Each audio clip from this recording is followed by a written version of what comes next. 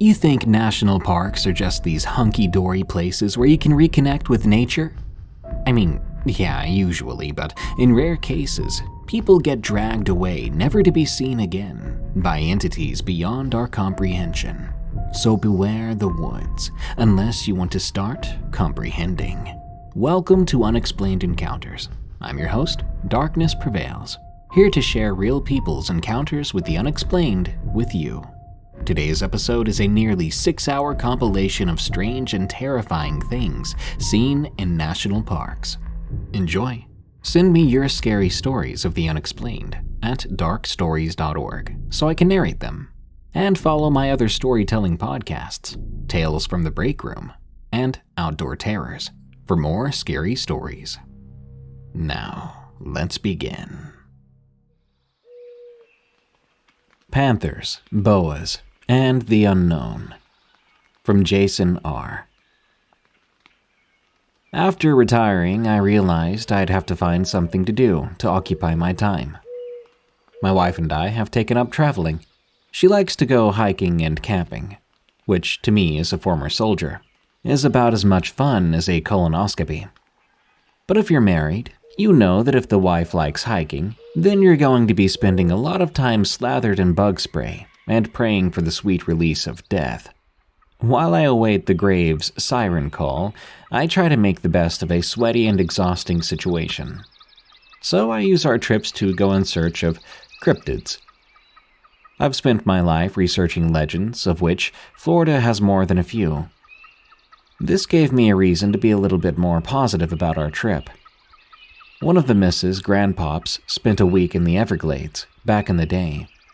It's a big place, over 2,300 acres worth of swamps, grasslands, and marshes.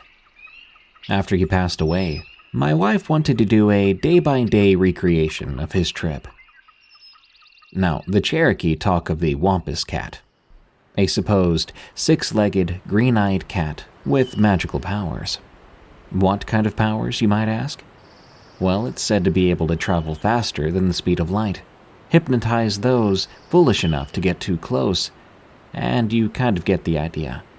I know a lot about the undiscovered creatures out there, and if you ask me, finding a mutant panther has to have the lowest chances of success imaginable, but probably not as bad as the odds of finding those hairy Wisconsin elves I've heard about. There are legitimate reports dating back to the 1920s and 30s that mention the beasts killing cattle in North Carolina and on down to Georgia. As one might expect, these reports were scoffed at and attributed to coyotes or other normal predators. For some reason, the legend of the Wampus cat seems to revolve around ladyfolk.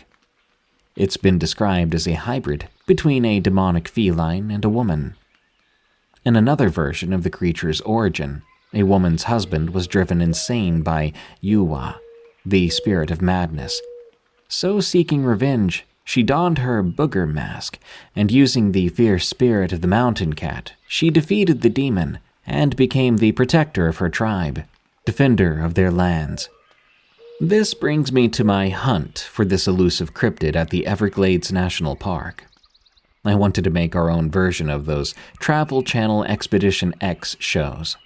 So the wife and I went walking out in the middle of the night out there, a bit after 8 p.m. I'd say, in search of the Wampus kitty. The monster goes by other names such as Gollywampus and Whistling Wampus. My wife found the concept of a whistling cat amusing, so we looked up various big cat roars and calls online. Some are what you'd expect, others are pretty creepy. We found a good one on YouTube and proceeded on our quest. Outside of a couple of spiders and a ton of frogs, and one very honked-off egret, we didn't find anything. Well, at first. At one point, we decided to be silly, using the audio to document our quest to find the elusive Wampus kitty. We stumbled around, playing the audio of cougars in heat, pretending like we were being hunted. But that night, the only thing hunting us down to drink our blood were the mosquitoes. I want to preface the next part of my story with a little background about the Everglades. You might have heard that the Everglades have a real problem with invasive species. Some are fairly mundane, such as the walking catfish. Others, however, are monsters in their own right. You see, the Everglades have been overrun by snakes. I'm not talking about copperheads or rat snakes, I'm talking about Burmese pythons. For you non-locals, you might be thinking, no big deal. But you're wrong. The largest Burmese python caught in Florida measured 19 feet. Officials said it set a new world record in length. That's a pretty big deal. Most anyone who slogs through the muck can see all kinds of smaller critters, but they rarely see these elusive snakes. So why am I telling you all this? Simply put, there are tens of thousands of pythons in Florida, and unless you hunt them down, you'll never know they're there. Thousands of lethal predators were watching our every step. The point is, large things call the Everglades home. We didn't see any sign of the wampus cat that night. It was muggy, and being tired, we headed back to the hotel to get a much-needed shower and some sleep. The next day, we visited some more of the spots that the wifey's grandfather had visited. We broke for a late lunch that I soon thought I'd be regretting for the rest of my life, but I wasn't about to let my questionable choices in cuisine stop my hunt for Garfield's disgruntled niece. We went back out, this time much farther off the beaten path. We didn't find the wampus cat this time, but we did apparently find something else, something a little more well-known. Like I said, most people have never heard of the wampus cat, but people have heard of Bigfoot and his southern cousin, the skunk ape. It's this mysterious creature that we think we happened upon.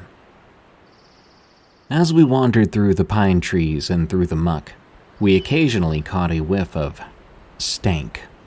Florida does have a healthy skunk population, and my stomach hadn't been performing as advertised, so we wrote it off as being something other than the legendary Esti Kapkaki that is spoken of in Mikosuke legends.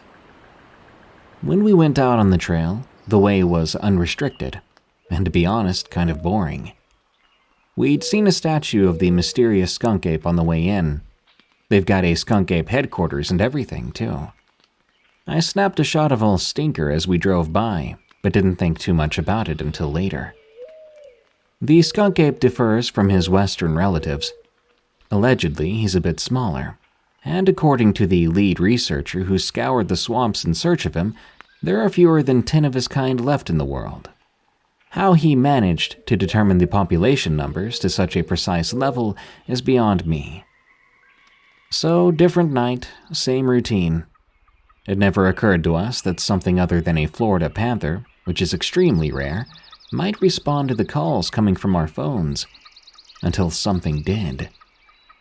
Have you ever entered into a dark room and felt something move in front of you?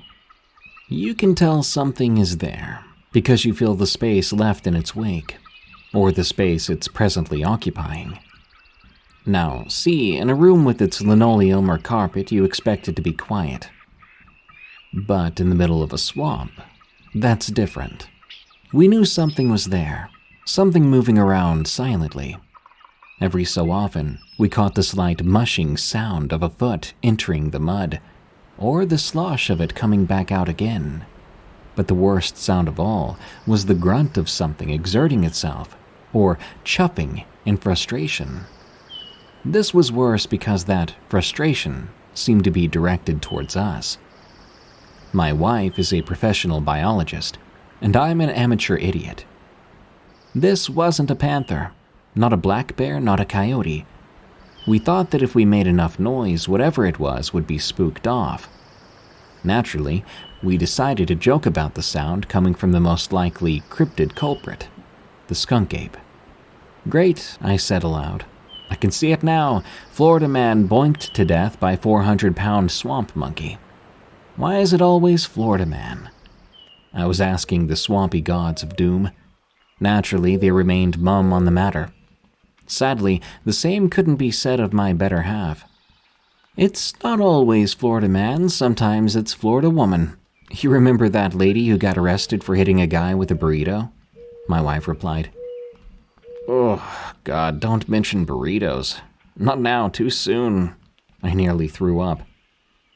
I should say here that there is a consistency to these stories of everything falling silent and people spotting glowing eyes. Now, for my encounters, it's been very different. In this particular case, the only things that matched those other stories were having things thrown at us, the smell, and the blind terror. There's not much in the way of boulders in the Everglades, but there are logs. We had to jump over quite a few of them during our hikes. On this night, there was a medium-sized one that gave us particular difficulty. Not finding anything worth filming, we circled back the way we'd came. About 5 minutes after we'd turned back, I fell into a hole that wasn't there before. There had been a rotting log there before, but it was gone now, and the space it had occupied was filled with mud. It'd been pulled out of the ground. More than a bit unnerved, we decided to get the heck out of there as fast as possible. Then it hit us. That smell. It smelled like what most people described. Kind of like rotting plant matter and post-septic tank cleaning body odor. The thing is, it waxed and waned depending on where we were. Whatever was out there, it was moving around. We never got the feeling it was stalking us, though. It was more like we were just random people who had crossed paths occasionally as we walked through a mall. But at some point, it must have thought we were shoplifting, because it tried to introduce what we think was a part of that log I mentioned to my wife's head. It was time to go. She wanted to run, but I threw my hand across her chest to stop her. I knew that if we ran, there was a very good chance we'd be attacked by whatever was out there. Just back up and head down that side trail. We were just down there. I know, but if we slip down alongside that creek, we can get back onto the main path. Now, at the moment, I was assuming what we were encountering were some kids or drunks out there. So I said, it's a ways more, but it should allow us to get past them, so long as they don't circle back around. We managed to make it down to the creek, but whatever was out there with us was not letting us off that easy. As I look back on it, I think the folks who've had to contend with Sasquatch and Yetis might have had it a bit easier. A rock, at least, is a single solid object. Even if we could have seen them, the rotting chunks of wood and stinking mud it tossed at us would have been all but impossible to dodge. Still thinking we were dealing with pranksters, we moved as calmly as we could back to the main gate. We'd almost made it all the way out when I got that sense again. That feeling like there was space up ahead that was filled by some living thing. There was no noise. We just knew something was there. We were certain of it. When we made it back onto the paved portion of the trail, the silent thing chuffed, and we heard it turn. We didn't hear it walk off, though. It was smarter than that, and much quieter. Still thinking the night's events were the work of some inebriated jerk, I ventured back into the murk the next day. I went right back to where we'd had that log chunk tossed at us, and found the log shattered to bits around the tree it struck.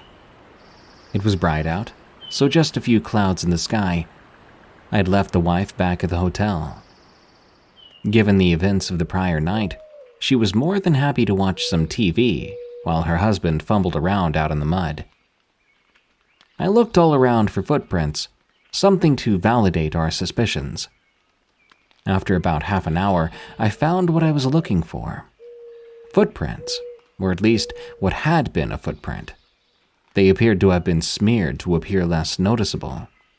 I followed in the general direction that the footprints seemed to be heading in. Thinking back on it, I realize now that chasing after this thing's tracks was not the brightest idea I've ever had. It did pay off, though. You see, it missed covering up a couple of tracks, and what lay there in the mud made my hair stand on end. A clear footprint. It was massive. Then there was another. After that, the land turned to water, and I lost the next tracks. This wasn't the work of some bored local. But whatever did come after us that night was intelligent. It took us several hours to get back home. We kept going over what had happened. What really nagged at me was the sheer scale of the Everglades. What if there was something else lurking out there? Eventually we got home and I made my silly video. While we've shared it with a few folks, we didn't tell them what happened to us while we were making it. But like I said, I'm hunting cryptids as a hobby now, and I thought the people around here might enjoy hearing about some of the lesser-known monsters that have yet to be discovered.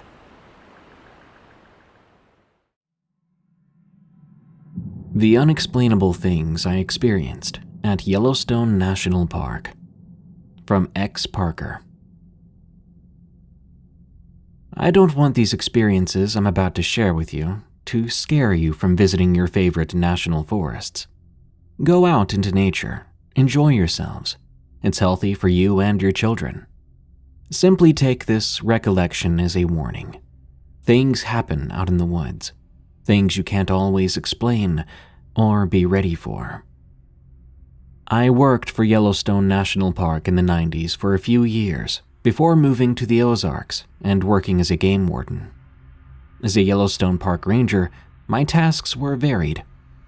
There were times I would act as a tour guide, or at the very least a guest to tourist groups. I would explain facts about the forests, the animals and plants that prosper there, and Yellowstone's history. These were infrequent occasions, however. Usually I would be checking in on campers, hikers, and such, responding to reports of troublesome guests, poaching, littered or even abandoned campsites, campfires left burning, etc. Sometimes I would be tasked with recording data on animal populations, especially when one group became a bit too populated, which can endanger surrounding ecosystems. You probably wouldn't think it, but if deer, for example, become too numerous, they can destroy the environment, driving out populations of prey, which can drive out populations of predators. It was rare that I had to take part in search and rescue, but it did happen. People get lost in national forests. Yellowstone is certainly no stranger to missing persons.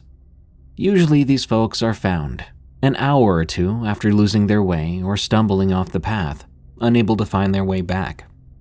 This brings me to my first strange experience. Early one summer, a middle-aged male hiker was reported missing from his group. I was called to take part in the search and rescue operation. On an ATV, I double-checked and triple-checked the path he was last seen at. When that was fruitless, I got off the ATV and began to trek into the woods. Now, inexperienced people who become lost usually behave in similar ways.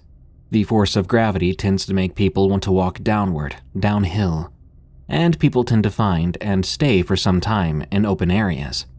So I began to walk downhill, keeping an eye out for openings in the trees, groves and such, and especially keeping an ear out for water sources. People are also drawn toward water. Who knew? Sarcasm aside, I continued walking, keeping an eye on my handheld GPS. This thing would keep me from getting lost, unless the batteries went out, or if it got too dark to read, because back then the screen didn't have a light behind it.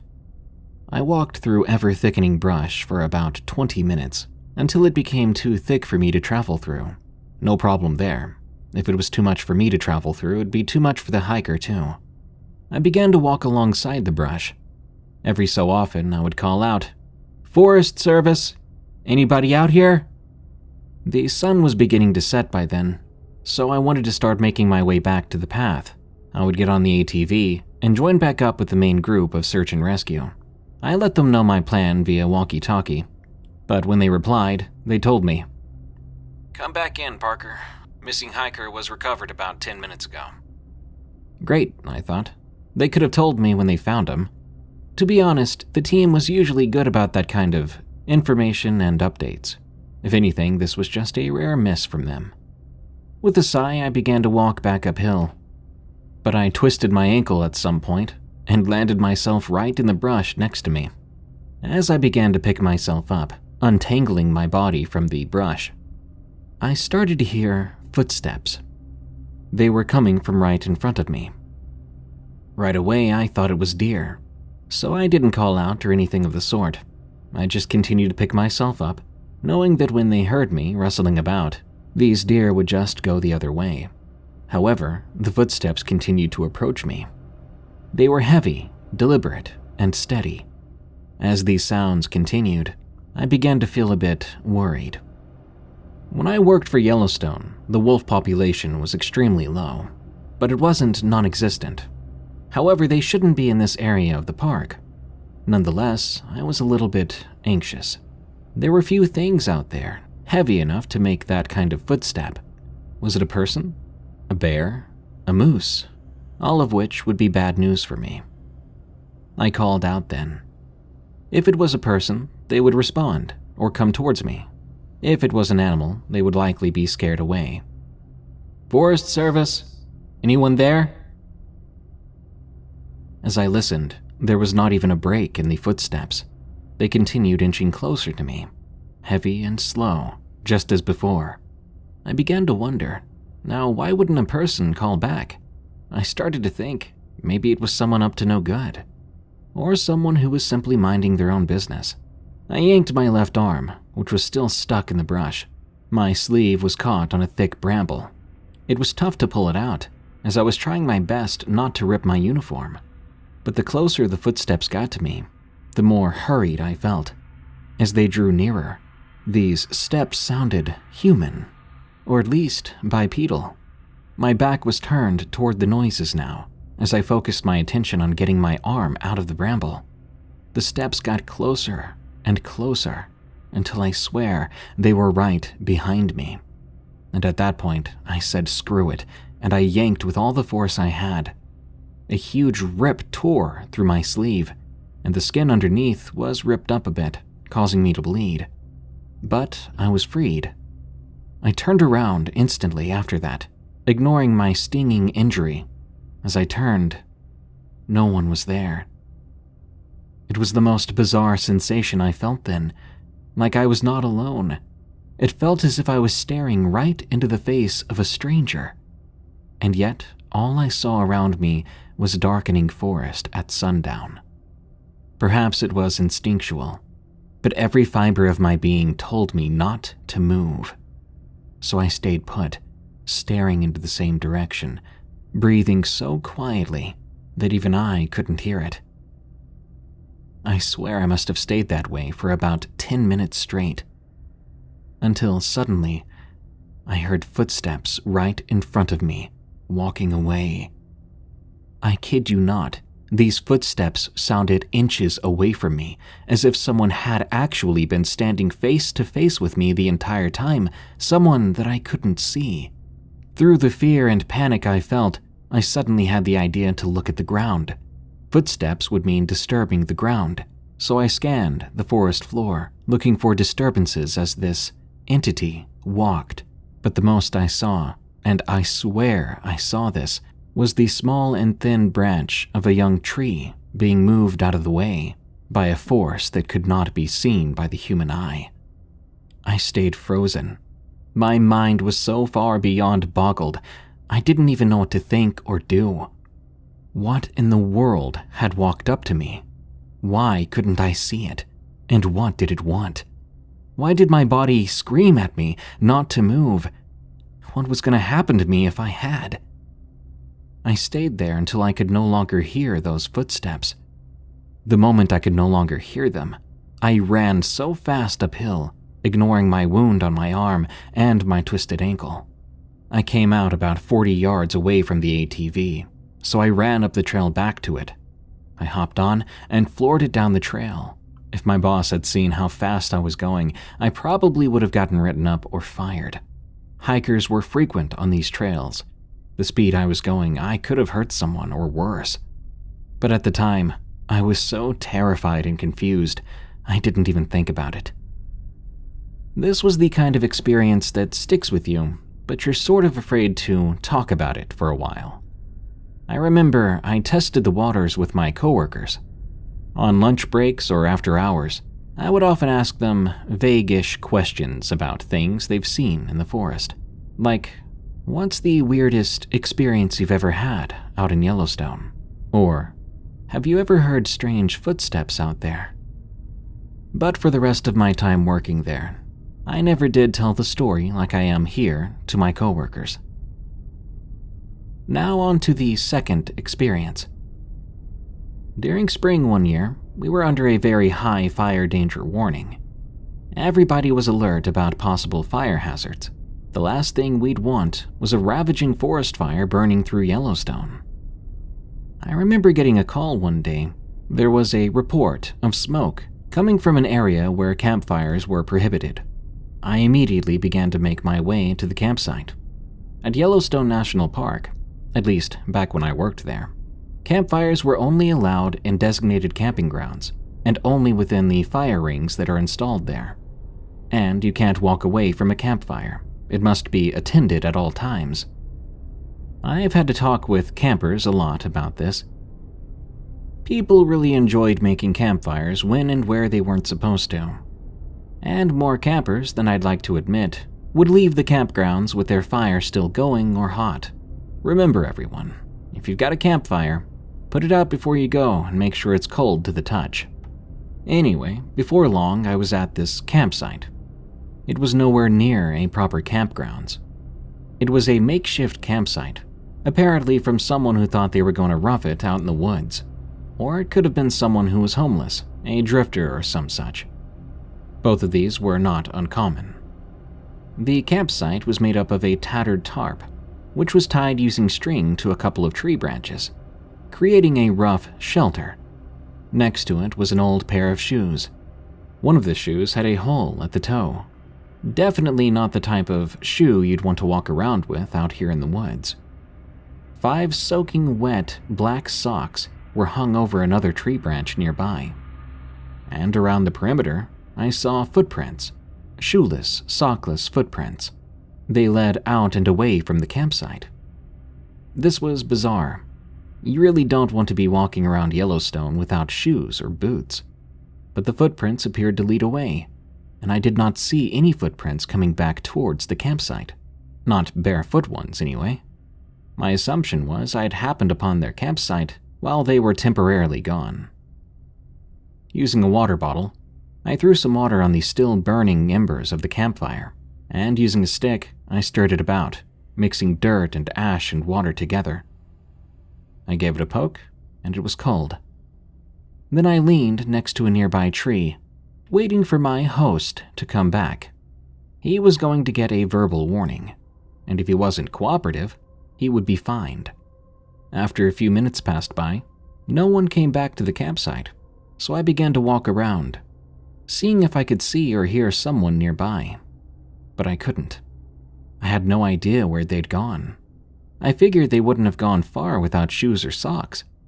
As I circled back to the makeshift campsite, I hit my head on something. I looked up.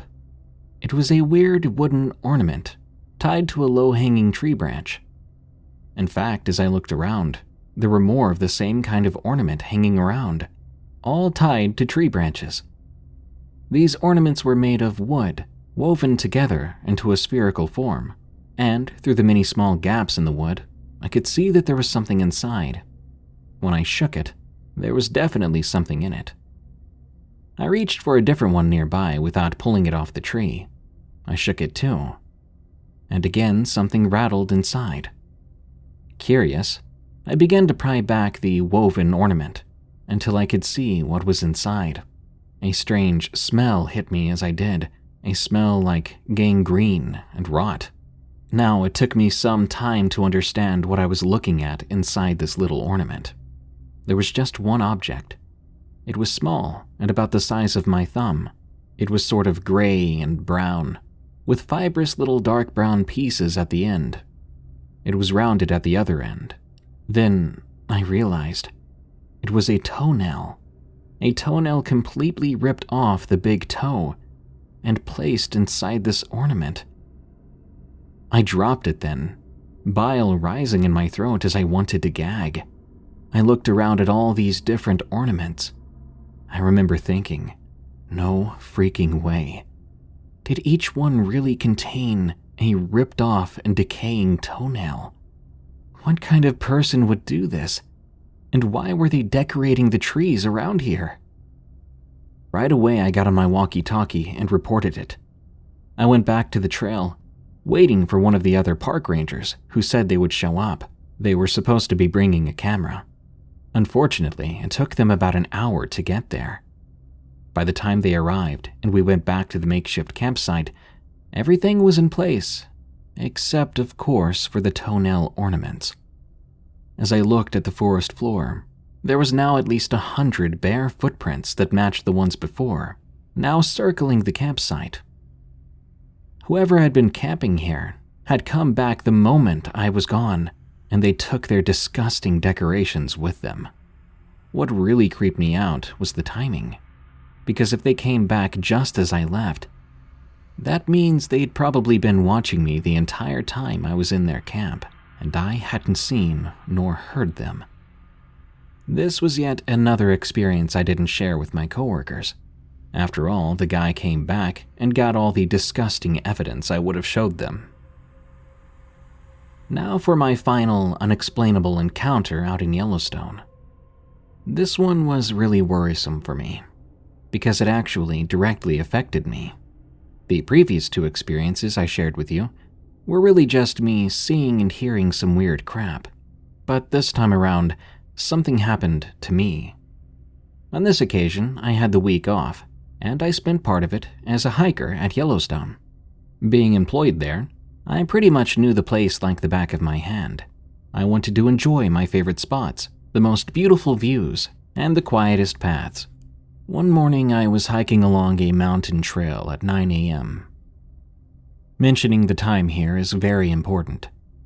I had come to a bluff with a gorgeous view, so I sat down there and enjoyed some granola and cold coffee for the next half hour, so by then it would be around 9:30. It was a gorgeous cloudy day, and it was starting to sprinkle. Fine by me. I'd brought a poncho, and there was a gazebo not too far from here for shelter. I looked at my watch, 9:32 a.m. to be exact. I began to stand up then. That's when it happened. It was so strange. I'd felt perfectly healthy that entire morning. But the moment I stood up, I felt lightheaded and dizzy. Now, you know how sometimes you can't help but stare randomly somewhere? Kind of like a yawn for your eyes. Well, that happened to me.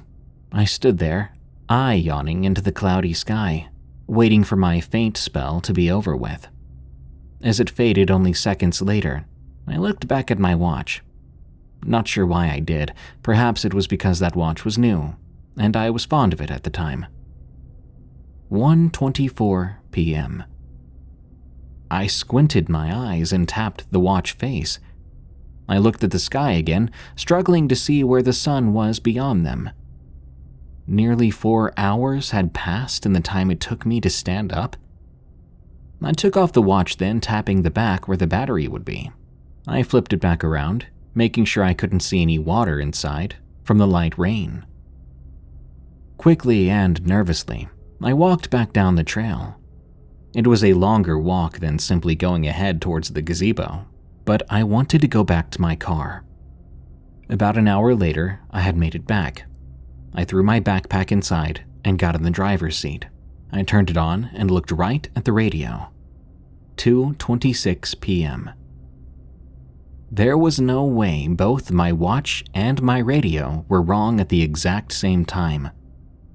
I remember looking at both of them when I started my hike from this exact same spot earlier in the day. I then drove to the nearest ranger station, where two of my colleagues were. Lo and behold, after asking them the time, my car and watch turned out to be correct. Somehow, I had lost 4 hours of my life on that bluff without any explanation. As I stood leaning over the desk at the station, one of my coworkers, Tyler, asked if I was okay. I felt confident this time around to explain what happened. I think I was just so confused I needed to confide in someone. Tyler nodded as I recounted my tale. Then oddly enough, he replied, "Yep, I've heard of that before." "What do you mean?" I asked. "I've heard of this happening in Yellowstone twice before you started here. Hikers feeling dizzy, then suddenly they lose 4 hours. And it's always 4 hours, apparently. No idea why." "Do you have any earthly idea what's causing it?" "Not really. I always hoped it was just people fainting and waking up without being aware of it. That being said, are you sure you didn't pass out for 4 hours up on the bluff?"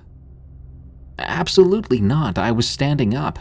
I'd have a concussion now after hitting my head on the rocks under me." "Weird. Well, I'll let you know if I hear of a similar story from one of the guests." And that was that. Very strange, very creepy. Where did the time go? I know I didn't faint. I never woke up at any point. I never felt bruising or pain on the back of my head or my back. And I didn't have dirt or pebbles on me, save for my legs and rear, which would have indicated that I'd fallen on the ground. Those are my weird memories from Yellowstone. Again, nature is a beautiful thing, but be careful, because when the unexplained happens to you, it comes without warning.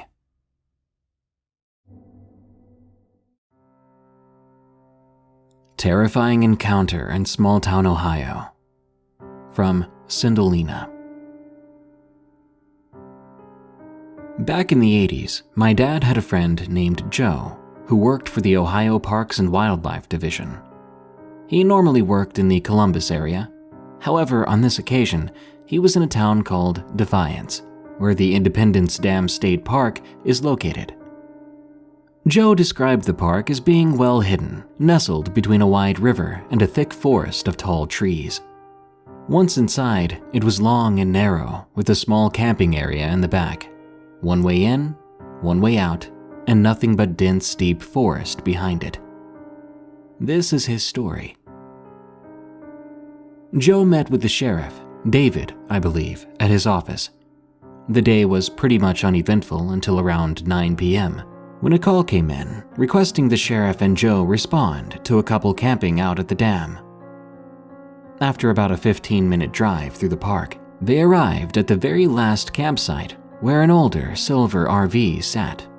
A couple in their mid to late 40s was standing outside waiting. The sheriff addressed the couple while Joe began looking around. The first thing he noticed was how everything had been thrown about. Lawn chairs upside down or broken, a smashed-up picnic table, a heavy-duty grill that was cemented into a concrete slab had been bent in half. The couple said they had arrived earlier in the day to get everything set up, ready for a relaxing weekend of camping. They decided to catch some fresh fish for dinner, and that's when they said they felt as if they were being watched.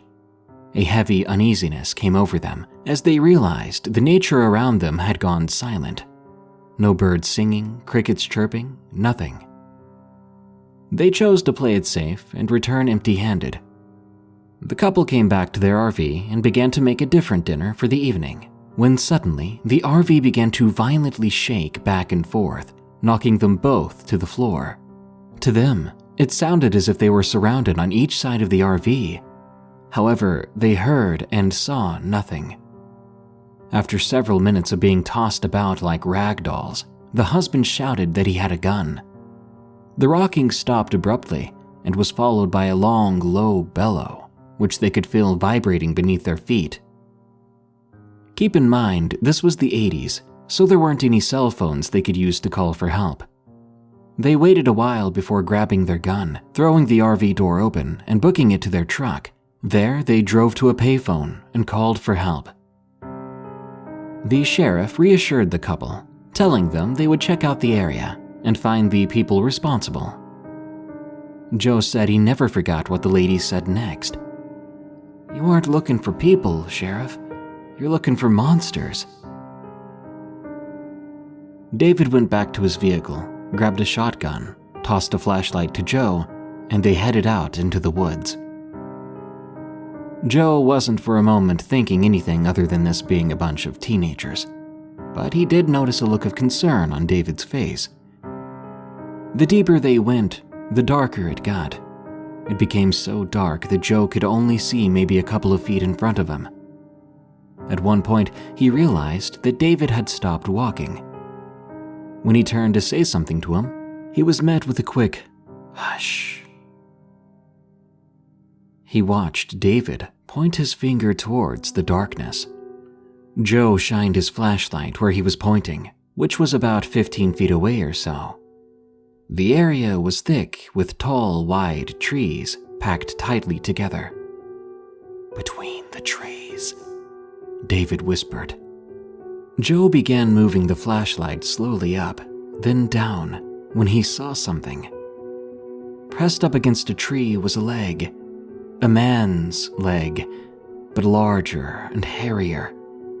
He then saw a long, oddly shaped hand, which reminded him of what a man's hand might look like if it had been broken and never healed properly.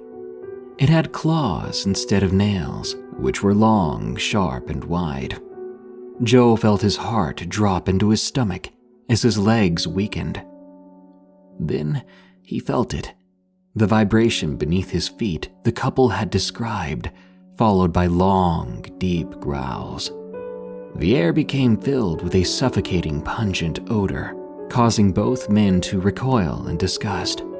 Joe moved the flashlight up a good 8 feet off the ground. There he saw a face.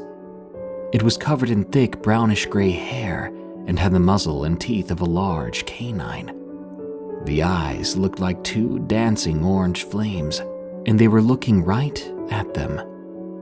"Shoot it," Joe whispered to David. As soon as those words left his mouth, several of the same type of creature began slowly creeping out from behind the trees. "We have to get out of here," David said softly while slowly walking backwards. Joe was the most terrified he'd ever been in his life, and he could not get his legs to move. He couldn't see them, but he could feel them moving in closer and closer with every passing second. The vibrations had become painful by this point, feeling as if his spine was getting ready to explode. Joe admitted to us that he thought those would be his last moments on Earth, viciously mauled by some unknown predators. When suddenly, a bright flash of light lit the night sky, and a loud bang accompanied it. Horrific screams filled the air, and Joe ran for his life. Later on, Joe found out that David had saw movement behind him. He fired his shotgun in the direction, hoping to scare whatever those things were off. Eventually, they made it back to the campers. Both men were black and blue, with scratches from head to toe from running blind, and the sheriff made them vacate the area immediately. The park was closed for a few weeks after that incident, telling the public it was for repairs. Before Joe left to come back home, he asked the sheriff what he thought it was they saw that night. Without hesitation, he said, "Werewolf." He then went on to tell him about the Defiance werewolf spotted back in the 70s. Apparently, a railway worker had an encounter with one, which had been stalking the tracks late one night. Even many, many years later, Joe says it's one of his most vivid memories. He'll never understand what they were exactly, or what caused those crazy vibrations, but he does know that they're real, and he'll never return to that part of Ohio again.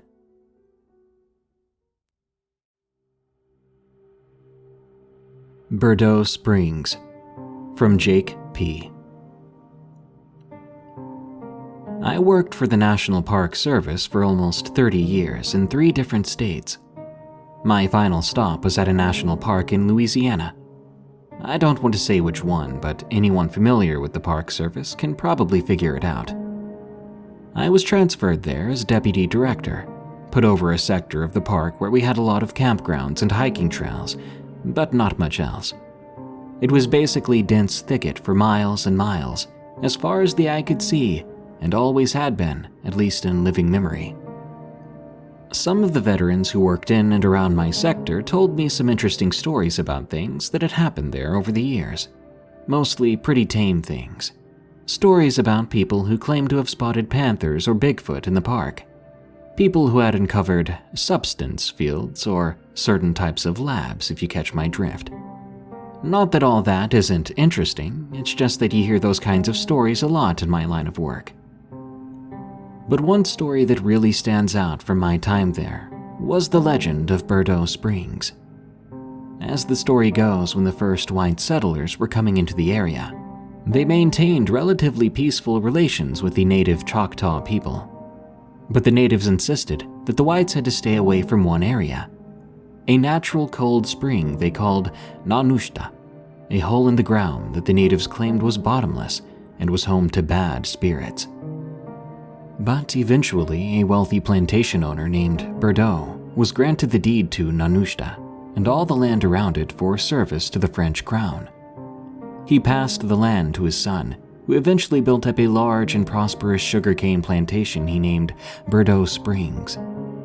But the enslaved men and women who worked the land told wild tales of the spring the Choctaw called Nanushta, and rumors spread that children had begun to disappear from the slave quarters in the night. The slaves, many of them practitioners of Haitian voodoo, held ceremonies imploring the evil spirit who lived in the spring to spare the lives of them and their children. Bero himself, it was said, became increasingly cruel to his slaves, punishing them for what he saw as satanic practices. The slaves, for their part, spread the rumor that he had become possessed by the spirit in the spring. Eventually, it all came to a head one night when Bero's youngest daughter, Marion, staggered into a neighbor's home one night, covered in blood and ashes. She claimed the slaves had risen up against her family in the night, butchering her family before her eyes and shackling her to a tree. The neighbors sent for reinforcements from the nearby military outpost, and by noon the next day they were marching off to Bero Springs to put down the insurrection. However, when they arrived, there was hardly a sign of life on the whole estate. The manor house had been torched. Nothing of it remained, save a smoldering blackened ruin. The slave quarters too had been razed to the ground, along with most of the crops in the field. Strangest of all, however, was that the slaves on the plantation before fleeing into the dense hardwood forest had taken a considerable amount of time and effort to stop up the spring, burying it under a massive amount of dirt and detritus. According to the legend, the bodies of the Bero family were never found, with many supposing they'd been tossed into the spring before it was stopped up. Over 200 years later, by the 1980s, they said that nothing remained of the Bero plantation or the springs, except a grown-over heap in the middle of the woods, somewhere in the depths of the park. Many have searched for it, and some even claim to have found it, though they could never do it a second time. But in the early 90s, a professor from a state university had contacted the park director, claiming he had finally pinpointed where Bero Plantation had once stood using satellite mapping technology. He requested permission to conduct a rudimentary excavation at the site, which the park director granted. Time passed, and the director forgot about it, until the professor and his wife were reported missing. During the investigation, the police noted that the last phone call he had placed from his home number was to the park director. A search was conducted using the coordinates the professor had given the park director, and nothing was ever found. No signs of an excavation or campsite.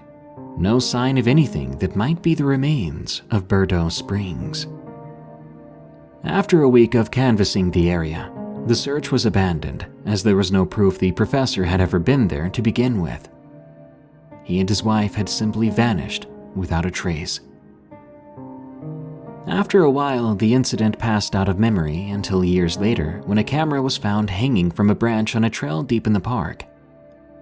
The trail place where the camera was found was a long way out, but not a trail that was infrequently used. It was definitely a place that people passed every 2 or 3 days during peak camping season. The people who found it said it was hung there quite purposefully, like someone had placed it there and would be back for it shortly. They ignored it when they passed it on their way in, but when it was still there 2 days later on their way out, they decided to pick it up and turn it in to the ranger station. The camera was placed in the lost and found, forgotten about for a couple of years, until someone came across it while cleaning.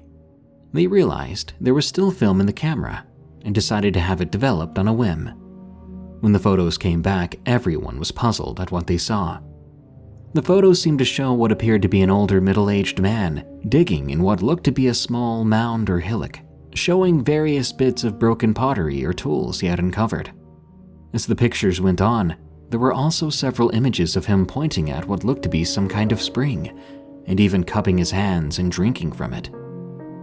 Then things got really strange. The last several photos seemed to show that same man walking around the outside of an antebellum home, pointing out different design features. The pictures became more and more overexposed nearer the end, gradually fading to all white. Obviously, this was a little weird, but as you've probably guessed by now, this wasn't just any middle-aged man. Some of the pictures were eventually posted to the park's website in an attempt to find the camera's owner. And you guessed it, the man in the pictures was later identified as the missing professor. The police were alerted, but of course they couldn't make heads or tails of it. No one could. There are no antebellum homes within 100 miles of where the camera was found, and to this day, no accurate explanation has ever been offered for the strange photographs or what became of the professor and his wife. In all my years at the park, no sign of them has ever been found. I don't know what to think about it all. Honestly, I try not to. A National Park Horror Story from Skazbomb 27. The story I'm about to tell you only a few people close to me have ever heard. However, I never actually explained in detail what happened that night to absolutely anyone. I live next to Yellowstone National Park, which itself draws millions of tourists each year. Part of the reason I'm writing this is merely a warning to people who decide to visit during the summer months. Last year in the summer of 2020, some buddies and I decided to go have a night out and do some camping out near a spot we've been to multiple times in the past. After all, this was right after things started to go back to normal again, concerning the Rona. I decided to head up to the camp spot early in an effort to make sure my gear was still set up from earlier that day. I wanted to make sure my spot was reserved, as it's first come, first serve. Therefore, with everything in hand, I left my house right before sunset. We were all supposed to meet up within the hour, so I didn't really have any concerns of being alone. I began my 30-minute drive up to the location. When I finally made it there, I immediately noticed my tent and everything inside was gone. Now, I'd staked the tent down in multiple areas, just to be sure it stayed for the period I was gone. Inside was my sleeping bag and a few other miscellaneous items, which I left just to keep it weighed down. However, everything, and I mean literally everything, had disappeared, as if it had never been there. I looked around, and even the stakes and rocks I placed on the outside were missing. Right away I knew something was wrong, because I didn't see any campers on the way up either. Keep in mind I do not have cell service out here, as it's a couple miles back into the wilderness. I decided to drive back down from where I came from to get some service. I needed to get a hold of my friends to let them know what happened. I wasn't happy with the situation at all, and I knew that whoever took my stuff was probably still in the area. It had only been there for an hour or two. However, when I got a hold of my friends, they insisted that I stayed and at least hung out for a few hours, as it had taken us weeks of planning. Once I made sure everyone arrived, I then decided to go around the area, searching for any signs of footprints or indicators that maybe these people were close by, the ones that messed with my stuff. As you can guess, I wasn't able to find anything. Eventually, I played it off, deciding I would just look for it in the morning. I could contact the Forest Service to report it missing too. I also didn't want to ruin the party for everyone and decided to stay. In hindsight, this was by far one of the worst decisions I could have ever made. As the night went on, everything seemed fine. Around 1 or 2 in the morning, most of my friends decided to call it a night. I ended up sleeping in my truck. This was perhaps one of the better decisions I made that night. That, along with always making sure to bring my bear spray and sidearm for protection from unexpected guests. Eventually, I fell asleep. However, it's important to note that I was still a bit on edge, aggravated by my things being stolen, and suspicious of whoever may have done it. I decided to leave my window rolled down a bit, just in case I heard anything creep up on us in the middle of the night. After about 2 hours of sleep, my worst nightmare came true. At first, I heard something moving around outside the campsite. This was enough noise to wake me up, and right away I froze, not moving whatsoever. My lack of movement was partly due to the fact that whatever was making the noise seemed to be huge, not just a raccoon or a smaller creature. I sat there, paralyzed, listening intently to whatever was happening outside of our camp. My next thought was that it was a bear. We'd had sightings of bears recently in the area. At one point, I swear it could have only been 20 to 30 yards away from me. Another key point I noticed was that there was absolutely no other sounds. Usually there are grasshoppers or birds, but it was complete and utter silence. In the wild, that's never a good sign. Usually it means there's a larger predator or something of the like in the area. Meanwhile, it's pitch black out, and our fire had completely gone out by then. After about 15 minutes of not hearing anything, I figured I just needed to stop being paranoid. But just as I was about to fall back to sleep, I saw something to the right of our campsite. It was just a few yards away from the fire pit, and probably about 20 yards from me. To my absolute horror, it was a person. I immediately freaked out. This was no average person either, let alone the fact that it's 3 or 4 in the morning and you're in someone else's campsite. This person was wearing what I made out to be some kind of mask. I got a very good look at whoever it was. The mask on their face was of a deer skull. They also wore a black robe. Seeing this, I sure didn't want to leave my truck to confront this person, so I did what else I thought was best. I turned my truck on and began honking the horn until all my friends were awake. I rolled down the window and told them we need to get out of here immediately. After seeing what I saw, they did exactly that. Meanwhile, this suspicious figure hasn't moved. Just as I thought it was bad, the situation got even worse. More of these figures began appearing in front of us through the trees. They wore the same outfits as mentioned earlier, but with a multitude of different masks. I put my truck into reverse and began speeding away once everyone was inside. As we pulled away, those figures began to walk closer and closer. Luckily, I was able to drive out of there just in time. As I began to speed down the road, 3 more of the figures appeared out from the side of the truck. This time they had a dog, and a lot of them were acting way more aggressive than the previous ones. They began throwing rocks at the truck, chasing after us. At one point, they were literally right next to my passenger window until I accelerated even more and eventually lost them. As I looked back in my mirror, I saw only one figure left, just simply peeking and staring at me from behind a tree. That image is forever seared into my mind. From that night on, I refused to ever go back up there. I've never ever spoke of this to anyone. Even when I was around my friends that experienced this, we never brought it up around each other.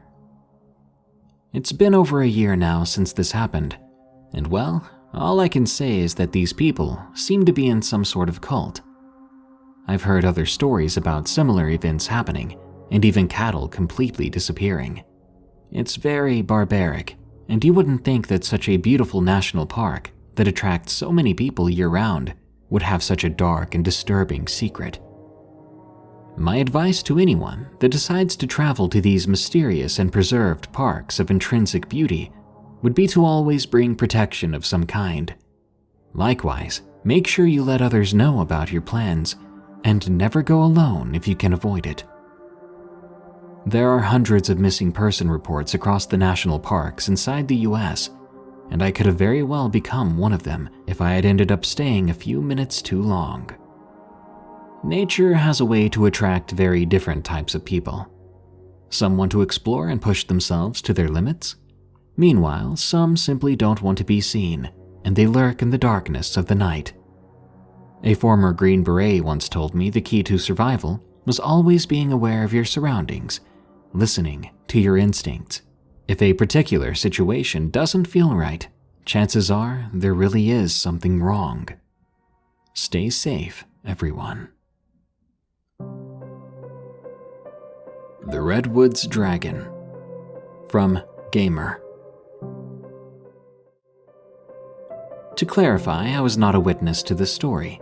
It was told to me by one of my good friends, and I have permission to post it here. It all happened around 2018. My friend, who I will call Haley, just for the sake of the story, was 12 at the time, and went on a vacation to Redwood National Park. Her family had rented a cabin to stay for the next couple of days. Her family consisted of her mom, dad, and herself. The first day went along quite well. They'd spent the whole day on the trails and admiring the ginormous trees. But that night is when everything went south. She told me she was lying on her inflatable mattress, writing and doodling while listening to music, when she heard something. Of course, as she had said, she was wearing earbuds, so I'd believe that it was something loud. She explained that it sounded something like a siren, but it was distorted, and it had a bit of an animal-like growl at the beginning. She'd heard about wolves in the redwoods, but this was nothing like a wolf. It was too loud, and it had to be far, judging by the echo. She walked to the living room area where her parents were. She asked them if they had heard the sound that she had heard just moments before. Her mom nodded. Her dad, on the other hand, was too engrossed in the show on the TV to even notice anything, let alone hear something. Her mom told her not to worry and assured her that it was just a wolf. Haley brushed it off. It could have even been a fire siren. Although she now had some form of closure, she still felt uneasy.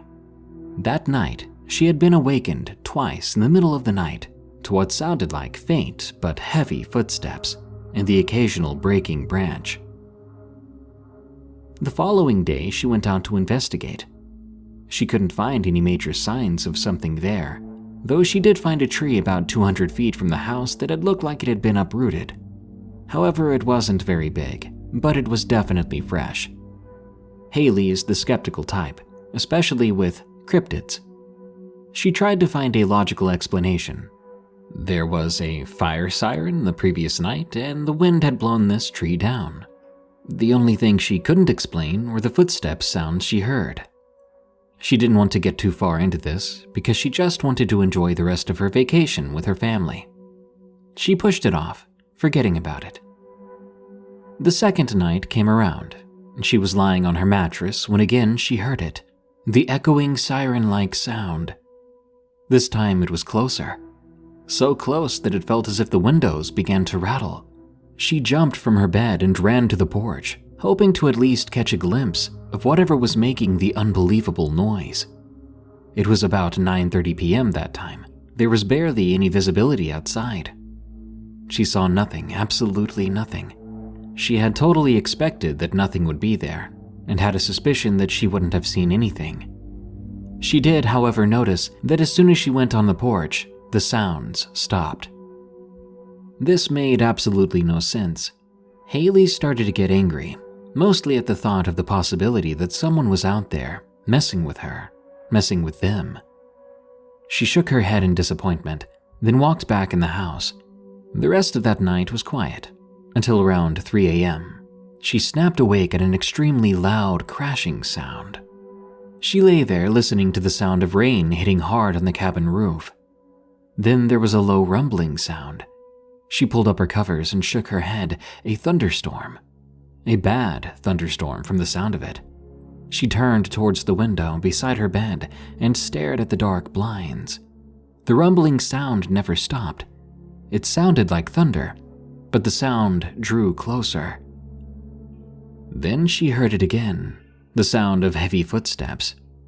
She was, in a way, calm in this moment thanks to the window blinds. But the calmness went away the instant there was a lightning strike, illuminating the yard. She told me what happened next still scares her to this day. In the quick flash of light, she saw a figure. It was bipedal, but not like a man or even any normal cryptid. It stood on long back legs, had smaller front arms, had a long tail and lizard-like head. She couldn't exactly make out other features on it, but it looked honestly like a dinosaur. She sat up at the window and pulled open the thin blinds. The footsteps got closer and louder. Then suddenly, they stopped. It got quiet, other than the sound of the rain pattering on the roof. Haley reached for her flashlight and flicked it on. The window was now blocked by a black and tan striped scaly wall. She couldn't even tell what she was looking at. She flicked the light off, then back on. Then it moved. She froze in horror as the wall seemed to back up, revealing the face of this creature. She explained it as looking like a dragon with fully black eyes. It had a large crest on the very top of its head. It let out a guttural growl. She stood there, completely paralyzed, tears pouring down her face just from the sheer terror. Her mind screamed, "You move, you die," and there was nothing around that. She could smell the rotting odor expelling from the drool dripping from its mouth, even through the window. It wouldn't look directly into the light, like it hurt its eyes. Her brain told her not to shine the light into its eyes, but she could not hold herself back. It was an uncontrollable urge to do the opposite. She closed her watery eyes and flicked the light into its eyes. The thing squealed, rearing up and letting out its siren-like scream. It was so loud, the entire cabin shook as if it was going to come down. The windows rattled furiously. Haley's parents ran into the room and stared, paralyzed as well. The creature continued to roar at a deafening volume. Then it went silent. Expecting it to rip through the roof, Haley closed her eyes as tears soaked her face, but nothing happened. Just silence as another lightning bolt struck from the sky. She looked back to the window, reluctantly, only to hear heavy footsteps walking away and the end of the creature's spiked tail. At the very end of that tail was what looked like metallic bony spikes. Then it was gone.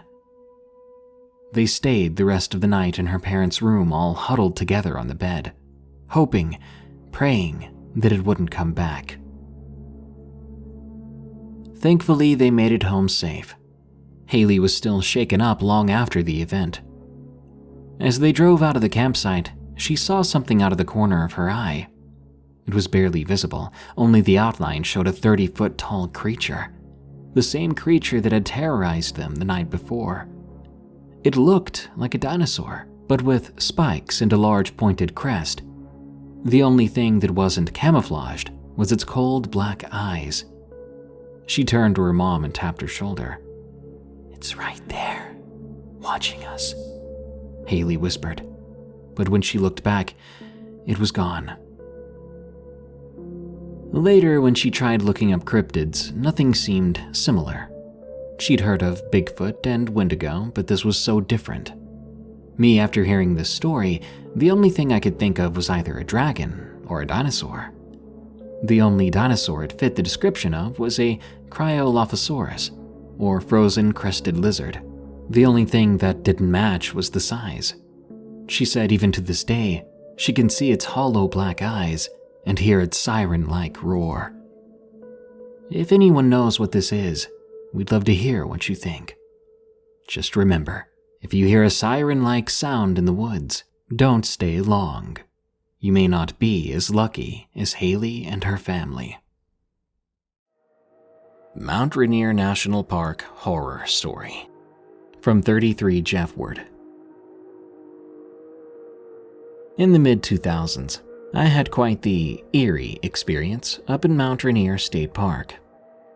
I was an accountant and I had cashed in some vacation days to take my kids to Mount Rainier, which is a couple hours drive from where we lived. My son and daughter, Nathan and Isabel, 12 and 13 respectively, enjoyed fishing and hiking with their old man. I always felt very lucky to have kids who enjoyed at least a few of my hobbies. We arrived at the cabin rental near the national park and unpacked. I took a nap while Nathan and Isabel played a board game and watched TV. By the early afternoon, we ate some lunch and headed out on a hike in the national park itself. If you've never been to Mount Rainier, it's a beautiful place with breathtaking forests and meadows. That day it was cloudy, with a very light rain coming down off and on throughout the afternoon. Not wet enough to keep us from hiking. It did help us cool off though, if anything. We soon came upon a pond near a field of tall grass, so we rested and whipped out some fishing rods. Isabel didn't feel like fishing at the moment. She seemed like she'd rather explore the field.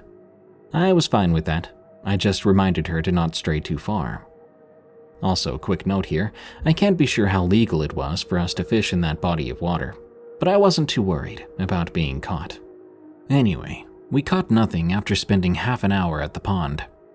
I began to pack away the tackle and rods, when suddenly I heard a scream. My parental instincts kicked in, my head jerking up to look in the direction of the scream so quickly I nearly pulled a muscle. That was certainly Isabel's voice. I could see her about 50 yards away. I called her name and ran over to her. She had her hands over her head, as if startled by something. My heart raced, worried she'd hurt herself somehow. "Are you okay?" I panted when I got to her. "Yeah, but..." She pointed at the ground. "Oh God," I gasped. I kid you not, in a small clearing in the grass field lay the decapitated heads of several coyotes, though at first I thought they were dogs. I nearly vomited. But first I pulled Isabel away from the scene so she didn't have to look at it any longer. Of course, my son ran over to us and got a full glimpse first. "Wicked," he said. I rolled my eyes and got all of us back on the trail fast. The three of us discussed what could have done that and why. "Can bears do that? It might have been a bear," Nathan wondered out loud. Doubt it. I don't think bears collect, heads," I told him. Isabel chimed in. "Had to be a person. People are the only things mean enough to do something like that." I couldn't help but agree with her. However, I didn't want to scare them, so I didn't say anything. We were on the home stretch of the trail then, which would lead us to the trailhead near where we parked. Then we could drive back to the cabin.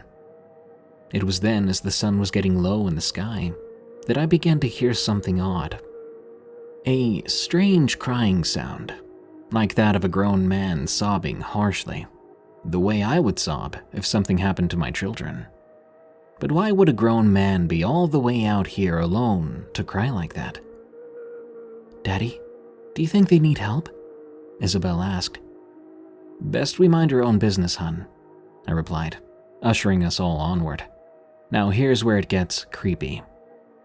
As we continued on up the trail for about 10 minutes, which should have been a good bit of distance, we continued to hear the crying sound the entire way. The sobs of a man, yet he sounded no farther from us than before. It was even coming from the same direction, even though we'd changed directions with the trail. It just didn't make sense. With a sigh, I hesitantly called out, "Hello? Do you need help?" Chills went up my spine when the sobbing was immediately replaced by laughter. 5 or 6 seconds of laughter, then silence.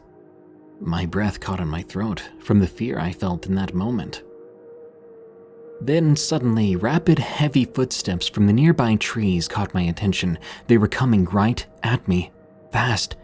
The moment someone should have burst through the foliage and onto the trail directly in front of me, the footsteps instead stopped, and a feeling of being watched attached itself to me.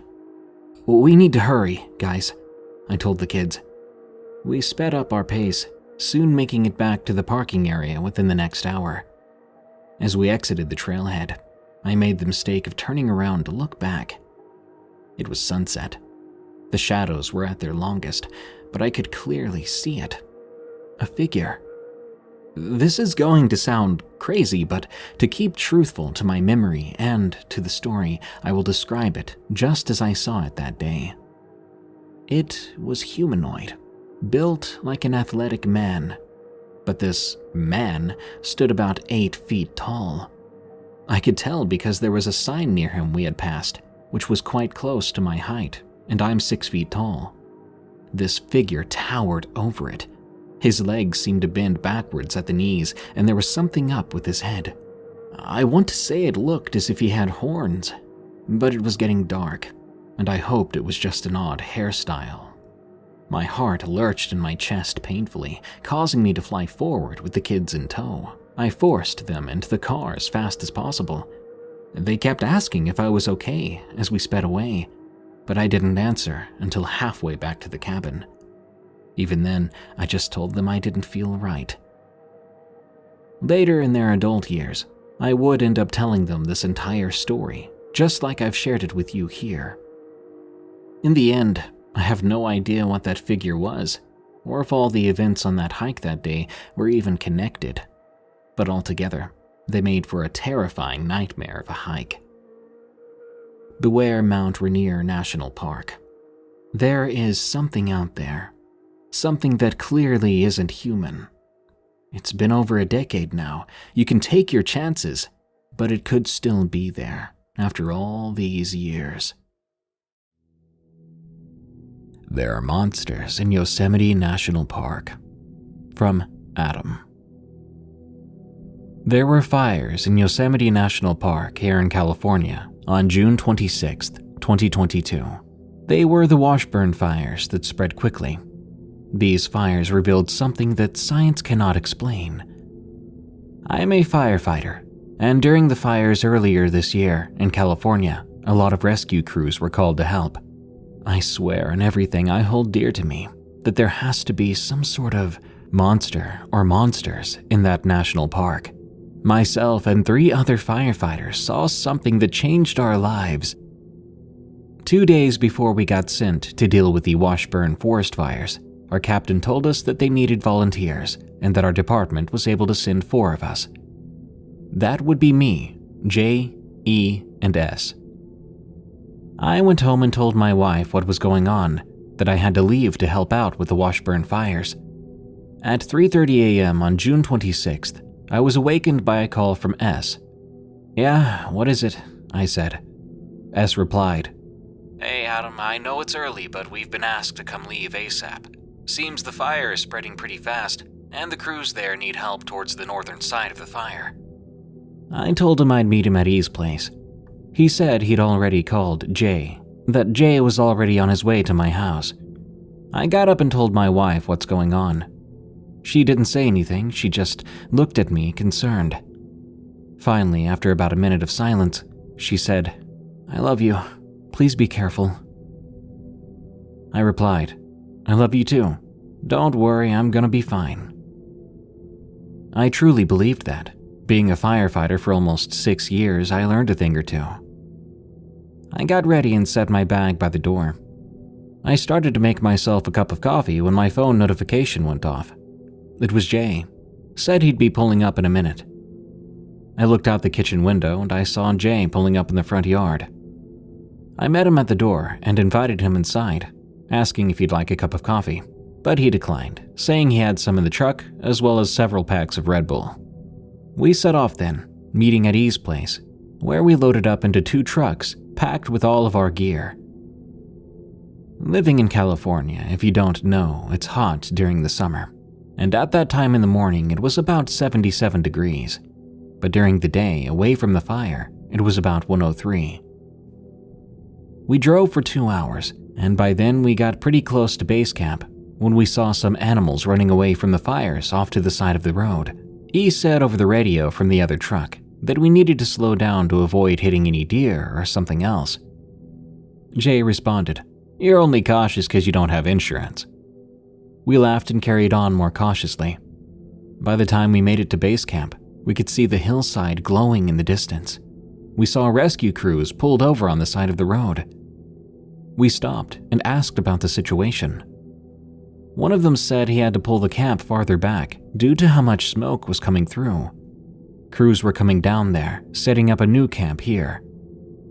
We put the hazard lights on, pulling off next to the other unit. A few minutes later, about 18 more units showed up. That's a lot of people trying to get control over this blaze, which was now quite close to a small town and some homes. Another 2 units kept going past us. The captain commented that the campers who had been found were alive, but they had inhaled a lot of smoke and were suffering from dehydration.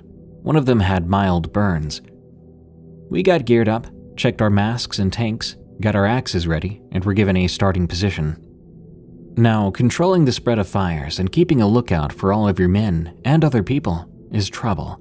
Fighting this blaze went on for weeks, rotating crews in 6-hour shifts. This fire was massive when we got there in the beginning, and it was only about 20% contained. We got a call that one of the civilians at the Southgate Brewing Company reported that they had a younger brother who had not been heard from in a couple of hours, that he was supposed to be back at his cabin. Our unit was the closest to it, so we went to check it out. That call came on July 2nd. S and I had gotten our things ready, and he was almost done sharpening our axes since we have to keep them well maintained in these situations. Jay was getting the location of the cabin while he and the captain marked a route, trying to figure out the best way possible at the moment.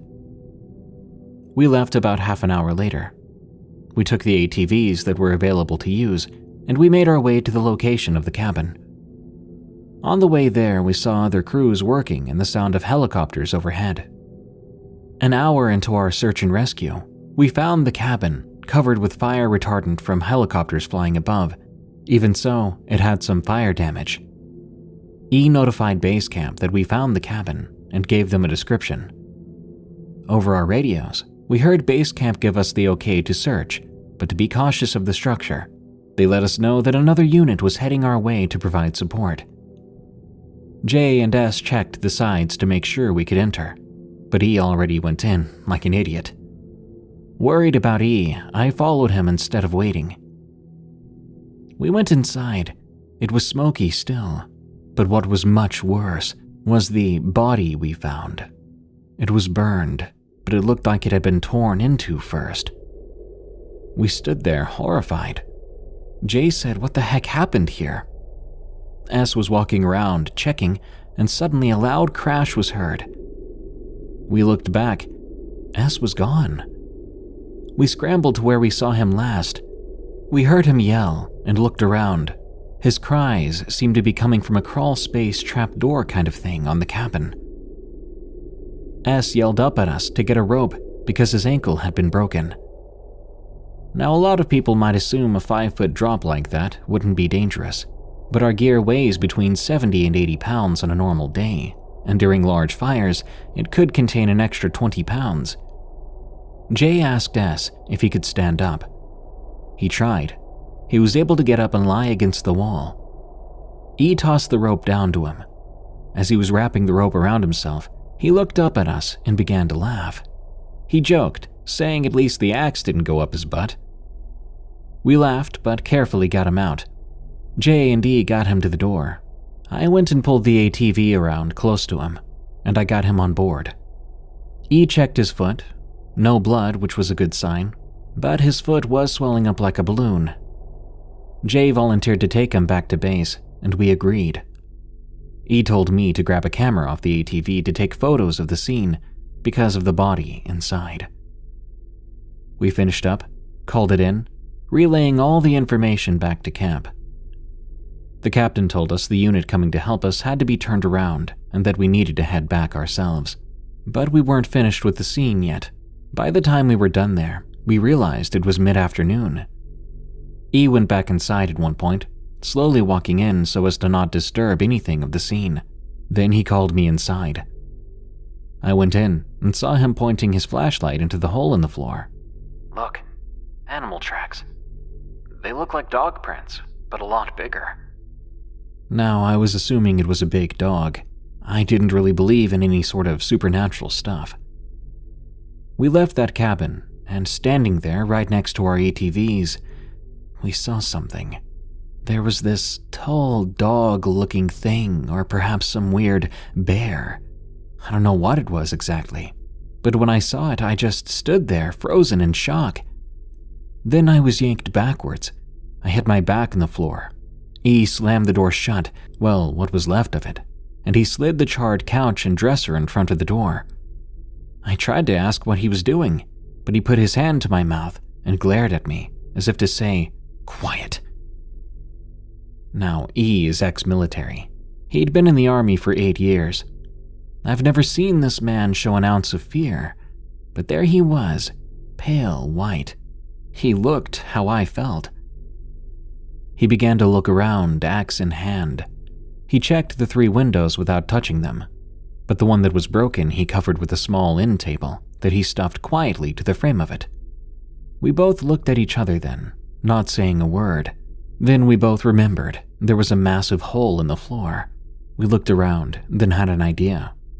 We flipped the kitchen table onto its top, then slid it over the hole. We were thankful it was big enough to cover it. I whispered over to E, "We're gonna have to leave soon." But he told me to simply listen. I wasn't sure what he was talking about. He shushed me and said listen again. "What? All I hear is the wind and fire." "Exactly. Something that big out there has not made a single noise." We called the captain up on the radio. We said we were stuck in the structure as it collapsed and we needed evacuation. We heard them say that Metaflight was on its way. We let them know to be cautious, as a frightened bear was in our vicinity. The captain acknowledged that information. "You think we can make it to the ATVs?" I asked E. He paused before he said anything, and he looked at me. "I'm not sure. Did you see that thing's hands or paws or whatever the heck it had?" No, I didn't. I just saw its face. You think it's some idiot in a ghillie suit? No way that was a person. Too big." Those who know how tall ATVs are, this thing's knees were about the height of the handlebars. Outside, it looked as if it was getting dark out. In reality, I think the winds had shifted and smoke began to push towards us. We knew we'd be in trouble soon. Plus, we had less than an hour of air in our tanks. The timer on our watches began to sound. Suddenly, the back wall where the bathroom was at sounded like someone was kicking a bass drum as hard as they could, just louder. We shot straight up, axes in hand. Then, even through our helmets, we could hear this deep growl. There was such bass to it. We could feel it in our chests. We were only a few feet from this thing, and all that stood between it and us was a weak door. Adrenaline and fear coursed through my body. We heard the helicopter coming closer. E spoke. "We need to move closer to the door, now." We rushed to the door. I pushed the small couch out of the way as E knocked the shelf out of the way too. We pulled the door open. Then, as we did, the table over the hole flew straight up, and this brown furred creature stood up there. It was waist high from the hole. The 2 of us ran out, shutting the door hard behind us. Metaflight was just overhead. They lowered a rope ladder. We quickly scrambled to it and climbed as fast as we could. Finally, after forever of climbing, we were inside the helicopter, gasping for air. He looked at me. We made it. I looked over at one of the medics on board. Then E told the pilot to wait. He grabbed a flare camera, and through the infrared, he grew pale. I could tell even through his dirty face.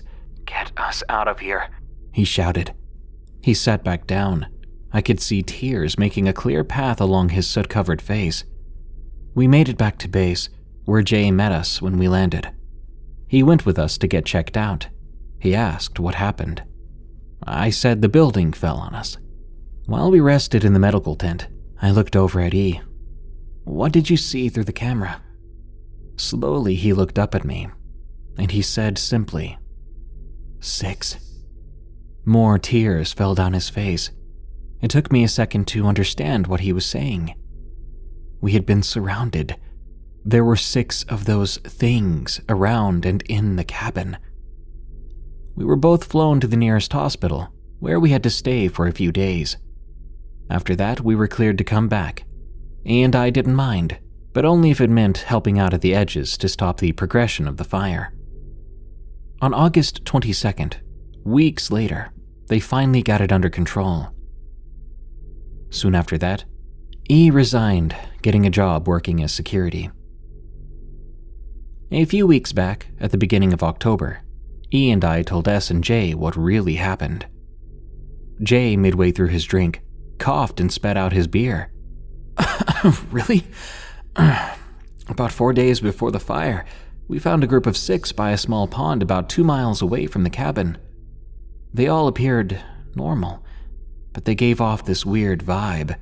They refused treatment, said they'd only been in the area because their car broke down. Funny enough, we didn't find any cars, nothing of the sort on the service roads. All 6 of them were big guys too, about 6'4" and easily over 230 pounds. I asked, could you recognize them if you saw them again? Oh yeah, you don't forget these kinds of people. They made me want to leave them there and never come back. Then he spoke up. I understand that feeling. I work with a big guy, a security guard like me. Makes me feel uneasy, like I need to get away from him. S laughed. Hey Jay, that's probably one of your werewolf friends. I laughed, tossing my empty beer bottle back into the box to grab another. Hey, Adam, E said. I looked up at him and said, what's up? He pointed his bottle towards a green pickup truck that was pulling in down the street. What about it? Well, that's the truck the guy at work drives, but the owner said he was on vacation, or hunting or something. We all looked up at the truck. A large man was just getting out. We all laughed. S said, let's invite him in for a beer. The sun was setting, and we all began getting ready to leave S's place. We put the chairs back in the garage, picking up the bottles from his driveway. As Jay was walking to his truck, the guy with the green truck at the house at the end of the street got into his truck and began heading down the road. He slowed down and pulled right up next to E's window while he was sitting in his car. Hey, ain't you the new guy at work? E replied, yeah? Pretty chill job, ain't it? I'll catch you later. He then drove off in that green Dodge pickup, and all I could think about was how dirty that truck looked. I looked over at Jay and he stood there staring straight at the truck. I asked if he was all right. Did you have too much to drink, buddy? I added, trying to be funny. He looked straight at me. Adam, that was one of the guys I was telling you about. $5 Chuck from Tofu Joe. I thought I'd submit this creepy encounter I had at my old job as a shuttle driver, as recently I told the story around a campfire to some friends, and they really enjoyed hearing it. So during the worst part of the pandemic, I worked as a shuttle driver / hostel manager for a hostel in Glasgow, Virginia that catered to Appalachian trail hikers passing through that part of the Blue Ridge Mountains. I'd been working here for several months while attending online classes for my first semester of grad school in the fall of 2020. On one Tuesday morning, I woke up early as I always did to start my chores for the day, cleaning bed sheets, doing inventory on our supplies, checking the shuttle vehicles before the start of the day. After I finished my chores for the morning, my work phone rang, and when I answered, Charlie, our dispatcher and shuttle coordinator, greeted me. "Morning," he said. "How's everything going down there?" "Morning, Charlie," I said, before filling him in on the guest count and inventory item counts for the morning. Charlie took note of the hikers currently staying at the hostel and the items that he needed to bring me from our main location in the next town over, where he was calling me from, before giving me the rundown of that day's shuttle rides. "Let's see. This morning I've got you driving up to Humpback Trailhead to pick up a customer at 11:45. I checked the clock on the wall, and I saw it was about 9. "Okay," I said. If I leave now, I can make it by 11:45 easy. After that, I hung up the phone and got ready to head out. A few other customers had stayed at the hostel the night before, and were now lounging around in the comfy deck chairs that we had set up around the campfire pit the night before. I didn't know the real names of any of the customers that came through the hostel. Most hikers on the Appalachian Trail are given nicknames by their friends, or people that they encounter on the trail, and a lot of them choose to go by their nicknames rather than their real first names.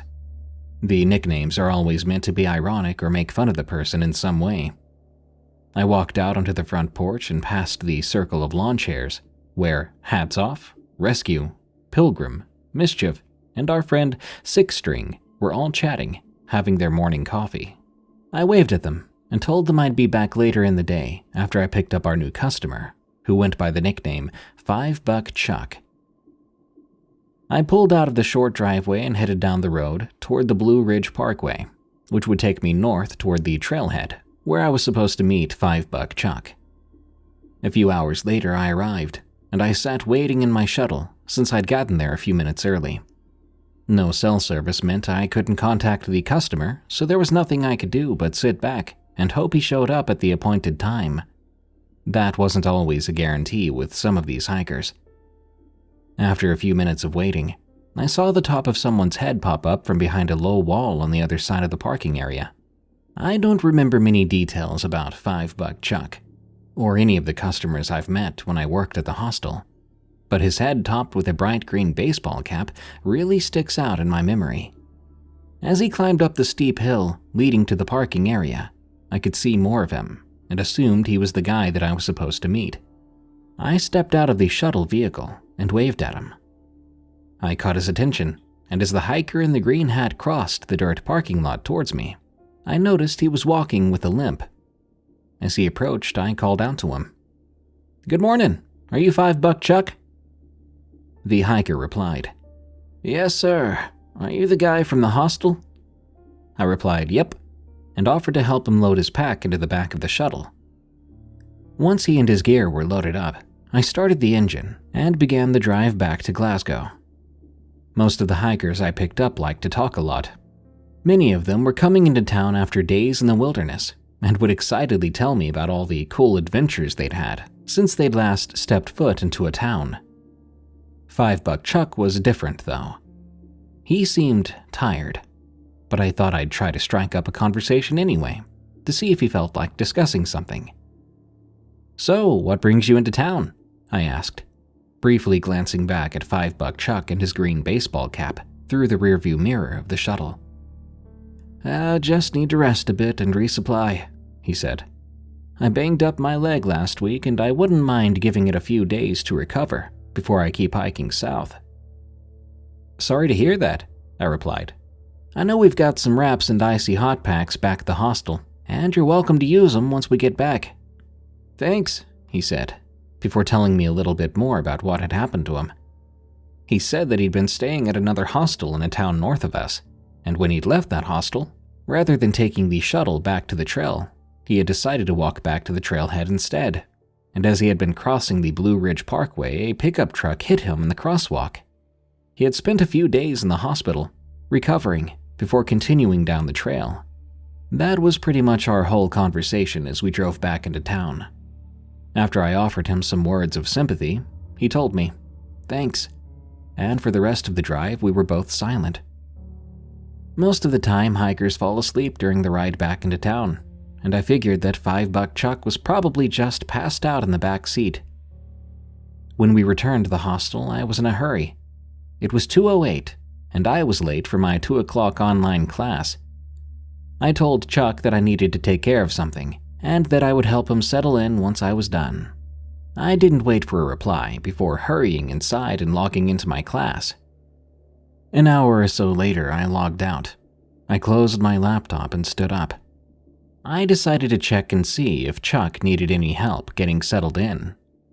I looked for him in every room of the hostel, but I didn't find him in any of the bunk rooms, and I didn't hear the shower running.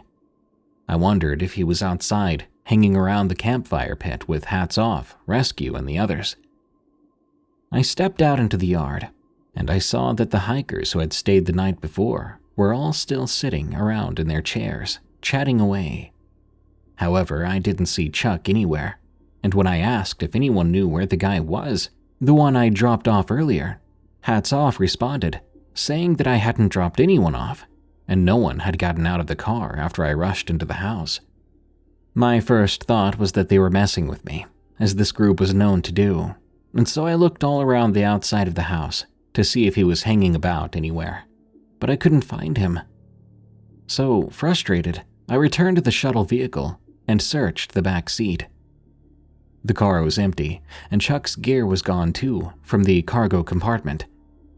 The only thing I found in that car was a wadded-up $5 bill that had been wedged between the back seat cushions, and with that, I figured that Chuck had run off without paying and that I'd been ripped off. In 2022, I graduated with my master's degree, and I returned to the Blue Ridge Mountains. This time, I worked as the leader of a trail maintenance crew, laboring in Shenandoah National Park. One day, when my crew needed to stop in one of the nearby towns to resupply, we decided to stop in at one of the nearby hostels, just for the heck of it. When we arrived at the hostel, I started flipping through the logbook, which they kept in the kitchen. The signatures of all the hikers who had stayed there lined the pager, and I was looking to see if there was anyone that I knew. On the page from October 2020, I found the signatures of Hats Off, Rescue, Six String, and Pilgrim, and I chuckled to myself, remembering the hikers I'd met 2 years back. As I turned the page to September 2020, I saw $5 Chuck's signature and remembered the whole incident that I'd forgotten about until that moment. I picked up the book and brought it over to the sweet old lady who managed the hostel and asked if she remembered the guy who'd skipped out on me 2 years before. She looked at his name in the logbook, and a knowing expression came over her face.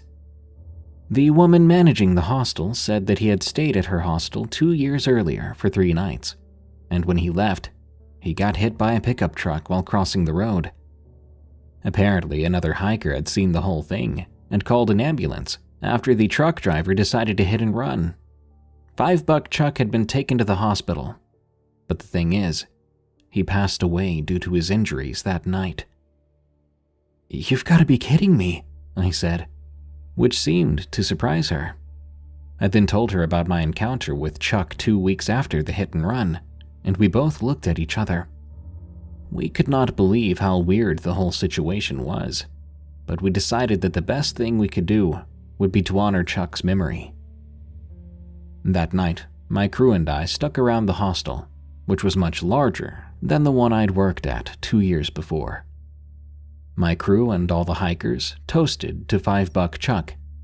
We all drank our beers and hoped that Chuck's ghost had made it all the way to Georgia, the end of the trail if you're hiking south, which he had been doing. Wherever Chuck is, I hope he's well, and I hope that he found peace after his long journey. I can't help but admire him for his utter determination, that even death could not keep him from finishing the trail. Today I'm saving up some money and working to eventually hike the Appalachian Trail myself. Thanks, Chuck, for being an inspiration, and also for being the only customer to leave me a tip at my hostel job. The Day Ridge Monster, from Thomas K. I'm no storyteller nor a writer by any means. This is just a retelling of a memory my cousin M and I share. Sometime after my grandma had passed away, my grandpa started work on a single-floor open-planned home for himself. During that time, almost completed, his health had dwindled and he no longer could live on his own. Years passed, and here sat a 10-walled house sitting halfway up the mountainside on our family's 150 acres of land. Note, although only a couple hundred yards from the 2-lane country road, this country road winded through the middle of nowhere of southeastern Kentucky. My cousin Em and I were 14 or 15 at the time. We were really into skateboarding, BMX, paintballing, etc. So we took it upon ourselves to turn the old house my grandpa had started, that was left unused, into our clubhouse. We'd started by building a half pipe on one side and working around the area, turning it into a paintball field. One Friday, we decided after school we'd spend the night there and start working on the clubhouse the following day.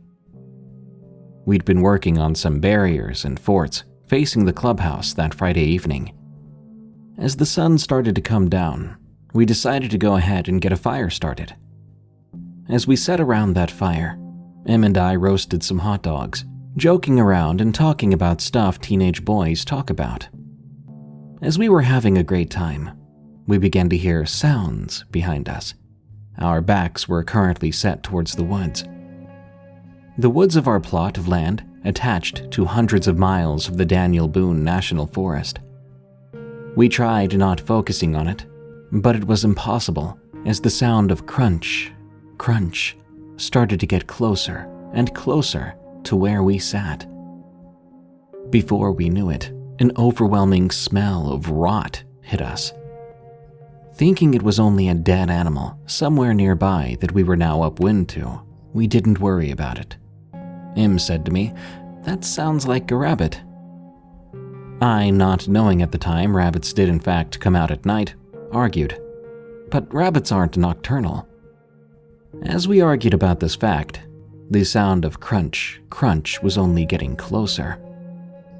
Before we knew it, the sounds of crunching changed to loud thuds and what can best be described as a car crashing through the woods. We jumped up from where we sat, fear overwhelming both of us. Em spoke. "That's no rabbit." As silence pierced our ears, we truly noticed the silence. No crickets, no birds, no leaves crunching, only the sound of crackling fire. We both stared at the corner of the clubhouse in dead silence, the direction of the loud crashing noise. Fear left us motionless, unable to speak, just staring. Then the silence was broken as whatever this was crashed into the side of the tin wall in the clubhouse. Without wasting a moment, we both turned and booked it over the hillside, down the small walking trail, running as fast as we could. I ended up tripping, sliding down the trail on my stomach, not losing any momentum. I used my hands to dig into the dirt, and I was back on my feet before I knew it, terrified to look behind me. We made it to the bottom in the old yard of a trailer a family member used to live in, which sat under the light of an old streetlight. Breathing hard, we tried to catch our breaths. Em eventually said, "What was that?" I replied, "I'm not sure. A bear?" We both stared up at the mountainside, only seeing small glimpses of our fire through the woods. As we stood staring up the mountain, trying to see if we could possibly make out what came crashing into the clubhouse, we tried talking out what had just happened. Bear, falling tree, was it one of our cousins who had snuck up here to scare us? We then discussed what we should do next. I told him, "Man, if it's cousin A just scaring us, we'll never be able to live it down." Em replied, "But what if it was a bear?" I picked up a fairly thick limb lying on the ground and said, "We have to find out." I yelled up at the mountain, "Hey, it's not funny, man. We're coming back up there." As we started to walk back up, 3 loud metal bangs echoed over the hillside, ringing in our ears. We rushed back to the safety of the streetlight. Em said, "Let's just get out of here." After hearing the 3 loud bangs, I knew it had to be A messing with us. I mean, a bear isn't going to hit a building 3 times like that, would it? As I continued to yell out, explaining that this wasn't funny, that we weren't scared, which was a bold-faced lie, we brainstormed what to do next. Across from the clubhouse was an old dirt road that wound up the mountainside. On the other side of the dirt road was the pine thicket. This thicket was so thick, I've attempted to walk through it and was only able to make it about 15 feet before having to back out, being poked in the eye, scraped on the arms, my shirt getting hung up multiple times. What happened next is what made us finally retreat for safety. We made one last attempt to go back up to our clubhouse. As we started walking, the streetlight went out, leaving us in total darkness. The very moment it went out, something came through that pine thicket, crashing and breaking. Over the sounds of pines snapping, we could hear this loud huffing or blowing sound, like a huge linebacker fully padded, running full speed through this pine thicket with the goal to lay out a quarterback. But this was no NFL player. I couldn't really think of any human causing that much destruction, sprinting through the brush without any trouble, right towards us. We started backstepping, tripping over each other. We hit the old 2-lane road and ran, going as fast as we possibly could in a straight line down the road, a quarter mile to my grandma's old house where my aunt, uncle, and cousins live. Now, I'm a big boy. I had 80 pounds on my cousin. The fear was so high in me, though, I matched his stride the whole way. I never would have thought I'd ever be able to match him in a foot race. I guess when fight or flight engages, your body does things you never knew it could do. After what felt like forever, we made it to Grandma's old house. We leapt over the fence, slid around the corner of the old place, and busted through the front door, where we found my aunt cooking, my uncle sitting on the couch sharpening a knife, and both cousins, including A, just lying on the couch watching TV. Confused, they asked where we came from and what was going on. We explained to them what had happened.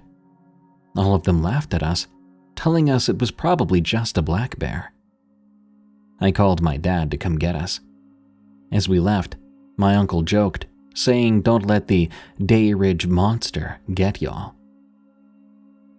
Dad took us back up to my house, where we didn't sleep a wink. We talked about what happened, knowing surely it wasn't A messing with us, and it must have been some kind of bear. It was a few days before we got the courage to go back to the clubhouse to get our bikes and other things. The first thing we noticed was that our bikes were tossed over in the woods. Then we realized the cooler was missing. The log we'd previously sat on roasting hot dogs was now broken in half. We also discovered 3 large dents in the side of the tin wall and 4 large claw marks down the back door. Freaked out, we quickly gathered our things and got out of the woods. We didn't go back into that part of the property again. Well, M never did. It was many, many years later before I finally went back as an adult with proper protection. Today I've got my home in place of the old trailer with the streetlight. The old yard is now my yard my kids play in. I've never experienced anything like that night again on our family's property. Although I do bring my kids in when the sun starts to set, and any time I have to go outside after dark, any sounds that come from that mountain still run shivers down my spine. Strangest hiker I've ever met. From River Runs Through It. I used to live in Prince George, a small town in British Columbia's interior. While it is developed, it's very much remote. What you must know is that it's far out of the way, almost entirely surrounded by woods and rivers. After completing my diploma in natural resource management, I scored a position at Wilkins Regional as an assistant ranger. Somehow, this park was the most remote of all, considering it sits a few kilometers downriver from town itself. The job really wasn't too lucrative. It was only a seasonal position, and with minimal pay, though it suited me just fine. Given the nature of the work, it's more than fair to say it can be strange at times. The park during the on-seasons can feel isolationist if nobody's around.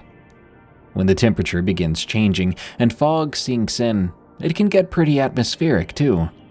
And of course, there's no shortage of large wildlife up here. Anything from wild dogs and coyotes to moose that look like darned dinosaurs whenever they're skulking about in low visibility. Mountain lion screeches remain up there with the unholiest of sounds on the planet. but nothing ever happened to me that was really and truly unexplained. Well, aside from the series of events I'm about to share with you. It began quietly. The presence of the local wildlife, like the ones I mentioned previously, died down over the course of 1 week. At first, it started with birdsong beginning later and later in the day, until eventually, there seemed to be none at all.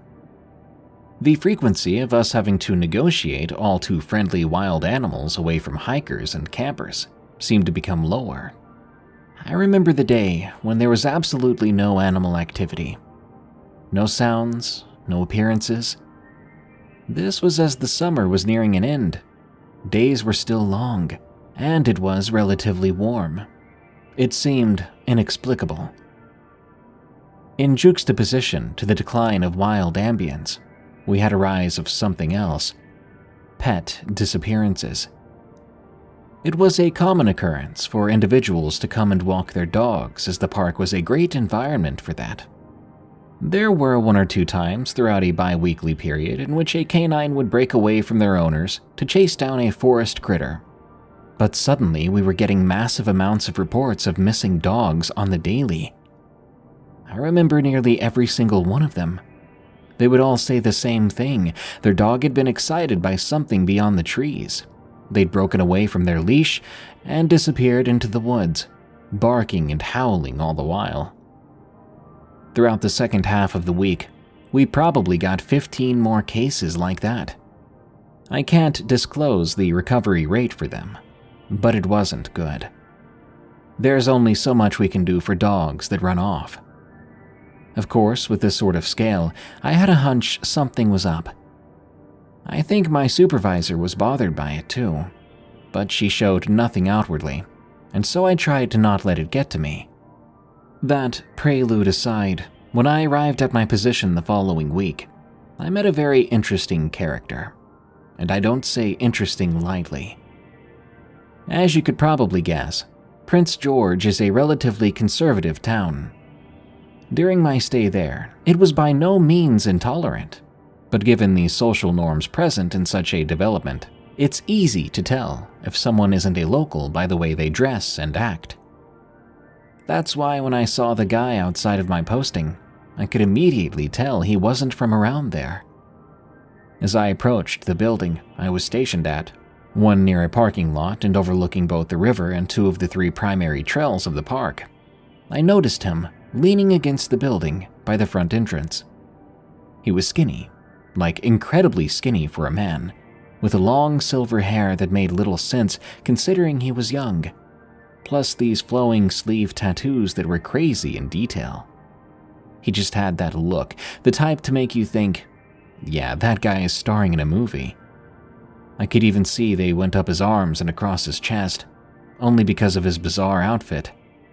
It was this open, short-sleeved overcoat that wasn't thick enough to keep in any relevant amount of heat, and that was all, for the top at least.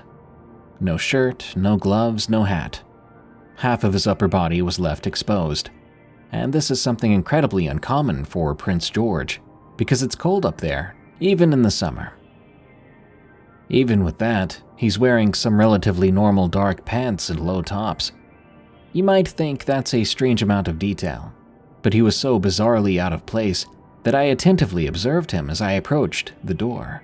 As I came near, I noticed his attention was diverted to a small book he was reading in one hand. I couldn't tell you what the title was, as he immediately tucked it away as I came closer. Our first interaction began with him smiling, neatly, before greeting me with a, "Hello, Ranger." This I found interesting. Firstly, because no one's ever just called me Ranger, and secondly, because I was bundled up in a large coat for the morning cold, my uniform obstructed, so he couldn't have known for sure who or what I was. But I suppose he could have guessed, since I was approaching the building at such an early hour. Anyway, I greeted him back, asking him what he was doing out so early. Keep in mind, it was just past 6 in the morning at the time, and natural light was next to 0. We were only lit up by a bulb attached to the ranger post. I also make it a point to ask him why he's so underdressed. I remember him specifically dodging the latter question though, instead only opting to answer the former. Like so many park goers the past week, he informed me that he'd lost a pet on one of our trails. I asked him when, but he said he wasn't sure. I remember him saying something along the lines of, "Some days ago." Now, as anyone probably would, I found that answer strange. Typically, especially in an area filled with natural predators, if you lost your pet, you would report it to the rangers the day of, rather than waiting an unspecified amount of time. That, combined with this bizarre outfit, his seeming indifference to cold weather, and mannerisms, made me think something was wrong with the guy. I didn't really know what at the time. He didn't appear to be drunk or high as far as I could tell, which was quite the problem up there. He didn't seem threatening either. If anything, he was ironically well-spoken.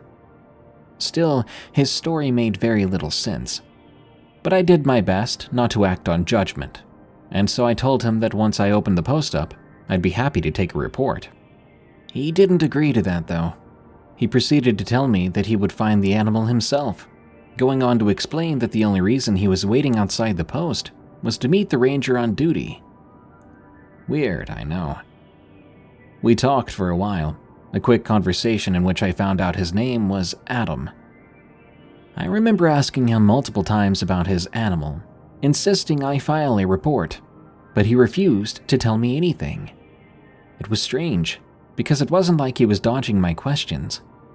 More so, it was like he was constructing the conversation to avoid answering me without sounding awkward. Adam was very good at using his words, and they were archaic words too. He was obviously young, but he spoke like an old man, with verbiage you'd think was lost to time.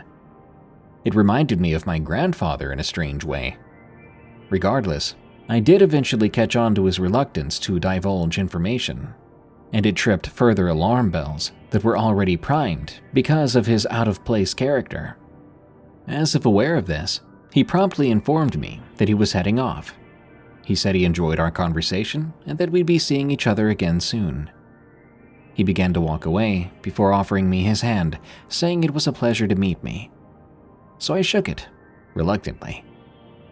Part of me wanted to insist that he stayed and detail his missing pet, but the off-putting vibe coming from him led me to deciding not to stop him. Instead, I watched as he turned away, starting on his hike down the trail to look for his lost animal, once again producing the strange book from his interior coat pocket. It really was curious, the way he made his way down the trail in the low morning light, with his focus solely on his book, as if he knew perfectly where he was going. My morning duties proceeded after that. I mentioned Adam to my supervisor haphazardly, and they proceeded to give me an earful about how I can refuse the trails to individuals, especially if it's too dark to see where they're walking comfortably. She was right, and in hindsight I should have.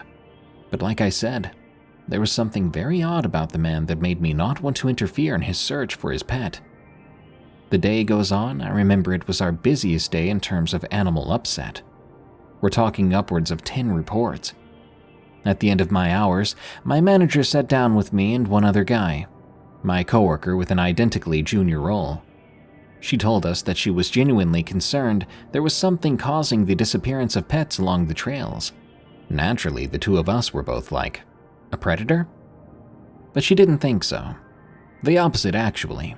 She believed there might have been an uncommon late summer boom in the breeding season of rabbits or other small critters, things dogs would especially prey upon, which might have went unchecked by their local wild predators.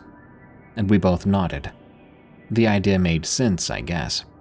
Earlier that year in the spring months, we also had huge numbers of dogs running off trails, which is typically when you see rabbits in frenzy. So come the next day, me and the other assistant ranger were tasked with a population survey of rabbits and voles. Generally, for this kind of thing, visual observations of the creatures and their burrows worked well, though we also opted for some live trapping. Fortunately, my coworker got stuck with the deployment of those, so I was able to perform the more relaxing duty. After settling my radius, I headed off, and it was fairly uneventful. I followed one of the main trails halfway before branching off onto a coyote path, which cut over to this stream after maybe a kilometer. I'd been out of the post and on the trails quite a lot the past few days because of all the missing pets, but that day the air seemed different, a lot quieter. No bird song, no animals, just the lame buzz of insects. I was actually kind of disappointed. I'm a big fan of bunnies and thought it'd be cool to see a bunch hopping around, as we tend to only see them in the spring. But there were none that day. No voles either. I noted down the lack of regional population as I made my rounds, stopping by the stream to quickly catch my breath. I remember sitting down on this rock that was overlooking the water, plotting where to go next, when I heard this sound behind me. It was a feverish rustle, like an animal sprinting through tall grass. Quickly I turned, only to find nothing there. It was bizarre. As I looked, tall weeds had been parted as if something had been there, yet there was no visual trace of it. At the same time, there was this metallic smell in the air that filled my nostrils almost enough to make me gag. It was as pungent as a mouthful of pennies. Suddenly, I felt eyes on me. It's a feeling that's hard to place if you've ever lived in an area where you have to be careful of natural predators. I knew something was watching me. My mind was thinking cougar, although we hadn't seen evidence of one in the area in some time. So slowly I removed myself from that rock, standing up and flexing my shoulders. Loudly, I cleared my throat, giving a quick spin to make sure I didn't have my back to some creature. But it was weird. My instincts were screaming at me that something was there right behind me, ready to pounce. But I didn't see a thing. I looked and looked. Then suddenly the feeling just vanished, and so did the smell. It just seemed to blink away, no dissipation, no fading out. Just there, then gone. I can't explain what tangible relief it was, as if a giant weight was literally removed from my chest. A sudden sound of someone muttering, "Dang it," caused me to turn once again. I see none other than Adam. He's standing there only 10 or so feet away from me. He was looking past me across the stream. Keep in mind, it's been a day and a half since I last saw him, and he was dressed in the exact same outfit. Still pretty stunned, I asked him what he was doing. He turns to me and gives me a slight smile, before saying, "Hello again, Ranger." Maybe it was the adrenaline pumping through my veins, because I thought I was being hunted seconds earlier, but I didn't really want to play games with him anymore. With an aggressive inflection, I looked at Adam and said that I wanted to know what he was doing, sneaking up on me this far away from the trail. Plainly, he said that he had no intention of sneaking up on me, and rather was trying to catch his pet. But he was too late. He went on to say that his pet had never gone so far as to elude him this long. And do note, he was describing the animal as an it. He complained that he'd be out of time soon, whatever that meant. So of course I'm like, well, if you filed a report, we'd be able to help you out. Then, with another smile, he said something along the lines of, "You've already helped me out tremendously." Then he looked past me over my shoulder once more. First, I thought he was staring at me, but then I followed his gaze, realizing he was looking across the stream in the next tree line, maybe 75 feet away. I see it then too. This large wolf. Now, wolves are bigger than dogs, so it was obvious it was no dog. However, this was bigger than the typical wolf, too. It was black and brown, peeking out from the trees. Maybe, I thought, I couldn't see it properly. It just looked absolutely massive. A dire wolf in every sense of the word. Instantly, I think, this has to be what I felt watching me earlier. I took a step back, keeping my eyes on it. I was scared if I looked away, it was going to come charging at me. As I paced backwards, Adam, with no concern at all, stepped past me, heading towards the animal. Once he passed the rock I was sitting on, the thing turned tail and took off into the woods. I heard him let out an exasperated sigh. With my breath sucked out of me, I managed to ask him if that infernal thing was his pet that he'd been talking about. We met eyes and he said nothing. He then turned away, pacing down past the rock as if he was going to cross the stream. So I looked on, watching him wade through the stream in his pants that were no doubt getting soaked.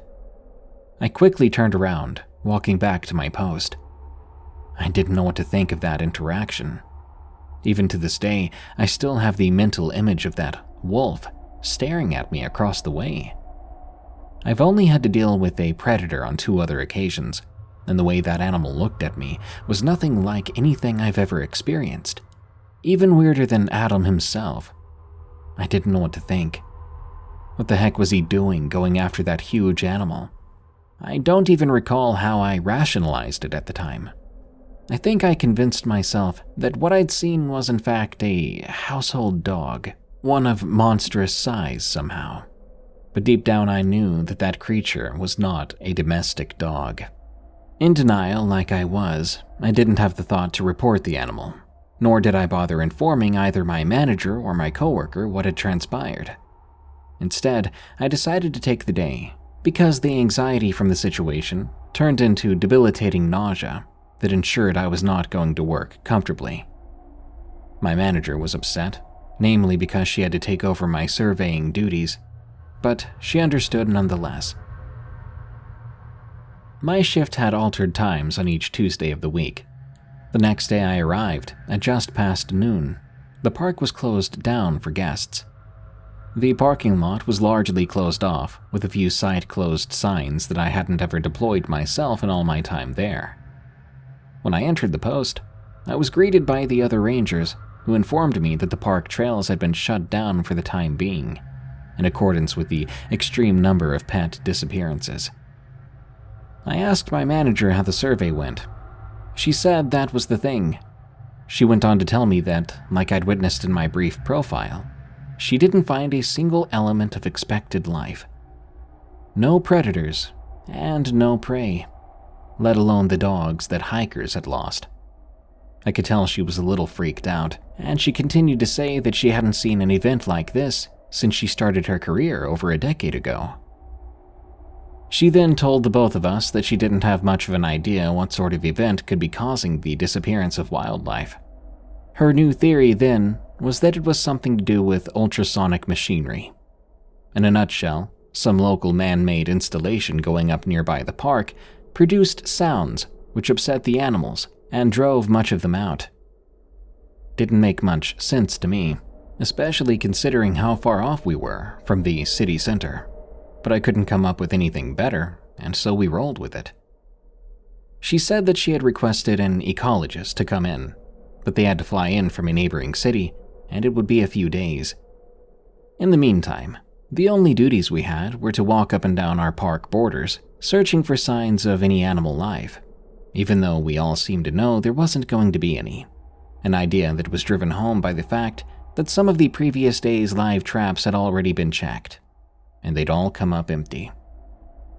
So my coworker and I set out to tackle an area that went untouched from previous day's work. If my supervisor's theory regarding an ultrasonic disturbance was correct, it was unpredictable just how far it could extend, and so we were checking the very edge of the park. The post had 2 UTVs, effectively rugged golf carts, attached to the location, and we both hopped into one. Now, I was still on edge from the bizarre encounter from the day before, but the sun was high in the sky, and the day was unreasonably warm, so I was feeling confident. My coworker, meanwhile, made it apparent that the lack of animals and disappearing pets was making him feel really freaked out. As we entered the vehicle, he explained he thought there was a poisoned water supply somewhere, and how he couldn't wait to get the ecologist in to make an assessment. I couldn't confirm or deny his theory. I did want to discuss Adam a little, though, and so without mentioning specifics, I asked him if he had met any odd characters on the park trail. As he drove, he didn't take his eyes off the road, but he did ask, "Like who?" I went on to describe how I'd seen Adam a few times in the park. I forced a laugh as I told him about the weird encounter. but I didn't bring up the wolf. Not yet. As I finished, my coworker paused for a moment, stopping the acceleration of the UTV so we could better hear each other. He then admitted he had seen Adam too.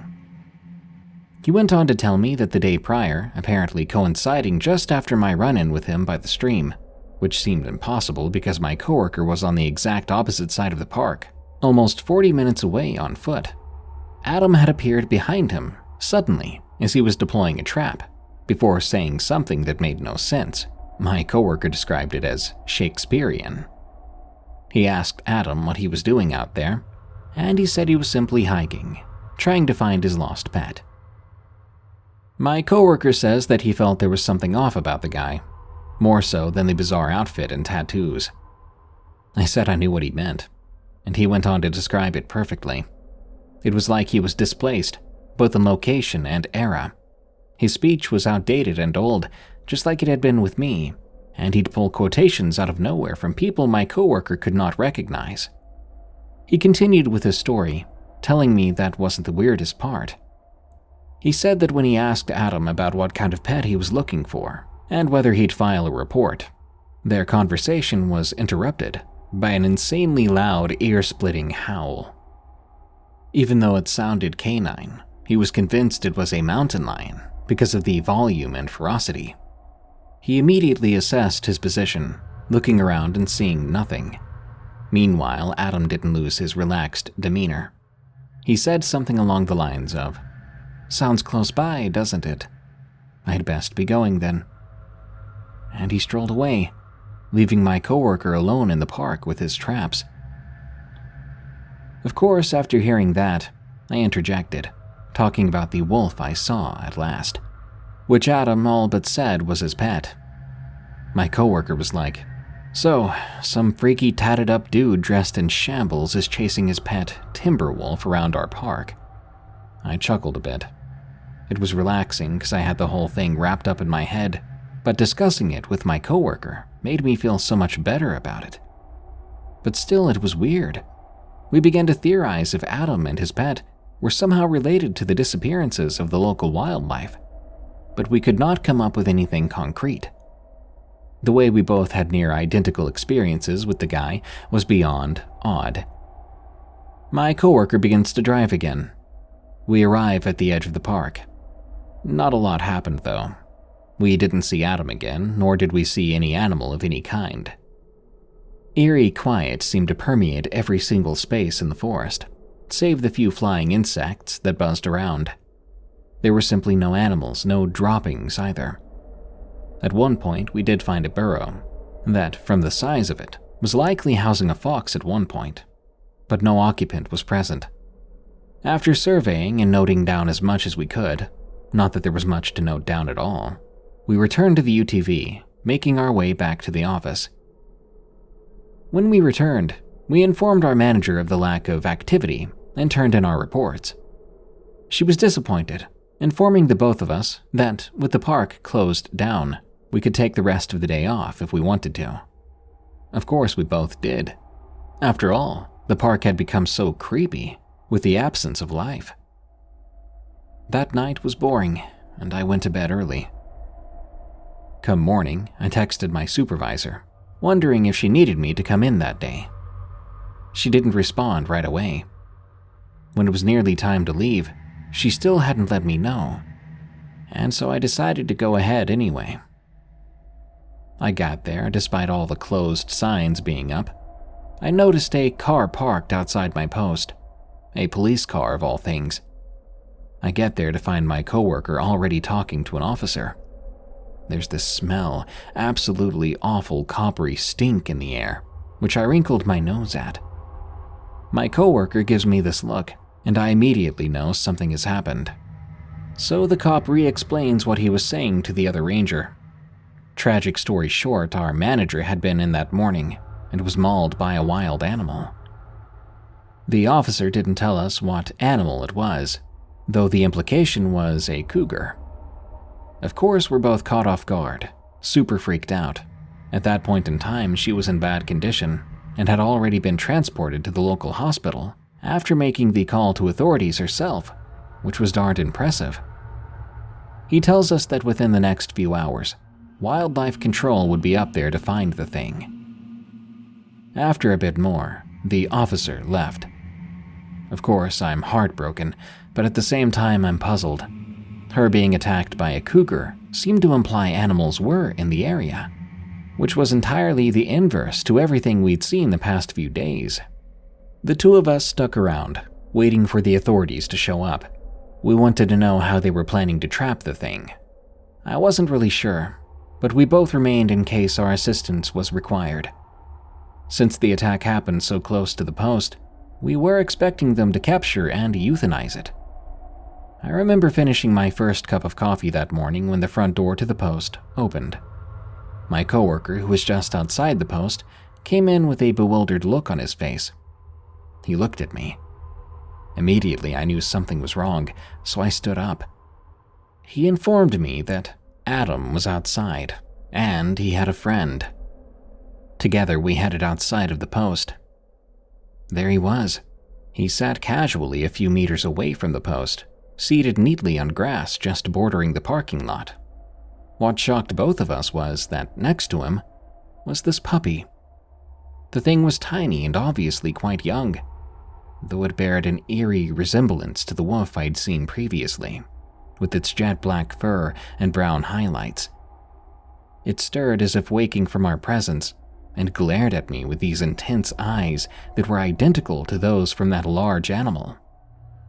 Seeing us, Adam approached, tugging on a black rope that I'd only just then realized was leashed around the small animal. He smiled at us, and before either of us had a chance to speak, he began. "I apologize about the trouble, Rangers. I finally caught my pet and we shall be leaving." And so seeing the little dog, we're both like, "That's the pet you meant?" But he ignored us before going on. "I'm sorry about the woman. The distraction was everything I needed. Rest assured she will recover." We knew he was referring to our manager. We asked for clarification, but he waved his hand and went on. "The wildlife should return swiftly. I wish the both of you luck in your duties, and thank you once again for your assistance." He turned to leave then, and we both looked at each other puzzled, wondering if we should go after him. I kid you not, the moment I took a step forward, rain fell. The most instantly harsh rain I'd ever seen. Like all at once, the air switched from relatively dry humidity to thundering sheets of rain. Quickly, we both stepped back a few feet, hiding under the awning, and as we did, I saw Adam, who wasn't at all fazed by the rain. He turned back and waved at us once more before continuing down the path, one leading into the woods, mind you, not back to town. I never did see Adam again. I'm happy to report my manager made a full recovery, though she did end up quitting shortly after. Fast forward a few weeks after that, and I'd quit too. The park animals did come back, just as Adam said they would. Over the course of a few days, all the natural wildlife I'd come to expect grew populous again. Unfortunately, we didn't see too many of those household pets come back. Suffice to say, Adam will remain the strangest hiker I've ever met. Something stalked me in Scotland. From Danny Joe. When I was 18 years old, I took a trip to Scotland with my girlfriend and two cousins. We were planning to backpack and camp throughout Cairngorms National Park. This was the largest forest in Scotland.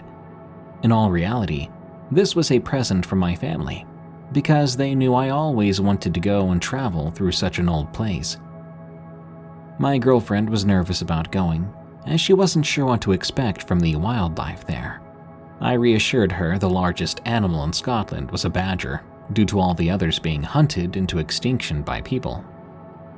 She seemed to be a bit more at ease, but she wasn't entirely comfortable. After almost 8 hours on the plane, we landed and our trip had officially begun. After leaving baggage claim, We hailed a cab to get our way started to the forest. We made one stop in a town right outside the forest to buy some supplies. We stayed in the town of Pitlochry for one night before heading into the woods for 7 days. While in that town, we went to a local pub for dinner and drinks. The drinking age was 18 in the UK. There, we asked the locals for some good places to hike to in the woods. We were having a good time when one of the locals started to act like something was wrong with us going camping out there. We asked the bartender what his deal might be. He responded that the guy's family had been killed some years ago by something in that forest, but he didn't believe the story. He explained to us how he personally believed the guy's family probably got lost due to the sheer size of the place and their inexperience. This made me curious to know more about what happened and what truly happened to the guy's family. I told my group I was heading to the restroom, but really I was going to go outside to talk to the guy who had just walked out the doors not too long ago. As I got outside, the man was leaning on the wall of the pub, smoking, looking like he was reliving some bad memories. I walked up to him, gave him my sympathies for his loss, but I was forward, asking him his story. The man looked down to the ground and said to me, "It came from the darkness and took them from me." Instantly chilled, I continued to push, asking him, what came from the darkness? He explained he had not gotten a good look at it, but it was big, with claws like razors and deep red eyes. Out of my control, I sort of laughed. He looked at me with the most serious expression that I've ever seen on a person. He said, "If you go into the woods and something happens, don't say you weren't warned." He then walked away. I made my way back into the pub to find my group, telling them what I'd learned. My girlfriend was enjoying herself, innocently dancing with some old man, while my cousins played darts. I decided then to wait till morning to tell them, to let them enjoy their night. We drank to the point my cousins started to puke, so we went back to our inn. After sleeping a little too much, we got a late start on our trip, but we were having fun, so it didn't matter. While driving to the car park by the trail, I told everyone about what I learned the night before. My cousins laughed, saying I imagined it because I was drunk, and my girlfriend looked mad. I asked what was wrong. She said, "Why would you encourage the man who lost his family?" I replied, "Well, I was curious." When we started hiking, she didn't talk to me for almost 2 hours. I tried not to notice. I was taken aback by how beautiful everything was. We decided to make our first night's camp about 10 miles in. One of my cousins voluntold me to get firewood while they set up the tents. I didn't mind this. It gave me more time to take in the beauty of my surroundings. It was a quiet night that night. We roasted sausages over the fire. My girlfriend spoke up, asking me about the old man at the pub. I told him everything he had told me, that he believed his family had been attacked, taken by something in these woods. My older cousin asked what it was that took the family. I gave them the same details that I got. The next morning, everything seemed better. Everyone was joking, laughing, and having a good time. We hiked another 15 or more miles, stopping at a small creek to make camp for the rest of the trip. This time, my cousins gathered firewood, while my girlfriend and I set up tents. We still had a little over an hour of daylight left, so we started walking around the area we were camping, just exploring really. After 10 minutes, my girlfriend suddenly screamed. In no time, my cousin and I came to her side to see what was wrong. She buried her head in my chest and cried. We asked what happened. She pointed at the ground near a small bush. There on the ground was a dead badger, ripped open, blood everywhere. I didn't put much thought into it, just maybe that it was a bigger badger that did it, maybe even a stray dog. I didn't want to touch it, just in case whatever had done it didn't come back to finish it. We walked back to camp and started to get settled for the night. Needless to say, my girlfriend was very on edge. As the night grew darker, We all soon noticed how incredibly quiet it got, like no sounds of nature at all. We tried to not think about it and went to bed. The next morning, we ate breakfast and came up with a plan for the day. My older cousin wanted to go look at the dead badger again, but the rest of us wanted to go swimming in the creek and just hang out. So me, my girlfriend, and younger cousin did just that. We went swimming, while my older cousin went back to look at the dead badger. After a few hours of fun, my older cousin came back to camp, looking very confused. I spoke to him, asking what was wrong. He told me he couldn't find the badger. He said he went to the exact spot and the thing was gone. I tried to tell him if it was a bigger badger that did it, it probably came back for the rest. This didn't help his concern at all, and he told me he felt as if something was watching him, and that's why he came back. We didn't speak any more of it and finished the day swimming and having a good time. That night, while sitting around the campfire, my girlfriend admitted something. She said while she was having fun here, she felt as if someone had been watching us.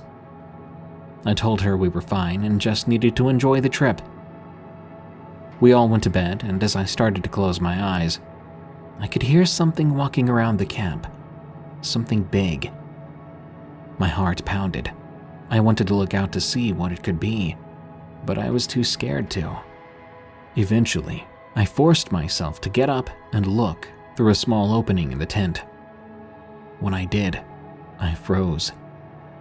There it was, this dark figure in front of our fire pit. The fire was fading, so not much light was coming from it, but I noticed that it went from being on 4 legs to standing on 2. I trembled. Even so, I wanted to see its face. Still not being able to move, I just waited. This thing walked into the darkness on 2 legs, then down on all 4s. As it faded into the darkness of the forest, it turned around for a moment. I saw them then, the deepest, most red eyes. They felt unnatural, but it was real. I knew I wasn't dreaming. I didn't sleep at all the rest of the night. I knew if I tried to tell the group about what I saw, they would just panic. As the sun came up, I left my tent and I got a fire going. I gathered more wood from the area closest to camp. I didn't want to go too far. As everyone else began to wake up, I made some breakfast. My cousins asked why I was up so early, because I'm normally the last one up. I told them I was feeling energized, and I wanted to treat them to a good start to the day. After breakfast, my elder cousin took me aside, asking what was really wrong. I confessed then. I saw it last night. He replied, What do you mean, it? I saw the thing that took the old man's family. My cousin instantly looked at me with the most dreadful look. Let's pack up and go. I don't want to stay anymore. My cousin basically yelled. Looking at the map we had, we concluded it would take the day and some of the night to make it back to the car park. We let the group know what was going on, and we agreed to pack up and leave. My girlfriend seemed the most scared because she said she felt something watching her ever since we made camp. As we started to hike back, we all felt like we were being followed. My cousin picked up large sticks because we didn't really have anything to protect ourselves with. After a few hours, it started to get dark again, but we didn't stop. We kept hiking. We needed to make it to the car park as fast as possible. I got my flashlight out. Looking at the map, I saw we were only 5 miles from the car park. I was happy to see we were making good time. I urged everyone to keep going. As we started back on the trail, we heard a strange noise, almost like a growl, but more sinister. We all stopped and freaked out. I told them we had to keep moving, to keep the flashlights on too. We were moving faster then, but we could still hear those noises behind us. Whatever that thing was, it was stalking us, not coming into the light, but staying close enough for us to feel and hear it. I looked behind us just for a moment, and I saw those eyes again. I recommended that we start running because we didn't have much further to go. The thing was getting louder and closer. My girlfriend was crying then, but still running. I was the first to come over the next hill. I saw the lights of the car park. A feeling of relief and safety washed over me, but we still had a little over a mile to go. My cousin stopped for a moment, as he was getting a cramp in his leg. None of us noticed, but when we looked back, it was just dark. We all turned and went towards him. He started yelling so we could locate him, but then he started to scream. I told my girlfriend and younger cousin to make it to the car park and I would keep going. They turned around, leaving to the car park. I continued on looking for my cousin. By the time I made my way to him, he was behind a tree balled up in fear. I helped him up, and the two of us started to run. I could tell he was in pain, but I told him to push through it. We came back over the hill, almost to the car park, but we could hear that thing behind us, moving faster now. It was like it was toying with us. I wasn't going to stop, I kept moving. But then I heard it growl again. This time it sounded angry. It felt as if it was getting closer and closer with every step. My cousin was then crying out in pain, while I was close to hyperventilating from the constant running. Suddenly, it felt as if something had tripped us. The two of us fell. The car park was only about 60 yards away. We picked ourselves up and started to run again. We saw the lights from the rental car, and it gave us a burst of adrenaline. As we ran faster and faster, I saw that my girlfriend had the doors open for us. As we made it into the light, the steps we heard behind us suddenly stopped. I helped my cousin into the back seat, and I turned around. When I did, I saw those eyes again. I told everyone to look, and they listened. That thing reached its hand out and scratched at the asphalt. The thing's claws were huge, cutting through the asphalt like it was sand. I got on the front seat, and we drove away like an episode of Dukes of Hazzard. It was still pitch black out, but we drove all the way back to town with the brights on. As we made it into town, we decided to keep going all the way to the airport. Our idea at the moment was to exchange our return tickets for an earlier departure. When we made it to the airport, we parked the car and ran inside. I went up to the front desk and I made our request. I looked down at my shoe, noticing that my pants and shoe had been shredded.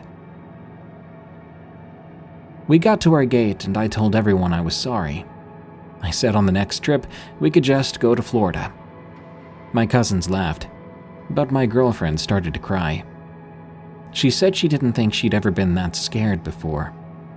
I told her not to worry about it, that we were safe now, and we were going home. That seemed to calm her down a bit. I thought to myself, who would believe this story? This was 10 years ago, and I still have those shredded pants. I keep them as a reminder that we never know what might be stalking us through the dark. Not all the meek are mild. From Emma D. It was midsummer 1990. I was working almost full-time at the local university as a student helper during the summer. I learned how to type technical papers for the professors. I made copies, I ran errands.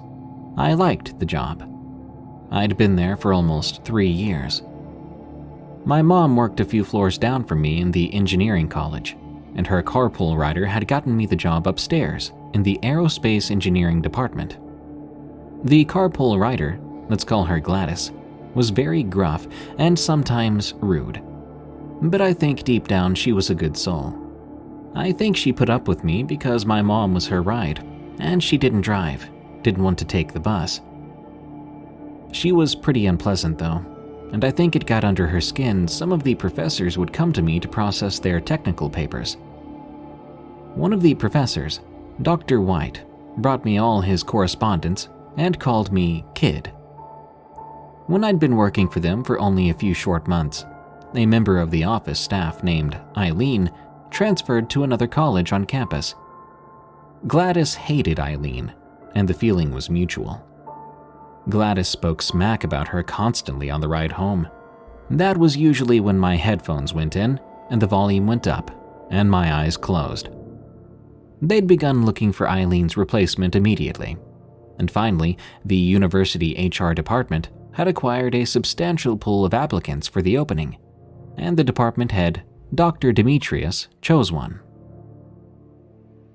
Monday. I was taking a summer course, so when it was over, I headed to work, and when I opened the door, I saw her, the new hire. She was sitting at the front desk and didn't even look at me when I came in. Rather, she quickly turned even more sideways away from me and busied herself with some sort of document which she was processing for a professor. She was a mousy, pale woman. Her hair was light brown and looked to suffocate her features. She wore rose-colored framed glasses, almost as big as her face. They had to have been outdated, maybe circa 1979. She wore a ruffled cream-colored high-necked blouse. I caught the shadow of some kind of necklace underneath the fabric. It was kind of large and dark. I couldn't really make it out. It was weird that she didn't wear it on the outside. Anyway, she was ordinary. Then I noticed her desktop. It was surrounded by a barricade. The document folder was front and center. Phone books, supply catalogs, and binders were stacked high. Her purse was used to close the gap where her computer sat. Strange, yes, but to each their own. My prying eyes and raised eyebrow went to Gladys, and she did a quick, crazy motion with her index finger pointing at her ear. I widened my affirming eyes back at her, then went to go sit down to get started on Dr. White's latest proposal, which he was working on to get a grant. Emma, this is Alice. Alice Meeks. She's the new word processing specialist 2 to finally replace Eileen. For some reason, she had emphasized the word 2. Alice still sat with her back to the both of us. I shrugged and said, Hi, Alice. Nice to meet you. In return, I received a barely perceptible side glance and a head nod. Then back to the keys she went. Tuesday. Things had grown more tense, colder, just uncomfortable. Alice was just, well, to put it nicely, weird. There was a new barricade. The desk drawers were pulled entirely out. Gladys got up to head out for a minute and saw the mailman coming down the hall. Alice, mail's gonna be here in a minute if you don't mind sorting it out real quick. Thank you. I have to run down the hall and I'll be right back, she said quickly, then hurriedly slipped out the door. I glanced over at Alice when I heard her wrists slam down hard on the keyboard. She turned, glaring at me, and said in a very low growl, I'm a word processing specialist too, not a mail clerk. It's bad enough I have to answer the phones. She stood up slowly, almost menacingly, and she about tripped herself on the outstretched desk drawers. Her face grew redder by the second. Then she pushed those drawers in so hard the desk nudged forward a good inch. An office supply catalog slid off, hitting the floor with a smack. Then she stopped. She pressed her hair with her hands, then held one pale hand over that weird necklace under her blouse. She stroked it almost lovingly a few times. Yes, she said to no one. Yes, I will be calm. You always calm me when I'm angry, my prince. She was almost in a zombie-like trance. She proceeded to the mailroom and methodically put the few pieces of mail in the appropriate boxes. When the phone rang, I jumped sky high, then answered it, grateful for the distraction. Gladys came back in, seeing Alice had put the mail away, and thanked her. She gave no response. Wednesday. It has hit the fan today. Ben, a graduate student working on his dissertation, was one of the funniest, sweetest people I'd ever met. He wouldn't hurt a fly. He was one of those that would go out of his way to hold the door or elevator open. Very thoughtful. He was working on his doctorate and as such needed someone to help type up his dissertation. He was so close to getting his PhD. He'd come into the office greeting everyone as he normally did. He always told jokes, usually cheesy ones. He asked Alice if she minded helping him a little bit after hours and said please. Maybe till 6:30? He even offered to buy her some dinner. She spun around in her chair, her eyes sparked. No, I will not. I work from 8 to 5, I work Monday through Friday, I get an hour for lunch. Haughtily, she stood up. You're just a graduate student. She spat those words out like a bad taste. You can't bribe me with food. I have to go home and feed my mother. She's... A pause. She's unwell. Her hand clutched at that necklace under her shirt. It was then that I could see it, maybe? Not sure, but it looked like a pentagram. Or maybe a weird flower. Ben jerked back, as if her words had physically slapped him. His face turned red and his jaw clenched. I'd never seen this look on Ben before. He had every right to be upset, though.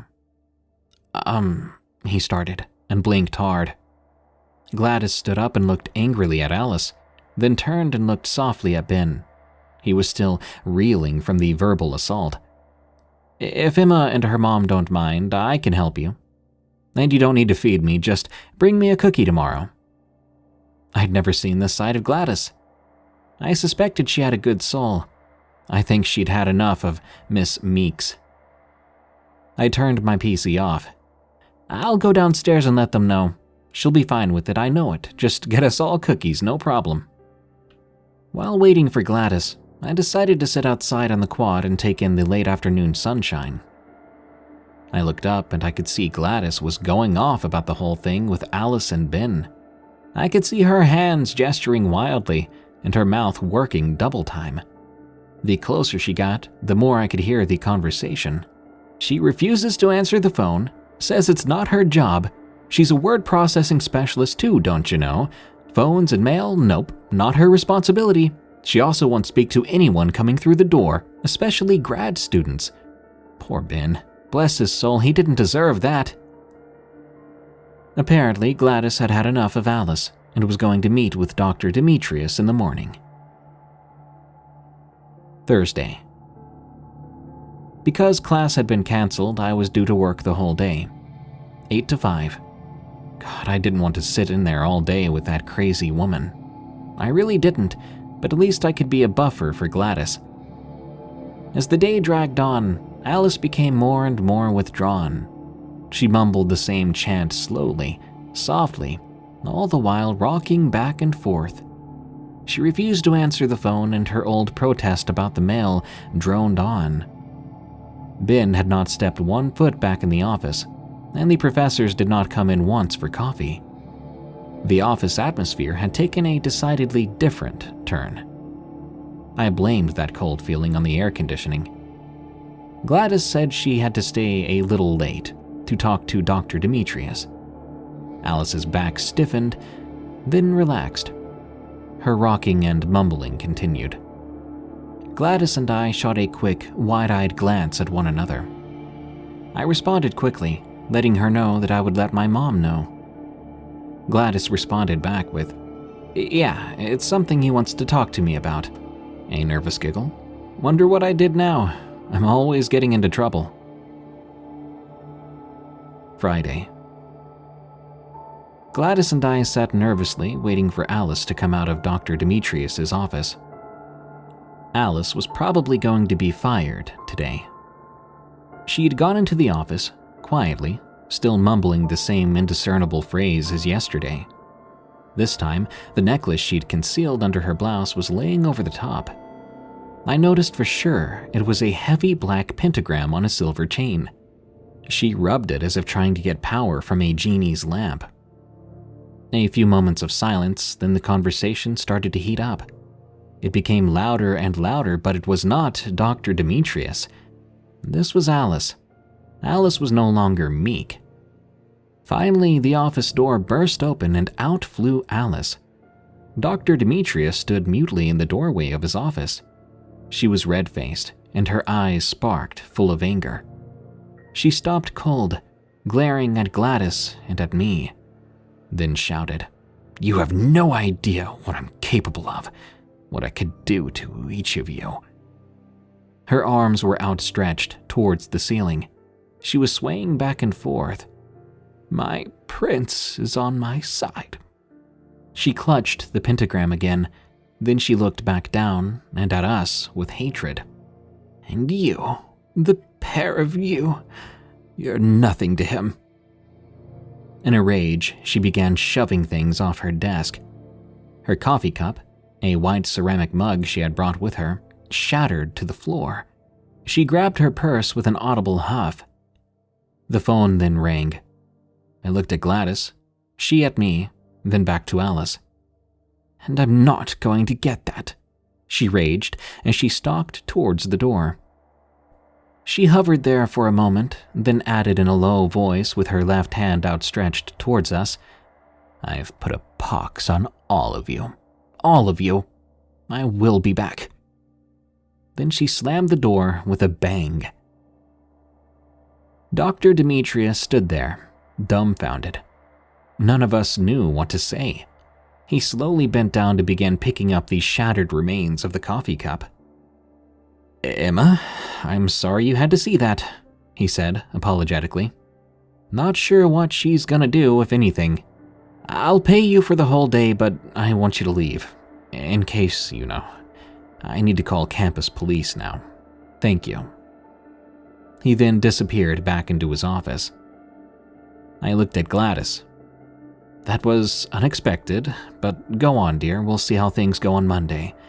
I need to have a smoke." I stood there shocked to my core. I thanked them both, mumbled something about it not being their fault, and to be safe, and I headed downstairs. I've only ever read or heard of this kind of workplace nutbuttery, but here it was, and I'd experienced it firsthand. Follow-up. I heard through the university administrative staff grapevine, Alice had somehow been placed in another position on campus, working the facilities management department. She was now on the janitorial staff. The only processing she does now was the garbage. Somehow that is fitting. Bizarre creature on the way to work. From Anonymous Ranger. This all started back in the 90s. I was a park ranger in the northern part of the US. For my sake and the families involved, I won't say which state it was, but suffice to say it was around the northern border of America. I was on my way back to work after an amazing honeymoon with my husband, and while he had known about my career choice, he never liked me being off alone in nature. He was afraid for me because I was and always will be a short woman. I'm pretty thin overall, maybe 100 pounds soaking wet, but that's not the point of this story. My husband wanted me to stay at home and have a baby, but that just wasn't for me. Instead, I demanded I get to go back to spending days, sometimes weeks or months at a time amongst the trees and nature. Sadly, I never got to work my favorite job again. Not really, anyway. It was a pretty far drive away since I moved into my husband's home across the entire state, but it was worth it. Snow on treetops as far as the eyes can see, it's never not beautiful. The long drives in nature were always my favorite, though now I don't think I can stomach one anymore. It was winter then. I'd signed on to the fire watch to make sure that despite all the snow, no dumb kids or irresponsible people left fires going long into the night. And while that is what my job description for that time was, I was really there to make sure hikers didn't get lost and to keep a lookout for our wildlife with how horrible the winter had been up to this point. I'd driven in with my '92 Ford to the ranger station, and from there, after many well wishes and gossip with the girls, I was on my way to my favorite fire watch tower for the winter. If my memory serves me well, it should have been a 3-hour drive to the best location to park to head to the tower. The road continually got rougher, and eventually I couldn't go much farther. Though not the parking area I wanted to park at, I figured once it let up a bit, I'd be able to drive in to my preferred spot. I took out my map and circled on it where I'd parked and looked at the trek ahead of me. It was far. I'd hiked much farther before, though, so I wasn't too worried about it. Hiking in the snow was something I really used to love. The crunching underfoot, the blanket of white with occasional animal tracks. It felt as if I was in a storybook or even a fairy tale. This right here was the reason I needed to come back to this job. While I did and still do love my husband, my one true love would always be nature. The day went by in a flash for me. Walking through the snow, taking breaks when I grew tired, drawing in my notebooks and taking pictures with my camera to show everyone when I finally got back. It was just one of those days where you blink and suddenly it's gone, and the sun's about to set. From what I could see on my map, I was just about to the tower, but I wasn't sure if I could camp for the night or not. The idea of getting into the warm tower and getting to talk to the ranger who had been there before sounded lovely. Hot chocolate, a warm, well, warmer than camping, bed, but at the same time the forest I loved and cherished was vanishing quickly into a whirlwind of white and black. It would have been too easy to miss the tower completely.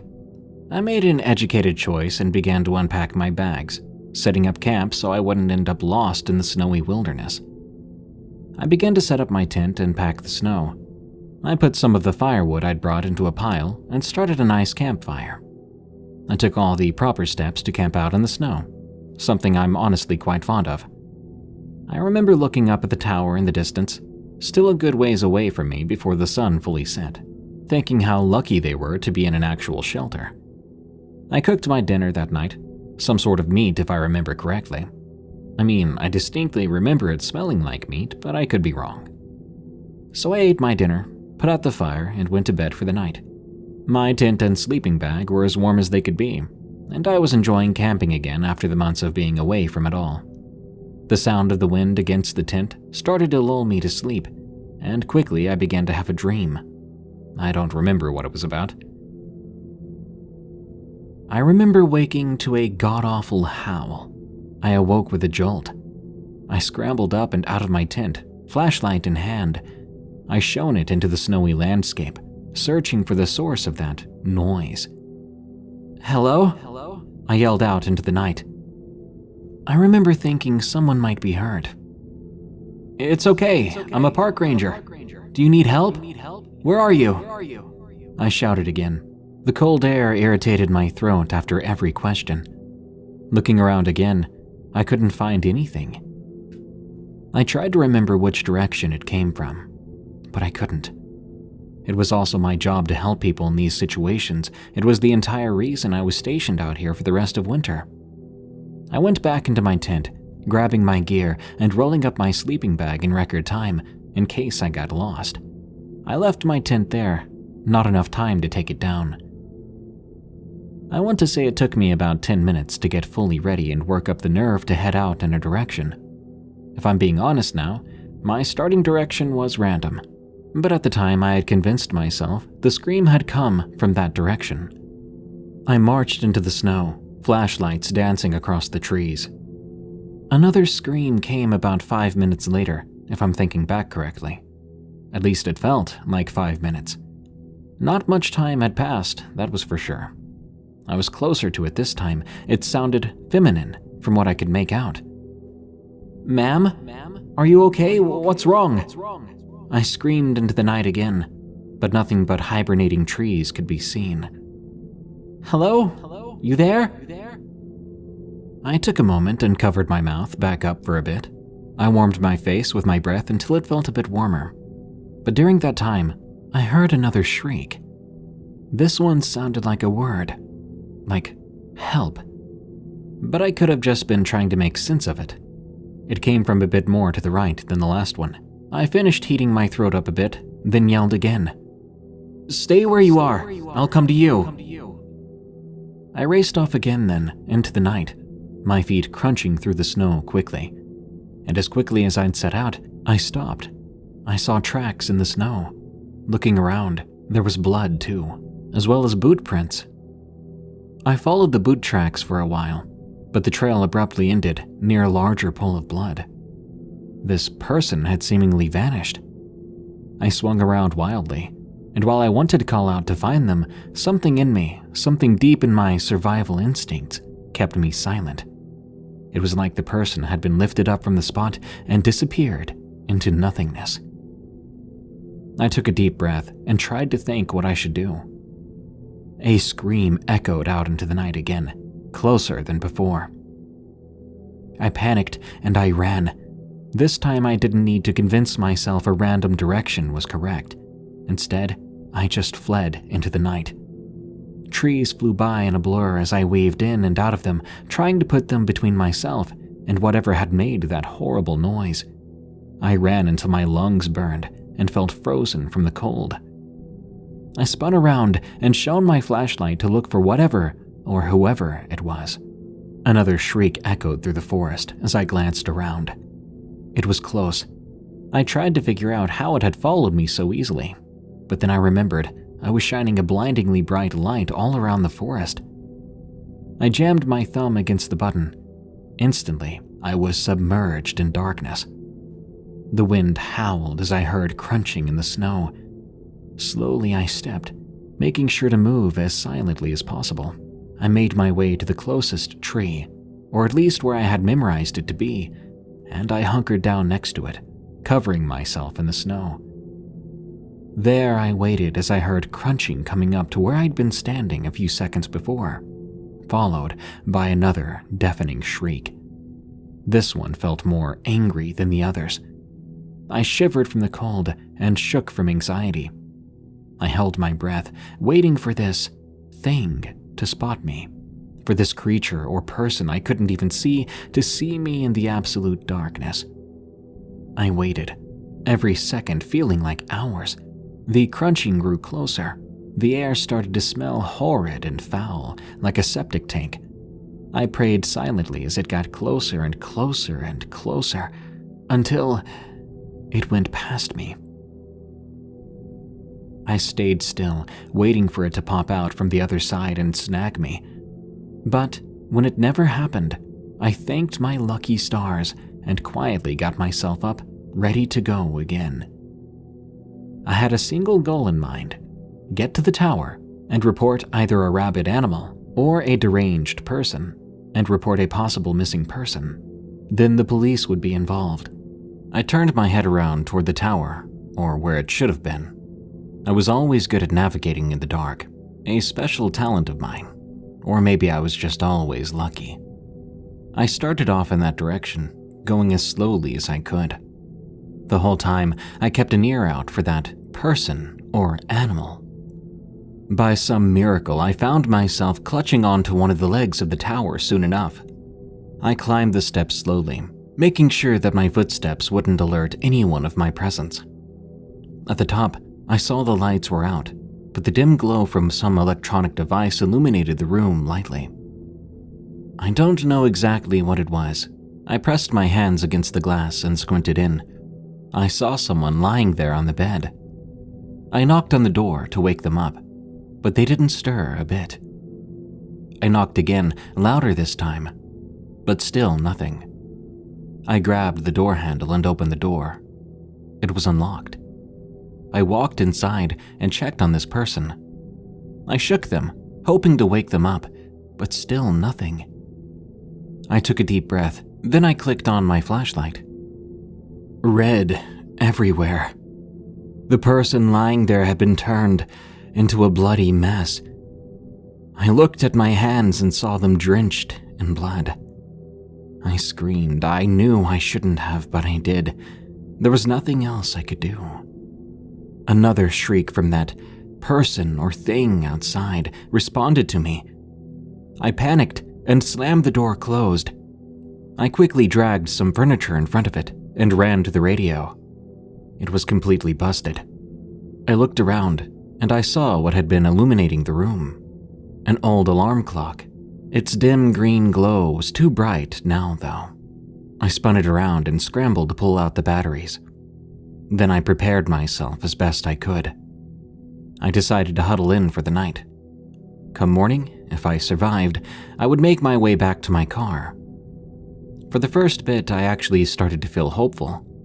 There were no noises, no shrieks, nothing. That was until I heard the steady thuds of steps going up the tower. Thud, thud, thud. I searched around desperately, trying to find a place to hide. More thuds. I decided that despite how it always ended in the movies, I hid underneath the bed and I prayed. I waited. The thuds continued all the way up to the door, when I then heard a crash against it. The glass from the small window shattered. Another crash. The couch squeaked across the wooden floor. A third crash, and the couch was flung across the room. The door slammed against the wall, followed by the creaks of steps. The wood groaned under its weight, whatever it was. I heard sniffing and more crashing about the room. I held my breath. Then came a crunching, ripping noise from above me. A liquid dripped onto the floor in pitters and patters. I waited until eventually it sounded like the thing left, but I didn't dare crawl out from under that bed. I rolled onto my side and began to cry. My eyes hurt from the tears. I cried until I couldn't anymore, wiping away all the water from my face and drying it with my clothes. At some point, I passed out, and I wouldn't wake up until morning. When I pried myself out from under the bed that morning, I had to do everything in my power not to throw up from the smell and sight. I staggered and hobbled down the steps and into the woods, and after a quick glance, I began to run. I don't think I stopped once. It was a long run, longer than any I'd done before or since. But I found my way back to my vehicle and climbed inside, flooring it back to the station. My report was filed, making sure not to mention that what I assumed it wasn't human nor a normal animal. I simply stated that I did not see who or what it was. Eventually, I was interrogated about the story. The questions are what truly makes me think it wasn't human. I was asked never to speak of it, but after hearing the stories of other former park rangers, I have no reason not to share. And while I do still love how well America takes care of its own nature at times, I fear now more than ever. The reason for that is to hide things like what I encountered that night. When I told my husband, he was shocked. All he could do was hold me. However, I don't think he really believed me when I said it was a monster, especially because I never saw it directly. But from all the accounts I've heard online, I do truly believe with all my heart that I may have encountered a Wendigo, and I also truly believe that it's still out there. With every missing person that's filed in these national parks, I consider myself luckier and luckier that I was not added to that list, that I wasn't hunted down and killed by it. It ate our cows. From Aberdeen. I live on a small farm next to Glacier National Park. It's nothing expansive, just a little old place my grandparents built that my family continues to live on. We raise chickens here, some pigs too, and we used to have cows. That brings me to my strange story. There's a reason we don't have cows anymore. Something killed them. Back at the start of 2008, we had 3 cows named Jess, Sheila, and Marnie. We had planned to use them for milk, but they ended up mostly being big old pets that kept the grass short and clear of weeds. As spring started up that year, something strange began to happen.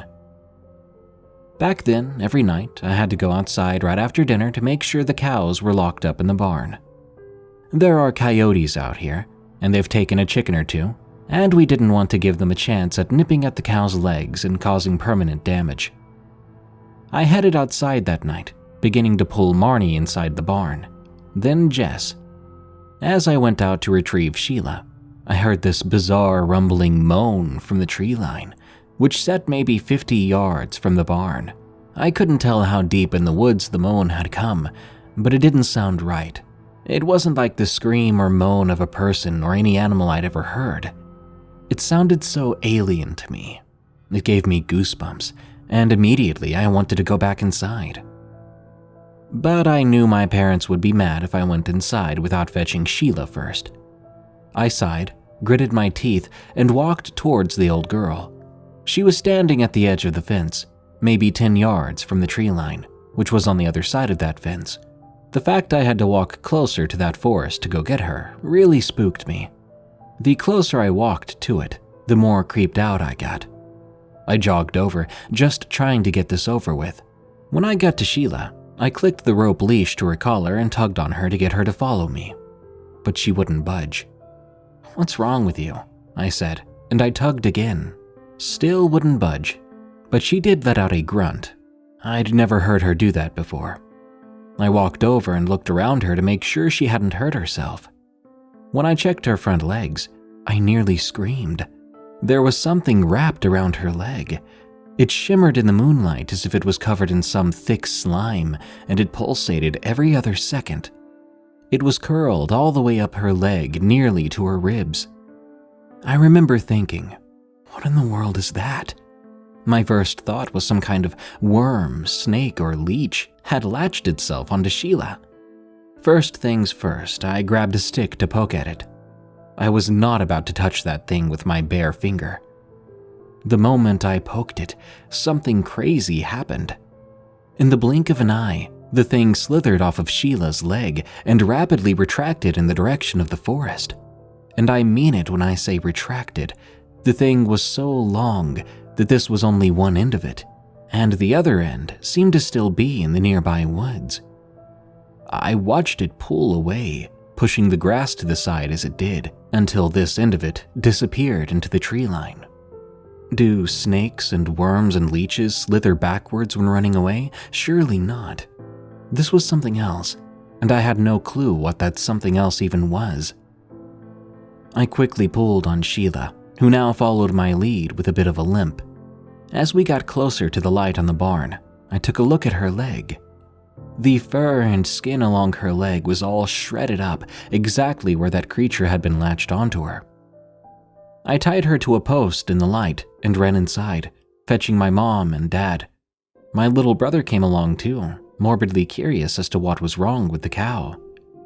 I pointed at Sheila's leg and explained. She was standing at the edge of the fence out there by the woods. I tried to bring her to the barn, but this long, worm-looking thing was wrapped on her leg. My dad was bewildered. My story sounded crazy, but the wound was there to prove it. A worm, huh? That big? That could do that to a cow? Not sure about that. I think maybe the poor girl got caught in some wire or bramble. Got twisted on her leg. Dad, it was a living thing. I poked it with a stick and it yanked itself clean off. He raised up and scratched his head. Well, I trust you saw something on that poor thing. Never seen anything like it, to be honest. We bandaged up her leg and left her cozy in the barn, making sure to lock it up nice. Come morning before school, I ran outside to let the cows out, as was also my responsibility. I was worried about Sheila all night, and I wanted to see if she was doing any better. The moment I opened the front door and looked out at the barn, my heart sank. The barn doors were wide open. That couldn't be right. My dad was with me when we locked it up the night before. We couldn't have both been that absent-minded. I ran over to the barn doors and checked the locks. Sure enough, the chain was just dangling from the handle of the barn door on one side, and the padlock was on the ground, now open. I picked up the padlock. The moment I touched it, I was met with a slimy substance. Ew, I said. The padlock was busted. I couldn't get it to click back down. If I had to guess, it looked like someone had managed to literally yank the padlock open. But why was it so slimy? It wasn't long before I noticed the grass laid back in a wide trail leading up to the same edge of fence Sheila had been standing at the night before. No way, I said under my breath. I began to follow the trail before catching myself mid-step. First, I needed to check on Sheila. I turned on the lights inside the barn. Jess and Marnie were fine, but Sheila was gone. A trail of hay led up to the door as if she'd been dragged away, but there was no blood on the ground. Did a person do this? I followed the trail in the grass then, all the way up to the edge of the fence. I gasped when I saw it. The wooden fence had been broken in one spot, making room enough for something as big as Sheila to fit through. But near one of the posts was a leg. A cow's leg, with a smooth, curling wound around it from top to bottom. I looked past the fence. The grass was laid back all the way to the woods. I ran to get my dad. I showed him what I'd found, and I heard him curse under his breath when he saw Sheila's leg near the fence. I was crying quietly then, knowing that we probably would not find Sheila alive. Dad sent me off to school in a hurry that day, telling me not to worry about it. As my mom, brother, and I drove away to school, I saw him head into the woods with a rifle and a flashlight. That day at school was slow and worrisome. I couldn't stop thinking about Sheila and my dad. I was beginning to think that that dang slimy thing had come back and dragged Sheila out of the barn. I mean, what else could explain that slimy lock? I just wanted to get home. That afternoon back at home, I found my dad at the kitchen table drinking a coffee. It was never a good sign to see my dad drinking an afternoon coffee. He always kept his coffee to the early morning to keep him awake. If he was drinking it late, it meant he wanted to be wide awake for some time, and it was already 4 p.m. "Did you find her?" I asked. "Yep. I'll tell you, but don't tell your brother. Mom already knows." I nodded. "She's dead, hon. Found her about half a mile into those woods. She got dragged pretty far by something before it ate up nearly half of her." I was sad, but I sort of knew that the news wouldn't be good. That's probably why my next question was an odd one. Was there some slimy stuff on her? He looked surprised at first, then he sighed. "Sure was. I don't know what it was that got her, and it's best you don't think about it either. I ain't gonna let nothing get you or your brother or your mama." He tried to reassure me, but I wasn't feeling any better about the situation. In the matter of 2 weeks after that, Jess and Marnie would both be dragged away from the fields and into those very same woods the exact same way. Each of them partially eaten when we found them. I was very upset about this, and we ended up putting a lot of time and energy into keeping the pigs and chickens we had safe too. But nothing ever came for them. Dad thinks whatever was out there moved on after eating the cows, but he was never too keen on getting more cows in case he was wrong. That was a long time ago. A very odd and very unsettling memory for me to dig up. I wish I knew what it was.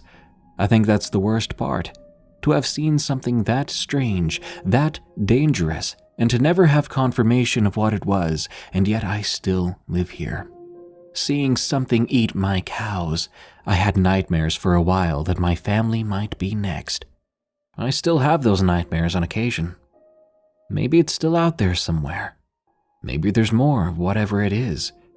I've always thought that the slimy worm thing was just an appendage of a much larger creature. I guess I should be happy I never saw the rest of it.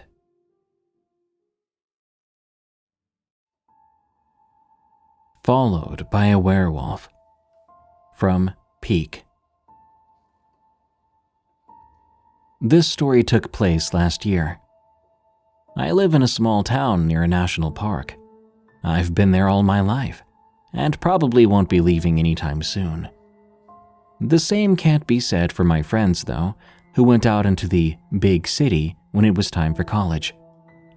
Now, I also went to college, but to a town not too far from where I live.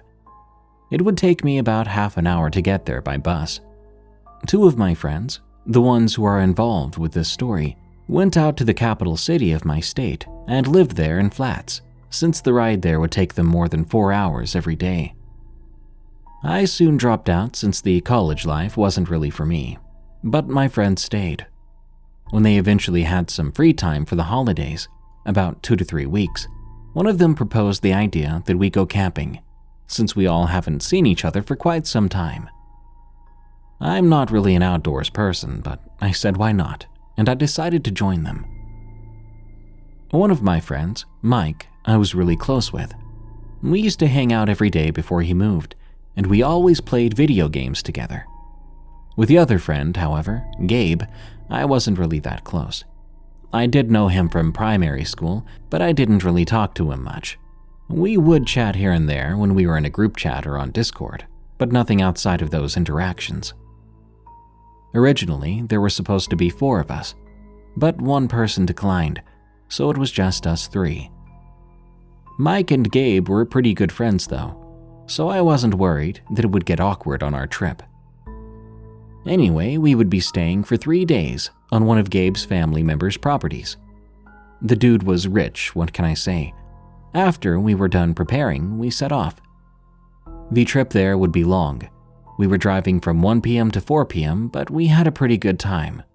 Those 3 hours flew by pretty fast. When we finally arrived, Gabe's uncle was there to greet us. He was the one who owned the property. The property was a big forest in which his uncle and his buddies would sometimes hunt. His uncle said the forest was pretty safe, that he had never encountered any dangerous animals when he was hunting. Now, how Gabe talked him into letting 3 18-year-olds go there unsupervised, and how he thought that was a good idea, I don't know, but I wasn't complaining. His uncle then led us into the forest. We followed. We walked on a dirt path through the forest for about 10 to 15 minutes. Then we went off the trail to where our camping spot would be. However, a few minutes after we left the trail, I got this feeling like somebody was watching me. I just brushed it off. That is until I saw something moving out of the corner of my eye.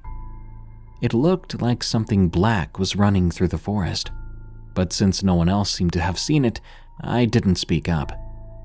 Probably just my imagination, I said to myself.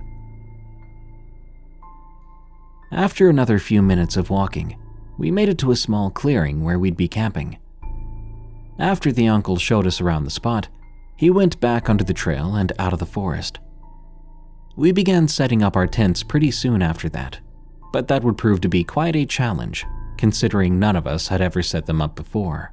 Outside of me going camping a few times before with my family, this was basically everyone's first camping trip like this. And as a note, I had never set up a tent myself. That job had always fallen on my dad on our family trips. After we somehow managed to get everything set up, we ended up chatting and joking around for a while. That's when Mike said, "Let's go and explore around the forest. I want to see what's out there." "Yeah, but what if we get lost?" I jokingly replied. "It'll be fine. We won't go far. We can just go in one direction so we don't get lost if you want." Mike insisted.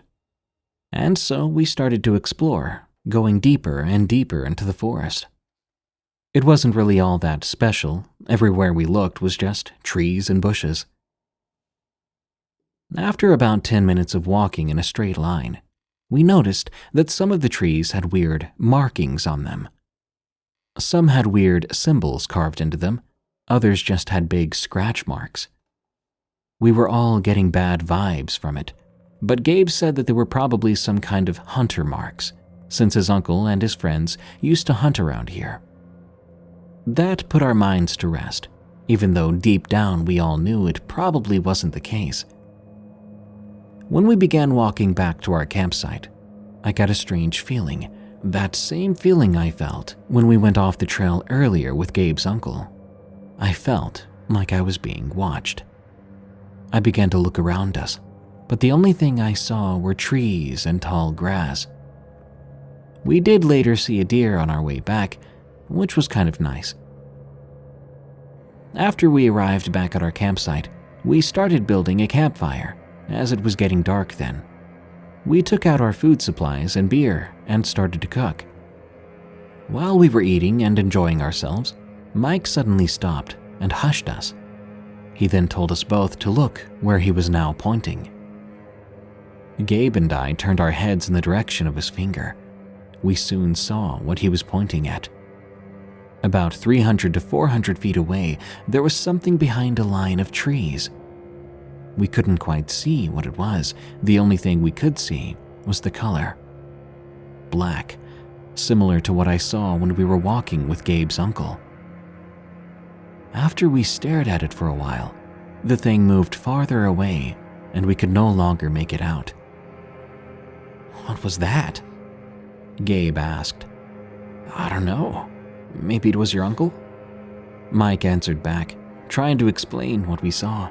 "Well, I think I saw the same thing when we were still with his uncle, so it probably wasn't him. Maybe it's some kind of deer," I added. Do solid black deer even exist?" Mike asked, with a puzzled look on his face. "How do we know it's not a wolf or a bear or something like that?" The evening soon turned into us bickering about the thing we just saw, and the conversation ended on it being a black deer. Satisfied with that answer, Mike soon went to sleep, as it was already night and we were all exhausted from the car ride and the hike we had to do to get here. Gabe and I stayed awake for a while longer, but he too soon went to sleep. I couldn't really sleep because I kept thinking about what we saw and about those weird markings on the trees. But soon enough, sleep got me too. After I don't know how long, I was awakened by a large thud near my tent. I zipped open my tent to see what it was, and I saw something terrifying. On the ground near our campfire lay a dismembered corpse of a deer with both front legs missing and a big chunk taken out of its neck. The stench was unbearable. Soon both Mike and Gabe woke up too, only to be met with the same sight. About 20 feet next to it, there was something else, something standing in the darkness. From what we could tell, it looked to be about 8 feet tall and had these shining eyes like animals do. We were all standing there in silence, in shock. None of us knew what that was or what just happened. After we locked eyes with this beast in the shadows, it let out the scariest, blood-curdling roar I've ever heard. We ditched all our stuff there and we started running in pure darkness, hoping to find the trail and to escape. After running for a good while, we finally found the exit out of the forest. We climbed into our car and drove off at the speed of light. As we were about to leave, I looked back into the woods. There, at the start of the trail, were two glowing green eyes looking back. I have no idea what that creature was, or what it wanted. It didn't want to kill us, since if it wanted to do that, it probably could have done so a number of times before we escaped. My best guess is that it just wanted us out of there. After the event, I heard from Mike that Gabe tried telling his uncle what happened, but he didn't believe him and blamed it on alcohol, even though we only drank 1 bottle each. Our lives returned to normal, and we frequently talk about it. None of us know what it was, but one thing's for sure. We're never going camping there again.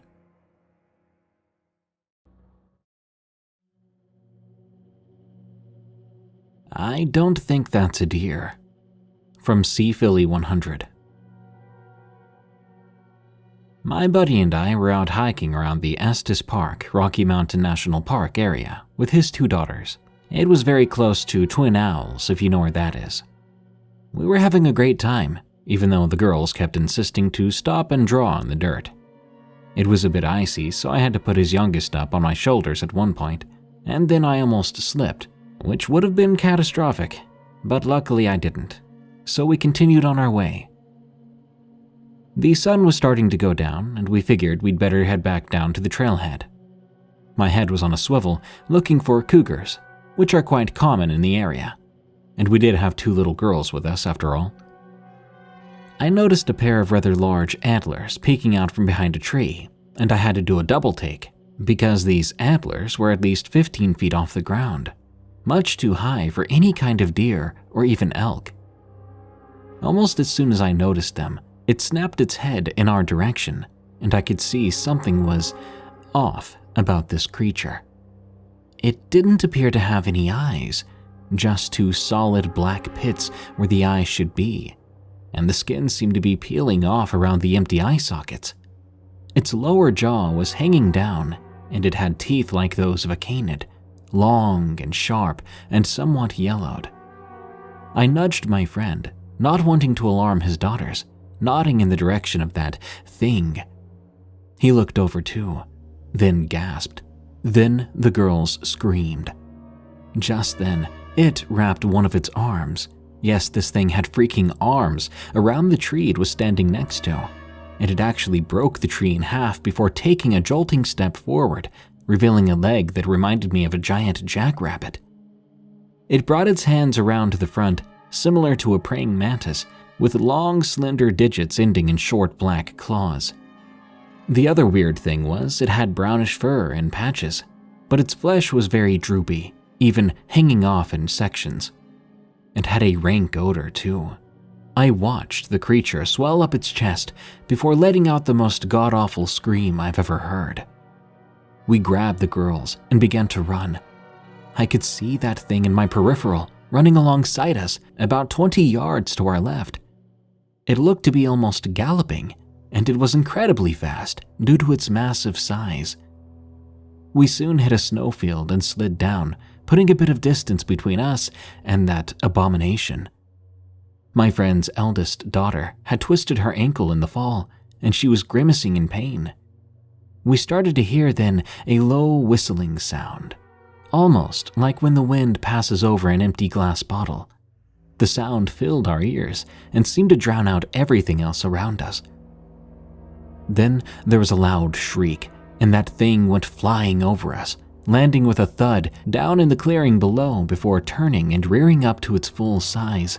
At that point, I'm not ashamed to say I think I might have just soiled myself, and we all screamed. It looked at us before slowly walking towards us, still holding its hands in that creepy praying mantis position. Even if I had a gun, I don't think it would have made a difference. This thing was easily a solid 400 or 500 pounds or more, a true apex predator. It let out a low and guttural growl, and I felt paralyzed from fear. People talk about infrasound as a hunting technique utilized by large cats to subdue their prey, and honestly, it felt a lot like that. It walked right up to us, and I nearly puked just from the smell. The creature sniffed the air around us. None of us could move a muscle. We were caught like deer in the headlights, unable to move, unable to utter a sound, unable to even breathe. It reached out one of its long, bony fingers toward my friend's youngest daughter, and I swear I thought I heard the thing whisper, "She's perfect." In that moment, something must have snapped in my friend, because he went into action, swiping the thing's hand away from his daughter before grabbing onto its antlers and yanking them to the side, which didn't do much, but it did crack one of the antlers in half. I grabbed the girls, and we were able to slip around to the side, while it let out an evil hiss and swiped at my buddy. But he was quick and darted under its arm, stabbing it in the ribcage with the broken antler shard. I heard the thing scream, and we ran for our lives, because, well, our lives depended on it. This time, I had his eldest up on my shoulders. She was around 8 or 9 at the time, so not super heavy, and with my adrenaline pumping, it felt like nothing. I looked back and saw my buddy running behind us. He swooped up his youngest, and we made a mad dash for the vehicle, which was now thankfully in sight. We got to the car, putting the girls in the back, and hastily strapping his youngest into her car seat before jumping in and revving the engine. It took me a moment to realize we were still in park. I cranked it into gear and threw up a wave of dirt and pebbles peeling out of there. The girls were sobbing and, honestly, I felt like crying myself. We got down to Estes, and called 911. But of course, no one believed us. They thought it was just a prank call. Not wanting to get in trouble for calling the emergency line again, we drove all the way back down to Boulder before stopping to let the girls go to the bathroom. I'm still processing all of this, even though it happened over 2 years ago. But whatever that thing was, it wasn't a deer. Warning. The following account contains depictions of violence against animals and also contains depictions of assault against men and women. My 2 paranormal experiences. From Tyler H.G. 2021. These stories are not one but 2 of the most strange, terrifying, and paranormal things that ever happened to me in my life. I will never forget them. Both of my stories, these creatures I encountered, were totally different from each other. This first encounter happened when I was hunting with some friends back in September of 2011. The other encounter occurred at a cabin in October of 2014. While these stories are true, I will change the names of those involved for confidentiality. Now let's get started. I live towards the Glacier National Park, just northwest of Montana, where I grew up. Most of my life, I lived on the Blackfeet Indian Reservation, a place where you'll hear scary tales of the Goat Man, stories of campers going missing in the middle of the woods, where the Stick Indians come out and take people away in the night. Now, I would describe myself as 6'2", a medium build with a beard. Being of mixed race and having very light skin living on the reservation all my life, I hung around a lot with my cousin Dan. Dan was 2 years younger than me, liked sports, and was very good at basketball and played for the high school team. Together, we did a lot of hiking and hunting, also a bit of drinking, smoking, chasing women, and just kicking it with the boys every now and then. My cousin introduced me to his 2 friends for the first time out on a hunting trip back in 2008. We'll call them Big Tom and Mouse. Big Tom was just a big, silly guy who enjoyed talking about football and would always start singing to the country music playing on the radio, sitting in the front passenger seat in the truck. We would drive down the country roads and he would crack open a cold one. Mouse was 5'6", wore glasses, and had what you call a short man complex. He always had to get competitive over who's the best at what all the time. Later down the road, on my own, I would also start getting into different varieties of hunting wild game. Ducks, grouses, other bird hunting, varmint trapping, and learning how to make coyote hides. I would always go for the more exotic type of hunting rifles and guns. I would usually go for the guns that were the most efficient and accurate for the purposes I needed them. I would carry a Remington 7600 pump action, while the other guys just carried bolt-action rifles. Sometime in September of 2011, all of us were in our early to mid-20s at the time. It was just the beginning of rifle season. I picked up my cousin at his house in my white 1995 Ford Bronco with 2 big light bars on the top, which I used for spotlighting sometimes. On our way up, we picked up Big Tom and Mouse. We were all trying to decide what place we wanted to go to do some hunting for the day. Big Tom suggested we go out to his uncle's place, which is about 43 miles north out of town. As we get about 30 miles out of town, we came to a dirt road. Out that far, there was nothing but flats and hills, a few old-time grain bins, and some solar panels and oil rig pumps that you can see out in the distance. As we came up to this old radar base, a green and silver-striped Dodge Ram Charger passed us on the road. Inside were what appeared to be 2 older-looking men. We tried to wave at them, but the 2 guys just gave us odd looks as we drove by them. After making it to Big Tom's uncle's place, he goes in to check to see if he's home first, to make sure his uncle knows that we'll be out there doing some hunting in the area. Big Tom warned us about his uncle, saying that he can be a bit of a Looney Tune at times. As we were getting ready and geared up to hunt, Big Tom comes back out, letting us know his uncle wasn't home, but it would still be okay to hunt, as long as his uncle was still away. Big Tom was saying he had to go really bad all day, and luckily his uncle had an outhouse just outside the place. After that's done, we start to walk into what's probably about 200 acres of forest. There is a creek running through it, just behind Big Tom's uncle's place. We decided to split up into twos. Tom and Mouse headed out together, while my cousin Dan and I began to follow the creek all the way up. Then we made a plan to all meet up with Big Tom and Mouse down the trail. As Dan and I walked about 2 miles into the forest, we came across 2 competitive white-tailed bucks fighting for dominance. Dan and I got down on our knees and belly crawled, taking our time and approaching the deer closer and closer while they were distracted with each other. Soon they were only about 10 yards into the brush in front of us.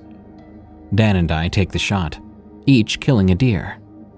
We then waited for Big Tom and Mouse to show up. As Dan and I started to walk further into the brush, we were suddenly startled by some birds.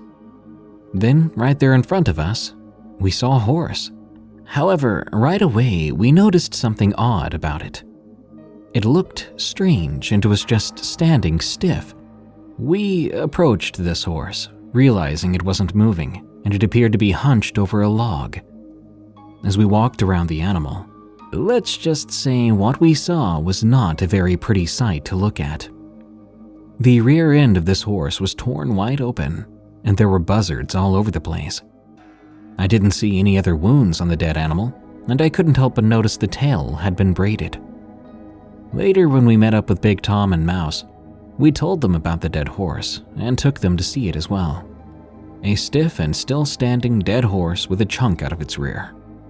We cracked a joke then, saying that Mouse was just the right size to fit into that gaping hole in the horse and make a bed for the night. It was getting late then. We started to quarter up me and Dan's deer. We found some good long pointy sticks lying on the ground nearby. We used it to poke through each front and hind quarter and carry the meat over our shoulders. Getting back on the road, we found some tracks that went into the forest behind Big Tom's uncle's place.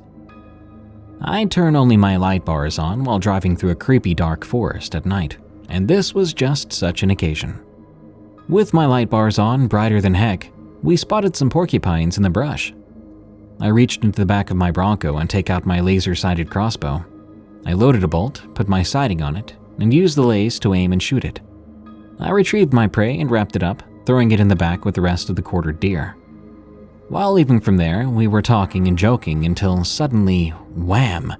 Something runs up and hits the side of my Bronco. We all were startled and jumped. I was driving at the time, and I said, "What the heck was that?" We rolled down the windows to look around. Big Tom even pointed his .44 Magnum outside the car. We looked around a bit, but didn't see anything weird, so we just kept going. A few days later, I told one of my other friends who's kind of a conspiracy theorist. He said a guy named Victor who lives on the reservation told him about something called a witch's braid. These appear on horses overnight. He mentioned a story where the woman thought it was cute that something would braid her horse's tail's hair at night. The same woman even said she witnessed Bigfoot attacking her horse and would even hold on to the tail while doing so. This caused the horse's tail hair to get all tangled in a braid-like pattern. When I told my conspiracy theorist friend about this, he mentioned that his grandpa told his mom that the tribe believed that Bigfoot would sometimes even kidnap women. In the Paiute tribe in California, there's a legend that states that a woman was kidnapped and assaulted by Bigfoot. The woman escaped, but it is said that she had a hybrid baby. The boy looked mostly normal, but was hairier. He grew up to have immense strength, better senses of smell and sight than normal people. In recent years, there was an article written about Bigfoot attempting to take a male Colorado hunter while he hunted in the forest. And there's a 2006 Bigfoot documentary that took place near the Glacier National Park, where someone found a small Bigfoot leg that had weird webbed feet. I think the documentary is called Bigfoot Lives. I'm not sure if it's still on Netflix. So basically, maybe it was Bigfoot we encountered out there. Maybe that's what ran up on our truck and hit it. Some weird stuff is going on out in those woods. Now on to my second story. Going back to 2000, my dad just bought a cabin from an old guy who used to work for the railroads. It was a small yellow cabin, which had a small bunkhouse just 3 feet in front of the cabin. About 500 feet west from the cabin, there was a train car. You couldn't see it unless you walked behind some pine trees. Also about 200 feet from the cabin in a different direction was one of those old, barely traveled country highways. This was truly out in the middle of nowhere. When my dad got to the cabin, I was only 12 at the time and my brother was 9 or 10, and it was our first time going into the cabin. I could see a pellet gun just sitting there in the corner. I took it outside and began shooting it around. I walked down to the bushes where there was a pond nearby. As I looked around, I saw some ducks swimming. I pointed the pellet gun ready to shoot at the ducks, but my dad caught me and said, "Don't be shooting those ducks now." He even told me, "Would you like it if I shot you?" When my dad went back inside the cabin and was out of hearing range, I grabbed the pellet gun and took a shot, killing a duck. I watched it floating there in the water. I guess I just wanted to see what it was like to shoot something for the first time. I was a kid, and I didn't really understand what I was doing. Then I remember having this really scary dream at the cabin. In it, I was walking out to the living room, and I looked out the window, and I saw a deer, which should have been dead by the looks of it, but it was standing there looking back at me. It had these white, dead, lifeless eyes, and as it ran off into the woods, it made this unsettling screeching sound. That dream always psychologically disturbed me every time I thought about it. My dad would tell me I must have seen something on TV that gave me a nightmare. Much later in August of 2013, my cousin Dan and I, along with his dad, went for a little hike towards the mountain hillside in the Lewis and Clark National Forest. It was just south of the Glacier National Park nearby where the cabin was. I brought with me a 12-inch single-shot 10-gauge that I'd inherited from my grandpa after he passed away 8 years before. As we went deeper into the woods, we stumbled across an old run-down trailer house and some kind of barn shed on the side of the trailer used for putting horses in. When I stepped into the barn shed part, I was startled by these big yellow eyes that I saw staring back at me. It was an owl. My cousin's dad told me that it was a bad omen, that it would bring me bad luck if I didn't kill it. So I did as he said and pointed my 10-gauge at it. I pulled the hammer, then took the shot. As I watched the bird hit the ground, I walked away. I wanted to go check out what was all in the trailer after that. I walked around the living room of the old rundown trailer home, and I heard a thud. I turned around to see what made the noise. Standing on a table staring right at me with big yellow eyes was another owl. Or perhaps the same owl, but it should have been dead. Just as before, I took my grandpa's 10-gauge, pointed it at the bird, then fired. After leaving the place and getting up a little ways, I was looking around again using binoculars. I could see my dad's cabin about 5 or 6 miles north from our location. I told my cousin where my dad's cabin was in the distance, and that we should check it out later, and he agreed. Later that day, my cousin and I picked up a few girls and decided to make our way up to that cabin. We got into my dad's cabin, and the first thing we noticed was there was no electricity. We hadn't lived in it for a while, and my dad didn't pay on the bill for a long time. We were sitting around in the living room in the cabin, and we found some old chopped up wood. While making a fire, we started to tell jokes and drink. After a while, me and Dan get really blacked out and started a fist fight. After that happened, Dan and the 2 girls headed out. I was left at the cabin alone. I was getting tired, and I decided to head for bed. It was a king-sized bed with a bed frame made out of logs. While sleeping, I felt as if I couldn't move all of a sudden, and then I began to hear a voice, but I couldn't make out what it was saying at first. When I turned my head just a bit, I saw at the foot of my bed a sort of undead human-like entity. It had bleeding eyes and was staring at me angrily. It seemed really teed off. I'm not sure what about. It kept repeating the words, "The devil is here. The devil is here." But when it would talk, its mouth would not move at all. Somehow still words came from it. In appearance, it reminded me of a ghoul from Fallout 3. After a while, it disappeared, and the next morning I left. The next week, me and my cousin Dan get over the fight that we had that day and decided to make up. Dan's dad, my cousin Dan, and me decided to go for a hike at the same place.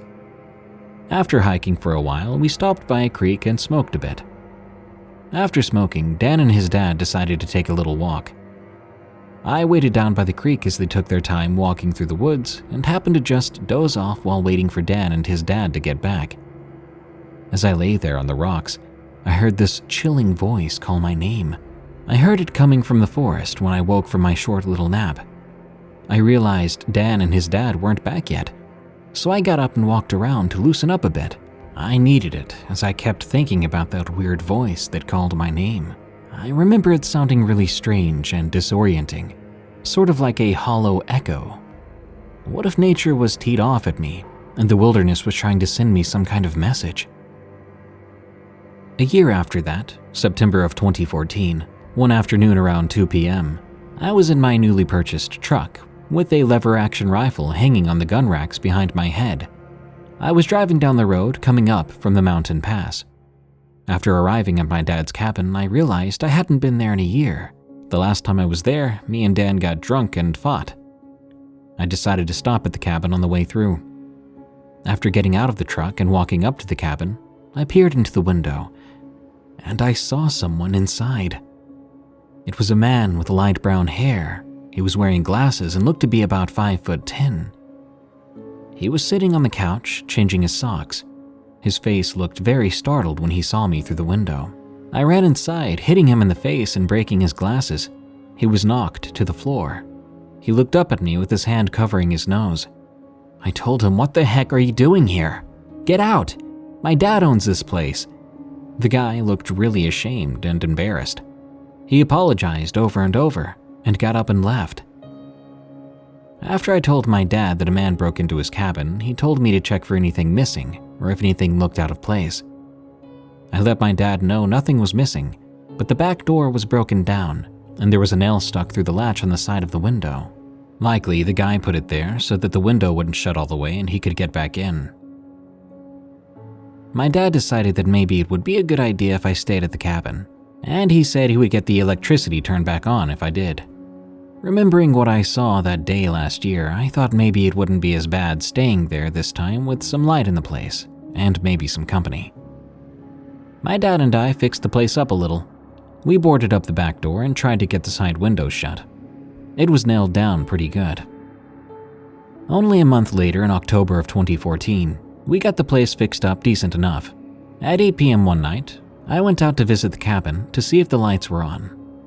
When entering the cabin, there was a small shed in the front about the size of an elevator. There are kerosene lamps, a handsaw, and some snowshoes on the wall. Anyway, everything in the cabin looked good so far. The lights were running again, and I could hear the radio playing on the kitchen counter. I was thinking about staying for the night. I thought I could use some company though, so I decided to run to town. As I was leaving, pulling out of the driveway in my truck, I saw at the corner of my eye something just fly by. It landed somewhere on the ground in the dark. I didn't get too good of a look at it, but I thought I saw something that had a really long wingspan, more than just an ordinary bird around these parts. I then continued on my way, going to pick up my brother and our two friends, Ed and Cole. Ed was 6'2" and always wore a green alien cap. He had short dark hair, had a beard like me, and always enjoyed talking about conspiracy theories like UFOs and the paranormal. Cole had really long hair and wore black Cannibal Corpse t-shirts. All four of us liked metal music, and we'd all talk about going to a music concert one day. My younger brother Anthony was also big into music, but he wasn't into as hardcore of bands as Cole was. At the time, Anthony would sometimes have really bad seizures. I made sure to keep a really close eye on him. Back at the cabin, we were all sitting around inside, passing a blunt, listening to the radio. We picked up a station from the reservation of two native guys telling scary stories about skinwalkers and goatmen. It was probably just for the Halloween weekend, I guessed, as it was October. After a while, I stood up to go take a look out the window. I was peeking through the big red curtains of the living room window, and I saw something very strange.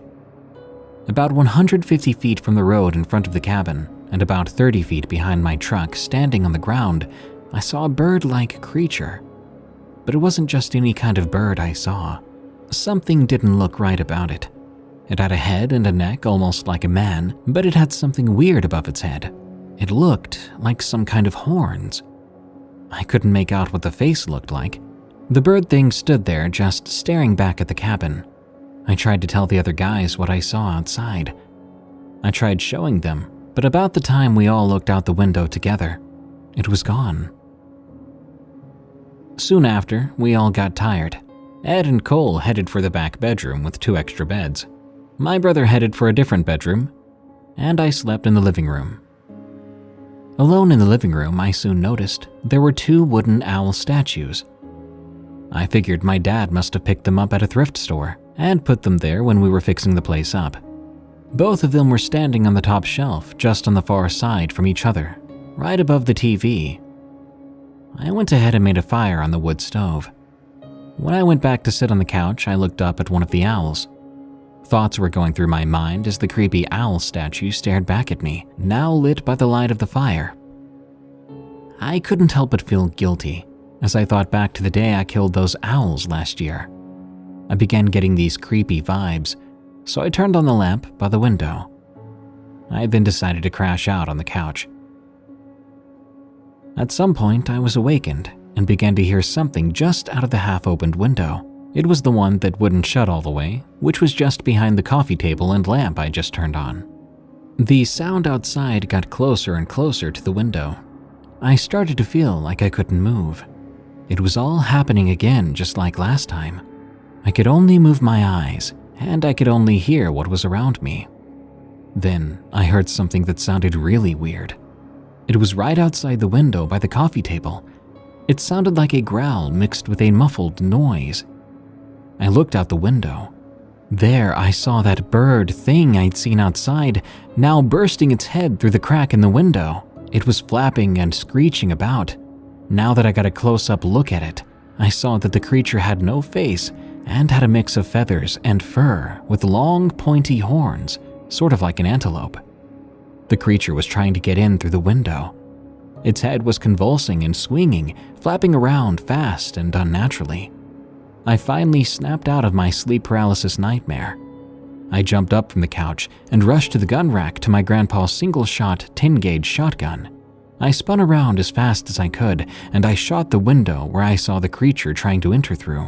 But once I came to my senses, I realized the creature was now gone. Not long after that, my brother, Ed, and Cole came rushing out, looking surprised and concerned at what they just heard. The blast was very loud after all. My brother was like, "What the heck are you doing? Dad's going to be teed off, you shot out the window."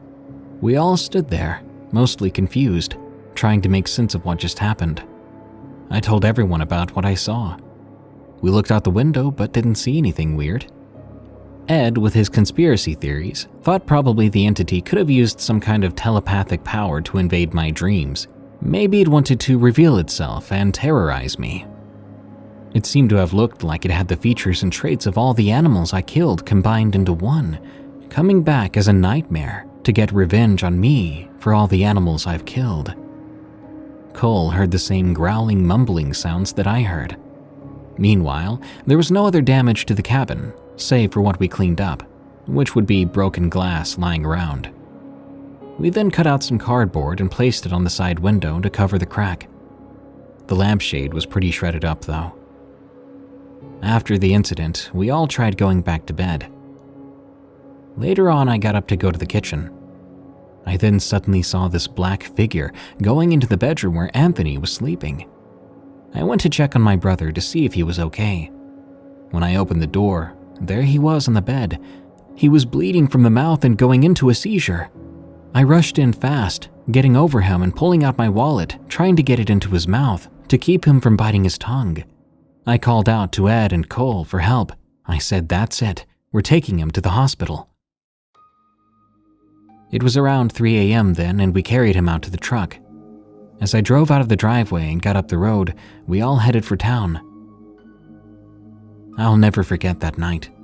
Around that time, 2 of my closest relatives to me passed away in 2016.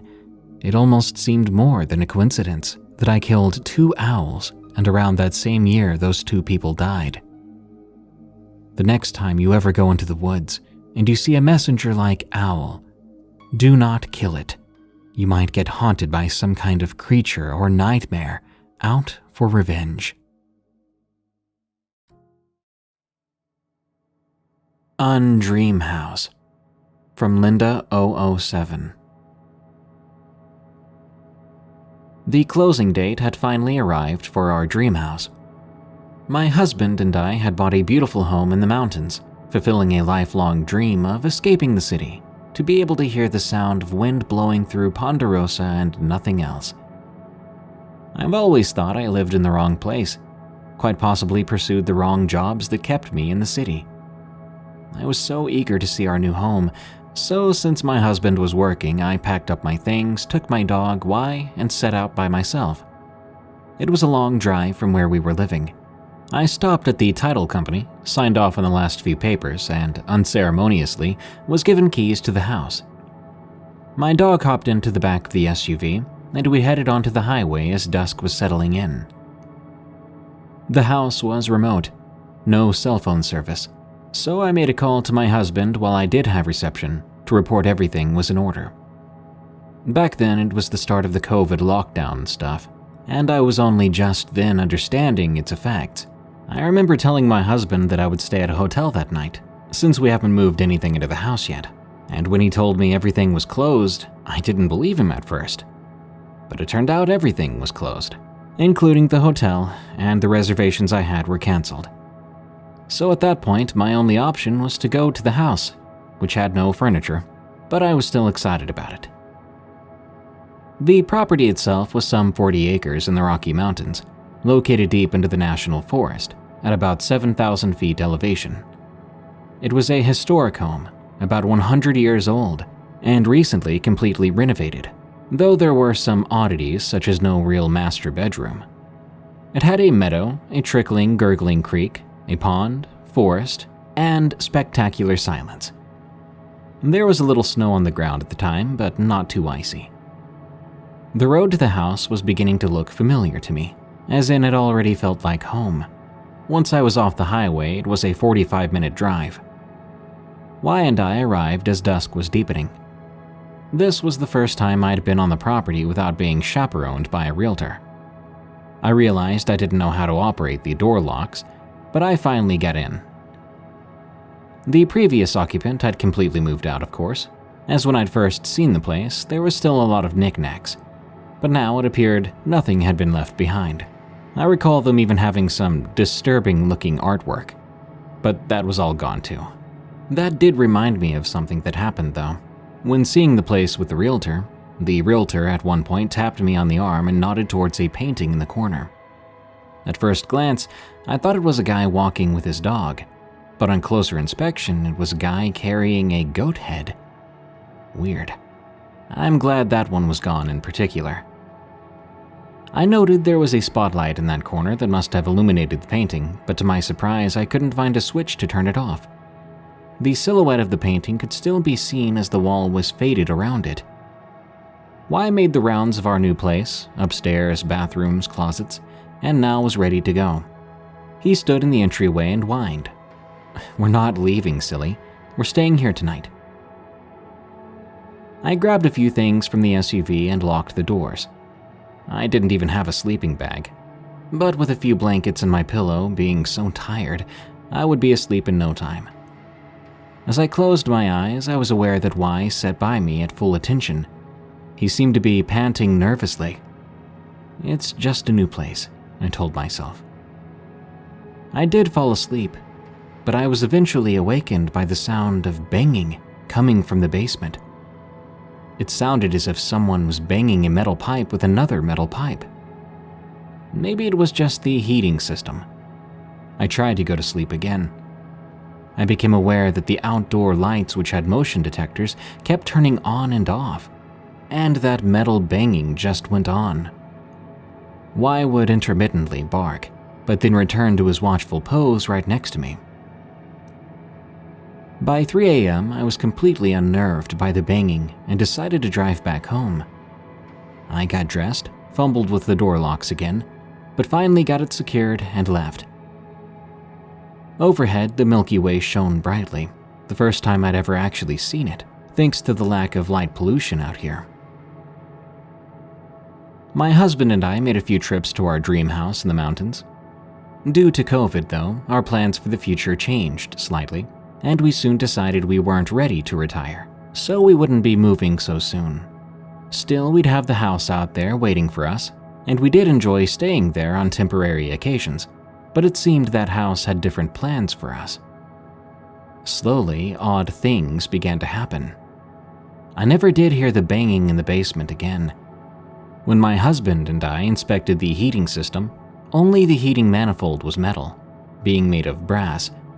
The rest of it was flexible plastic tubing, so I had no idea how that sound was made.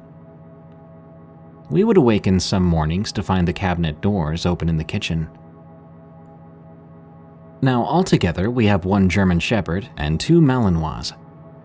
At night, all the dogs piled onto the bed with us and wouldn't budge until dawn. At home, they slept in different places, but usually not the bed. They also were exuberant about going outside, so if you only hinted at opening the door, there would be 3 eager faces ready to burst through. As I worked around the property during the day and explored it, I made some disturbing discoveries.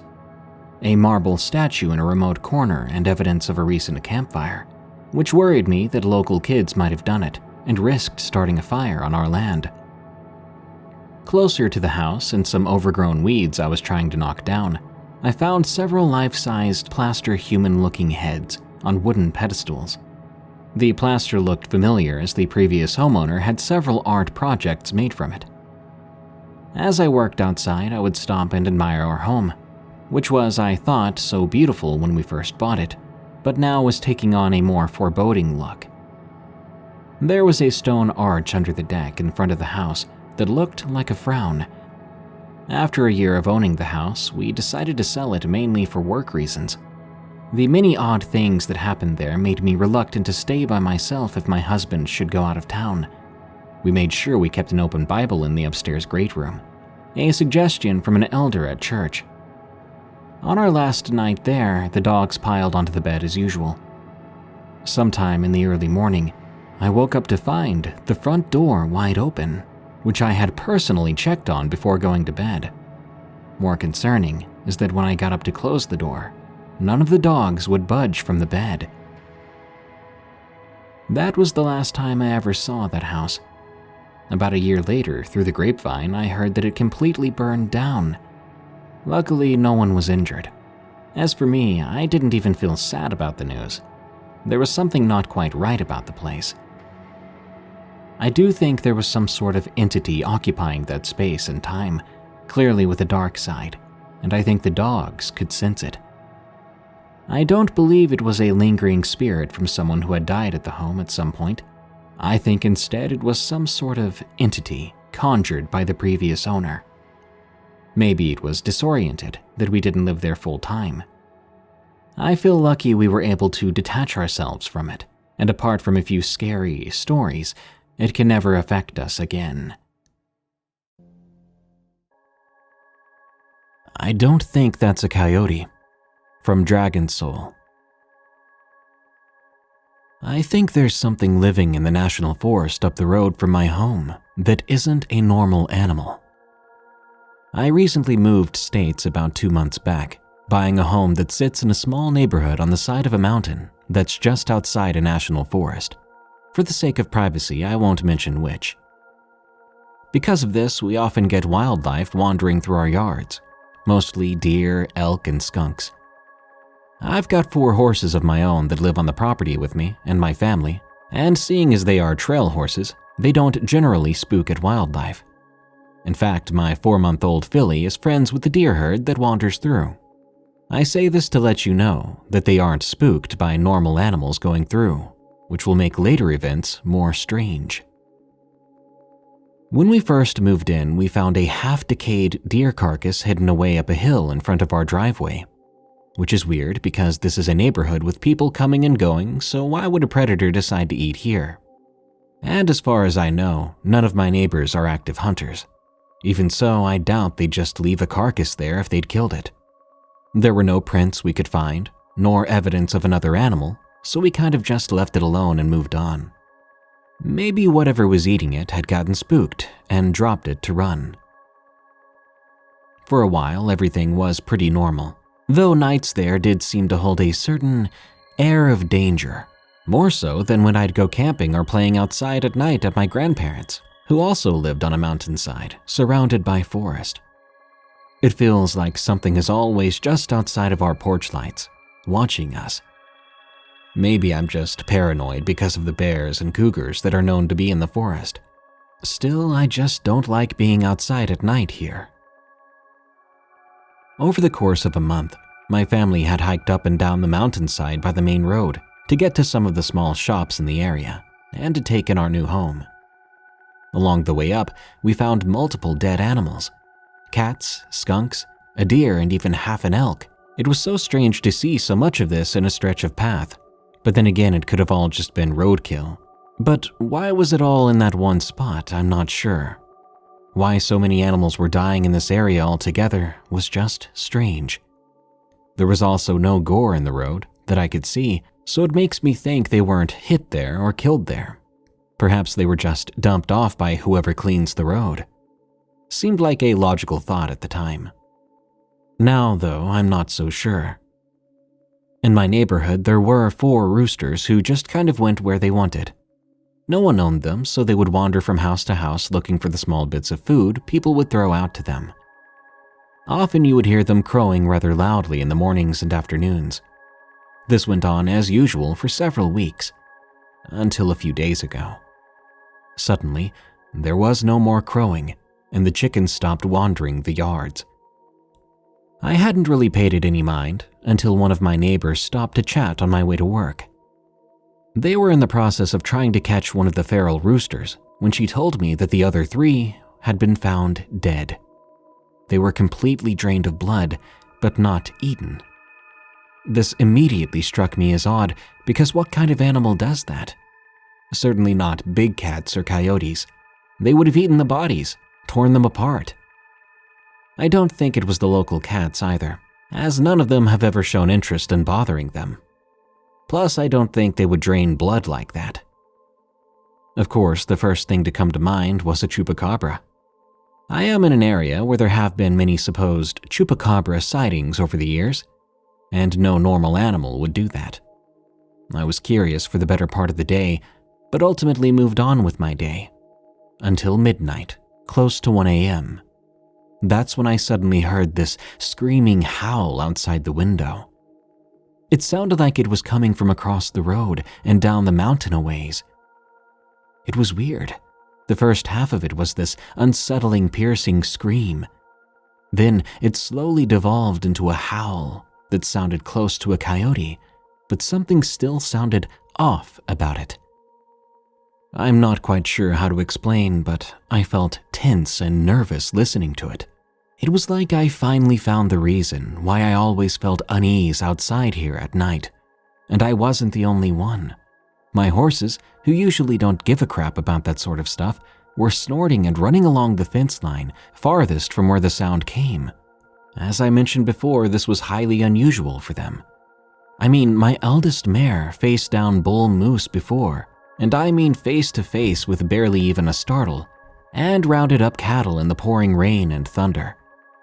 So what could it have been that was making even her so unsettled from that far away? Thankfully, nothing else happened that night, aside from the howling. So far, I haven't heard of any more dead animals, and the howls have yet to return.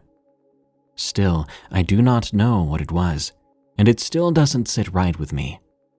Another thought is that perhaps, maybe it was a skinwalker, or something close to it.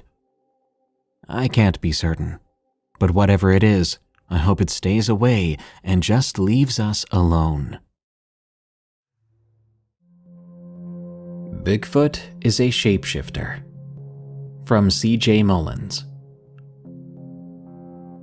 I'm no writer, but I'll do my best to describe what I saw. I live on a mountain in West Virginia. Only 3 households live up here. All of us retired, and between us, we own just over 20 acres. Our property borders the summit, a 10,600-acre property owned by the Boy Scouts, and that property borders 70,000 plus acres of maintained preserved wilderness. Naturally, there's a lot of wildlife in this area. My husband has chickens, and because he likes to keep tabs on what might be messing with them, he keeps a trail cam posted near the coop. We see raccoons, foxes, we've seen a bobcat, a mountain lion too. DNR will tell you West Virginia doesn't have them, but we do. I saw one last summer running across my yard. We've seen a lot of coyotes on it, and every so often a bear. Now, the layout of the property is important. The 3 households own a lot of land, but our homes are situated in sort of an upside-down triangle from my point of view. The neighbor at the top left of the triangle has his home situated far back from the entrance of his gate, and I've never seen any source of light coming from there at night. The neighbor at the top right and up a slight hill has a dusk to dawn light, and we at the bottom point of the triangle have motion lights. When we built our house, we had an attached garage, but later my husband decided we needed a 3-car garage behind the house. He's a retired carpenter and gets bored, so he invents things to build. I took full advantage of this and turned the attached garage into my craft room. Last Friday night, I was sitting in my craft room doing my thing. I like to listen to YouTube videos while I work, so I was picking out a playlist on my iPad. It was about 10:30 at night, very dark out, and I had the garage door up because it was warm. The only light was the light spilling out of my garage and a bit of my neighbor's dusk to dawn light, which from my viewpoint only lightly illuminated part of the drive leading up the hill. My 9-year-old beagle was sleeping on the floor next to me when he began to growl. We've had him since he was 6 weeks old, so I've heard him growl before, but never like this. I looked down at him, and then in the direction he was looking. It was standing in the middle of my neighbor's driveway, about halfway up the hill. I instantly knew that it wasn't a man. It was, I would guess, about 7.5 feet tall. I'm bad at that, but that's my best guess. The thing was standing on 2 legs, and due to the dim light, I couldn't tell if it was facing me or facing the other way. I know bears can stand up. I've never seen one do it in person, but I know they can do that. But this thing didn't look like a bear to me. It wasn't really fat enough, I guess. It was bulky but not fatty like a bear.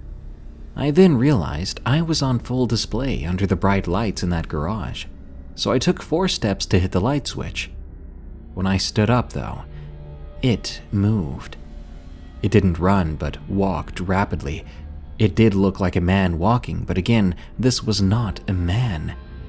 I stood frozen, focusing my eyes on the area it went in. It walked into the wooded area between the 2 points of the triangle between my neighbor's drives. I don't think its fur was black. I got the impression it was a dark brown. Once my eyes adjusted, I could see a shadowy shape in the wooded area. Then I saw it go from a dark color to a lighter one, and for a split second, if I had blinked I would have missed it, I saw the shape of its head and shoulder area change. It wasn't like the American Werewolf in London, slow and painful looking, but it happened extremely fast. It then dropped down, and a few seconds later, the biggest coyote I've ever seen walked out of the area, stopped, looked straight at me, then trotted off into the woods to the left. I know if a coyote had been in the patch of woods, it would have ran out when that thing ran in there. I also know that I saw that thing change. I never believed in shapeshifters. I thought it was just scary stories kids told each other. As far as Bigfoot, I've never had an opinion. I like to believe in him, but didn't ever expect to see one. And I also don't drink or do drugs. I know what I saw that night. I just can't wrap my mind around it. I had my husband check his trail cam, but that thing didn't come near it. I had my cell phone lying next to me on the table at the time, but all of this happened so fast, I didn't have time to try to get a shot of it. Then again, I don't think it would have picked up anything. It was just too dark for a phone camera. If I'd thought to grab it when it was in the middle of the drive with the dim light behind it, I may have gotten a shot of its form, but I just didn't think of that in the moment. White River Wendigo from Sea Philly 100. There have been quite a few Wendigo encounters being reported. out of the Roosevelt National Forest here in Colorado as of late, so I thought I'd share my encounter as well. It was back in July of 2021. I was trying to get 50 or 55 days in before the 2020-2021 ski season ended. We can ski pretty much year-round here, save for a few late summer months, and looking back, I can't seem to recall whether it was 50 or 55. Anyway, I typically like to backcountry ski out on Loveland Pass, but seeing as how it was the middle of summer, mostly all the snow up there had already melted. I could see from the top of the pass, however, that there was still a solid strip of summer snow over on the west side of the pass, southeast of Arapahoe Basin ski area, a couple of peaks down from Arapahoe Basin's infamous East Wall, an area featuring such ominous route names as Crap for Brains, Idiots, and The Widowmaker, just to name a few. Inspirational, right? Well, I was the wise guy who was going to hike up a nearly vertical granite wall because I just had to hit that number. Funny how I can't even remember that number. Anyhow, I drove down to the pullout down below the ascent, put the car in park, and got out to relieve myself. Now, this particular area used to be part of the Arapahoe National Forest, but it was transferred over to White River back in 1998. It's a wild area that provides significant habitat for deer, elk, mountain sheep, mountain goat, bear, and various other wildlife. It was already afternoon, which, generally speaking, is a no-no in the high mountains of Colorado in the summertime, or any time really, but especially in the summer, when lightning storms are an almost daily occurrence in the afternoons up there, and it was already clouding over by that time. But this was my final chance to get in before a big trip I had scheduled, so I strapped up my boots, threw my skis over my shoulder, and got to stepping. The first part of the hike was difficult. I had to make my way through some pretty thick brush just to get up into the woods, and once I got into the woods, I realized it would be easier to follow what's known as an AV track, which is basically what's left over after an avalanche slides down a natural gravitational fall line. Avalanche paths are subdivided into 3 sections: the start zone, the track, and the run-out zone. So I was hiking up the talus path, stepping from stone to stone almost like a natural staircase. I was stopping every couple of yards to transfer my skis from one shoulder to the other. At some point, the avalanche path turned into a high mountain stream. Mind you, this is right around 12,000 plus feet above sea level at this point in the ascent. Right around the trigger zone of the AV path, I was able to exit the talus path and start making my way up the high alpine section of the ascent. This was just a bit above treeline, where the mountain breaks up into big gullies and steep cliffed-out ravines. There are some high mountain caves up there, some natural and some old gold and silver mines, the latter of which the nearby town of Silverthorne was named after. I'd never been so close to these particular caves before, and I noticed that there were quite a few bones scattered about. Either deer or mountain goats, I'm not really sure. But what startled me was that some still appeared to be fairly fresh, with flies buzzing about and feasting on the little bits of rotting flesh still stuck to the bones.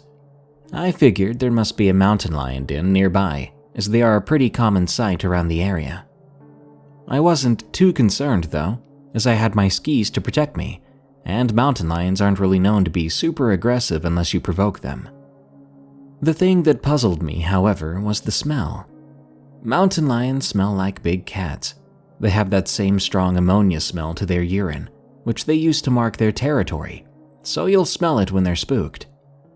This, on the other hand, was more like a dead, rotten flesh smell, and I'm not just talking about the little bits of flesh the flies were feasting on. More like a dead rooster that's been left out for months to bake in the hot summer sun. Believe me, I would know. I used to live on a free-range chicken farm out on Orcas Island, but that's a different story. No, this was like the kind of smell that makes you want to throw up.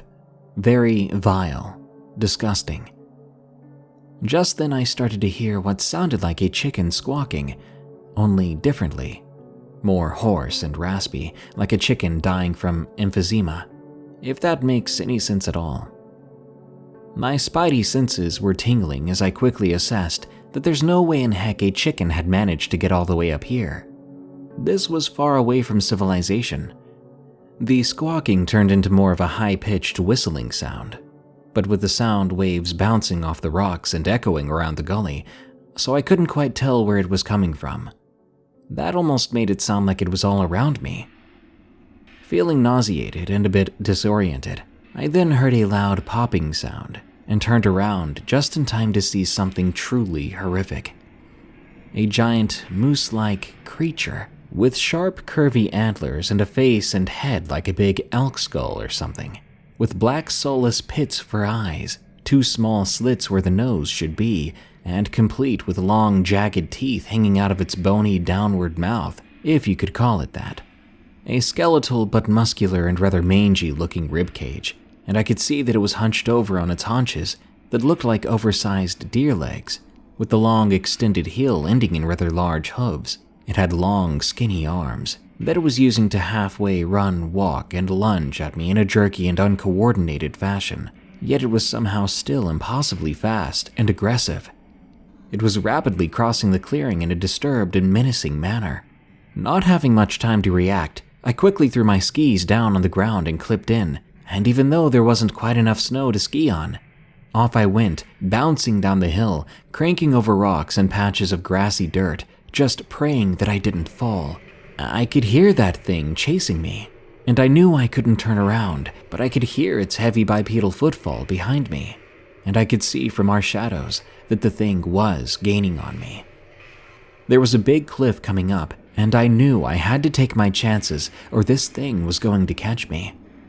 Just then, I saw its 2 long, sinewy arms, ending in long black claws that looked like they were stained with layers of old caked-up blood, reaching out around my waist. I shut my eyes and tried to scream, but nothing came out. When I opened my eyes, I was flying through the air, my stomach in my throat, like when you're on a roller coaster. And just like that, boom, I hit the ground. My skis went flying off into the stream, with me tumbling down behind them. It was all I could do to keep my hands out in front of my face, cartwheeling down the mountain, slicing my arms and legs open against the razor-sharp rocks. It's truly a miracle that I didn't hit my head or break any bones in the process. But then my leg got jammed up in between the rocks and a big patch of ice, stopping my fall. I could no longer see the thing, but I knew I had to keep moving, so I pulled my leg out and grimaced in pain before sliding down the ice field and popping out into the trees below. I hoisted myself up against a tree and started to limp down, pushing it for all I was worth, finally reaching the scrubby bush below. From way up on the mountain, I heard the most grotesque and blood-chilling scream. It sounded like a demonic dragon from the movies or something. You can bet I scrambled as fast as my aching body would allow, getting back to my car. When I finally made it to my car, I jumped in and I threw it in reverse, backing out onto US 6 before throwing it into gear and hauling my sorry tail out of there. I think my adrenaline began to wear off at that point, because I could feel myself shaking uncontrollably, and I had to pull over to vomit. My wounds were oozing blood, and I knew I had to tend to them before they became infected. I drove down to the nearest gas station and went into the bathroom to wash my cuts. When I came out, the gas station attendant was looking at me like, "What the heck, bro?" "Trust me," I said. "You don't want to know." The Tennessee Wild Man, from John number 97. I was born and raised in East Tennessee, but I'm the furthest thing from a country boy you'll ever meet. I've never, nor will I ever have interest in hunting, fishing, big trucks, or wearing cowboy boots. I mean no offense, but it just isn't my thing. Being raised in the area, I've heard my fair share of local urban legends, and frankly, I've never put an ounce of thought into them. It just seems like campfire stuff in my opinion. My dad is from East Tennessee, but my mom is from Ohio. My dad got me started on mountain biking whenever I was pretty young, and it quickly became a bit of an addiction of mine. As anyone who lives in East Tennessee knows, we had an unseasonably warm winter, meaning that you could go biking much later in the season than you would usually be able to. On the second week of December, I was ready to go on a Saturday morning ride, but my dad, being the supervisor over several large companies, and my sister frankly having no interest that day, I realized I was going to be flying solo, which wasn't really a big deal. I mean, it's not like it's the first time I've been biking by myself. I pulled up to the parking area of a local state park, and I was going to ride some of the bike/horse trails, as opposed to going to my usual bike park, called Windrock. It was a particularly gloomy day, and honestly a bit muddy, but I wasn't going to let it get in my way, because I knew cold weather was coming, and I wanted to get in one more ride before it got too cold. The state park, which usually has a lot of hikers and even horse riders, was particularly empty that day, so I found a bit of tranquility in that. The trails were certainly nothing too crazy, so I was just taking it easy for once. I began to notice some strange rustling sounds to the left of me, but I wasn't too concerned about it. After all, you always hear some kind of animal in the woods while you're riding, but this was quite a bit louder than that. But I understood there were bears in the area, so if anything, I was just on a bit of a higher guard. As I continued on my gloomy ride, the noises never did stop at any time.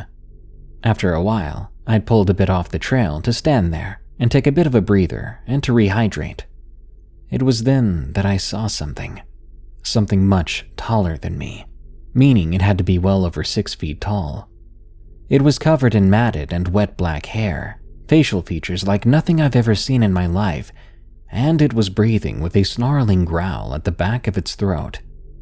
Not knowing what in God's name I was looking at, I slowly slipped everything back into the pack that I had mounted under my seat, and as quickly as I could, I pedaled with all my might. No matter how fast or hard I rode, it kept up with little to no effort. I was quite literally convinced that it was eventually going to make a diving leap at my back, and that would be the end of me. However, after what seemed like over half an hour, I came out of the trail entrance and back into the parking area. I didn't even bother mounting my bike onto the back of my car. Rather, I opened up the trunk lid and just shoved it in, shutting my door and getting the heck out of there. I've recently purchased a road bike, as I no longer know if I'll ever go mountain biking again. At least, not while I live in East Tennessee, anyway. I've always called stories of cryptids and creatures in the woods nonsense, but take it from probably the biggest skeptic you've ever spoken to. These things are real, and you need to be careful. It always wears a mask. From Blossoms and Blazes. I live in New York State. I don't recall what age I was exactly when it began, but I do know it began with me waking suddenly in the night, only to be greeted by a large, solid black figure. No features were visible, just a silhouette. I tried exclaiming, but all that came out was barely a wheeze. I couldn't move for what seemed like an eternity, but it had to have been just a few seconds, a minute at most. Just a little kid watching as this large black humanoid thing stood before me. When I could finally move, I bolted for my parents' room, not daring to look back, tears stinging my eyes. I charged in, catching my mom off guard, who snapped awake. "Honey, what happened?" she asked, mostly still asleep. I just looked at her. I couldn't say a thing. I didn't want to say anything. I clung onto her, but she got up and brought me back towards my room. I refused to go in until the lights were turned on. She was confused but obliged. I was put to bed and slept with the lights on for a while. Eventually, a year passed by without incident. One night I tried sleeping with my lights off again. Bad choice. A very bad choice. I was met with the same figure. Large, black, featureless. Dread set in, stripping me of my ability to move. Moments passed by. When I could finally move again, I once more darted for my parents' room, heart beating fast, yet I was somewhat calmer than the first time. My mom responded to my panic with a delay this time. Just as before, they sent me back to my room. When I made it back to my doorway alone, I didn't dare to look. I reached a hand into my doorway, tentatively flicking on a light switch right in the doorway, turning on some Christmas lights that my dad had put up as an attempt to make me sleep with my main light off more. But it was gone. The thing was gone. My mom stopped by my room and sat with me a bit. As soon as she left, I turned on my main lamp. My room was at last fully illuminated. I went back to sleep. About 7 years passed without incident after that, until recently. It started up again, but this time it was worse, way worse. I was in my teens then. I began confidently sleeping with my lights off, but not without minor lighting, for about 2 years now, having no issues other than nightmares. But then the summer of 2020 rolled in. My family had used money originally intended for Disney World to buy a camper, which will be important later. One night in the beginning of the summer, after my first year of high school, I woke up from a nightmare, only to be met by more torment. It wore a mask and what seemed to be a black cloak that covered most of its body.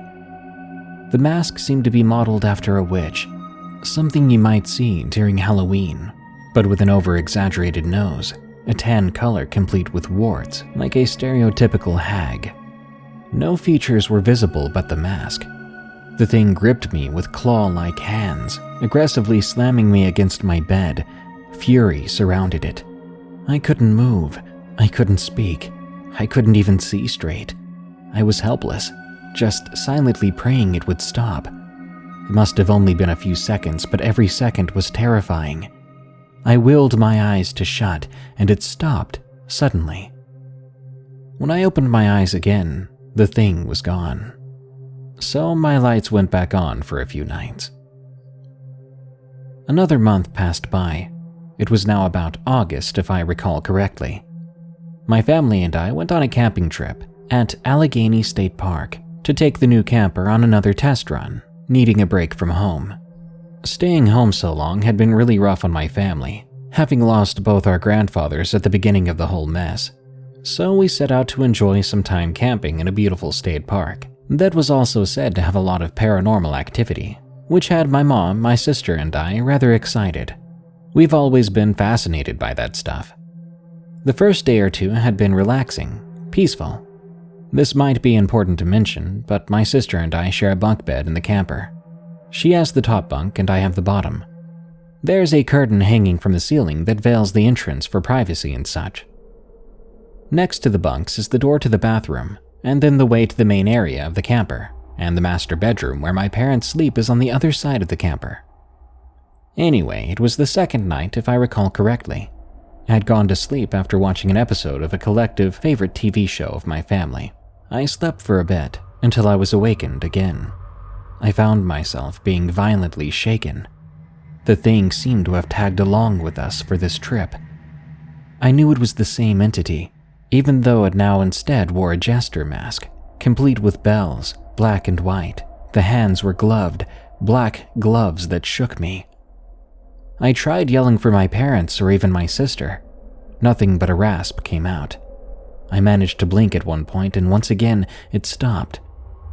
The thing vanished again. I believe when I looked around the clock read 2-something a.m.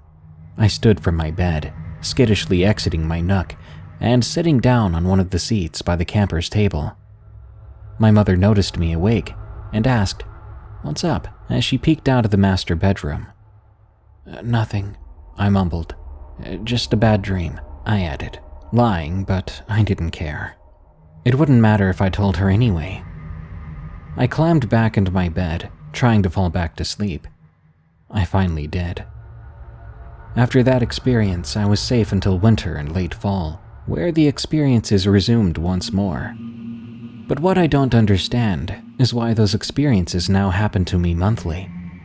Once every month, since December I think, I get these 2 or 3 identical scratches on my lower torso after having these episodes. My nightmares revolve around a jester mask. It hasn't shaken me since the experience during a camping trip, but I still see it, clad in a jester outfit with ringing bells and a sinister grin. Recently, Well, in my second most recent encounter, I didn't directly see the thing. More so, just heard the ringing of the bells, once again around 2 a.m. But the jingling of the bells came from an odd location. I could hear those darn bells ringing above my head, like the thing had tried its best to get closer to me, crawling just out of the range of the cross that hangs on my wall. I didn't make a sound. I didn't move. My vision blurred out and went dark. Next thing I knew, it was gone. When I awoke in the morning, I spotted those 3 identical scratches going down my lower torso, fading off, thin and orderly, too far apart to be from my family cats. It scares me. This now brings me to my most recent experience, which was probably one of the worst of them. This was last month, January 2021. I thought the new year would bring relief, but it seems I was mistaken. Once again, my lights were off, my room illuminated by a small lamp, but that was even in the far corner of my room, casting an eerie blue glow. I was asleep on my stomach facing my wall. I found myself unable to move, awakened by something. The orange glow from a lava lamp I got from my sister was in my sight. I heard a voice. It sounded female, quiet, and seemingly terrified. I don't know if it was one voice or many, but there was something off about it. Maybe it was the quiet echo-like quality of it, but it just wasn't right. I swear I heard it calling for my help, demanding I wake up and face them. "Help me, help me. We're under attack, we're going to die." This wasn't right. I was worried, deeply scared. Deep down I knew I shouldn't move. I should try and pretend I was still sleeping. I shouldn't listen to them. There was something wrong with this on so many levels. But the voice persisted. "Come on, wake up. Why are you just lying there? Help." The voice kept pressing, getting harsher. I knew whatever this voice was coming from wasn't human. I couldn't listen to it. I sometimes wonder what would have happened if I had listened to it. I forced myself to close my eyes, and the voices stopped. When I opened my eyes again, I looked around. There was no one there. I drifted off to sleep again, and I woke up the next morning. I once again found scratches. Call it a nightmare, call it my imagination, call it insanity, whatever. I could feel those times it shook me or slammed me. It was crystal clear. Believe me or not, that's for you to decide. But if anyone knows what this is or why it's happening to me, please tell me. I just want to know how to make it stop. I've now been praying every night to try and avoid encountering this thing, but sometimes it's to no avail. I'm just glad to finally share this with someone. It's like weight off of my shoulders. If I have another experience, I can share if you want. I guess one isn't even safe in their own bed. Meridian, Texas Skinwalker. From an anonymous on 4chan. I have a recent skinwalker encounter I'd like to get off my chest.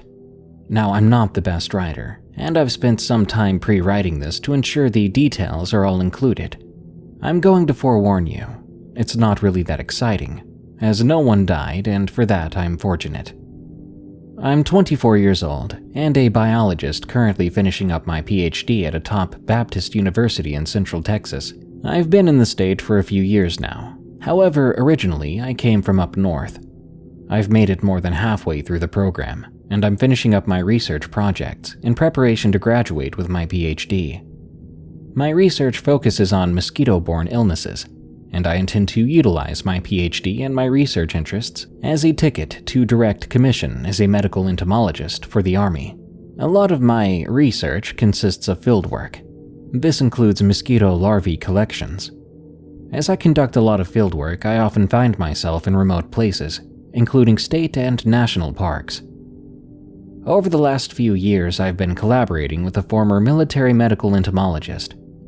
The reason I had this encounter was fueled by the collaboration I had with this entomologist. During our collaborative work, I've traveled to mostly every state park in Central Texas. This includes Fort Parker, which is handily located west of the Piney Woods region of Texas. The reason I mention this is that I've heard of other cryptid stories, including skinwalkers in East Texas, and Fort Parker was a few hours from Piney Woods, where another poster had encountered one. I never saw anything weird up to this point, but I believe what I saw was a skinwalker, due to the sheer proximity to the Piney Woods and the short time it would take to get there. Now, that day, I wasn't in the Piney Woods or Fort Parker. Instead, I had traveled to Meridian State Park. Meridian is in central eastern Texas, south of Dallas, and considered the heart of Bosque County.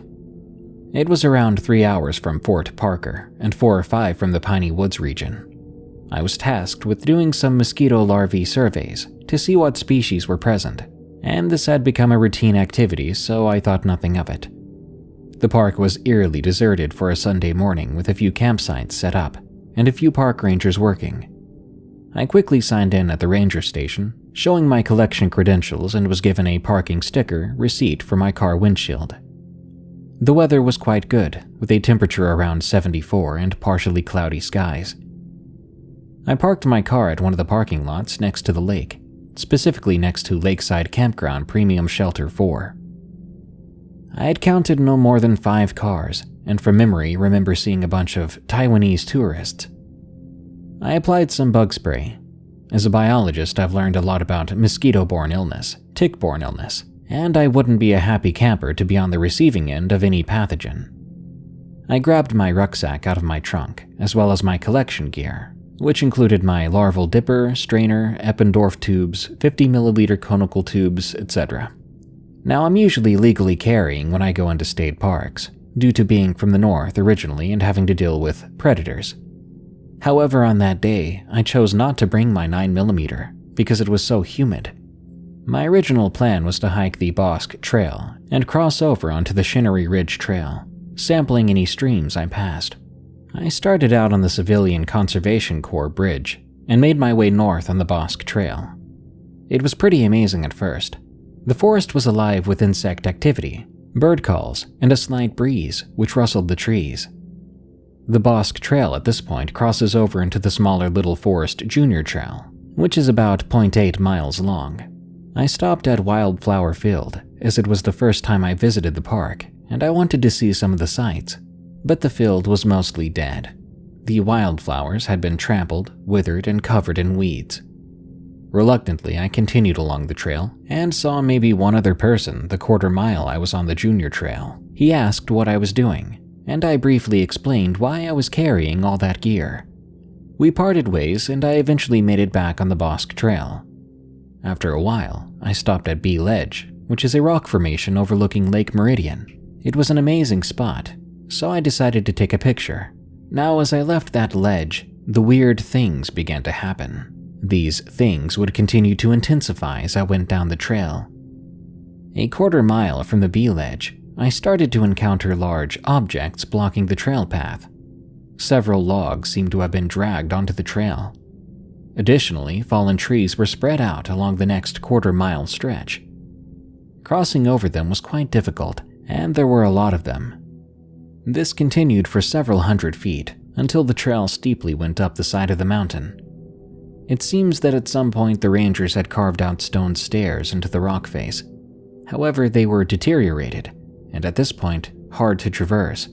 The trail had a long railing made from what looked to be outdoor power cord. The disrepair continued to intensify as I made my way deeper onto the trail.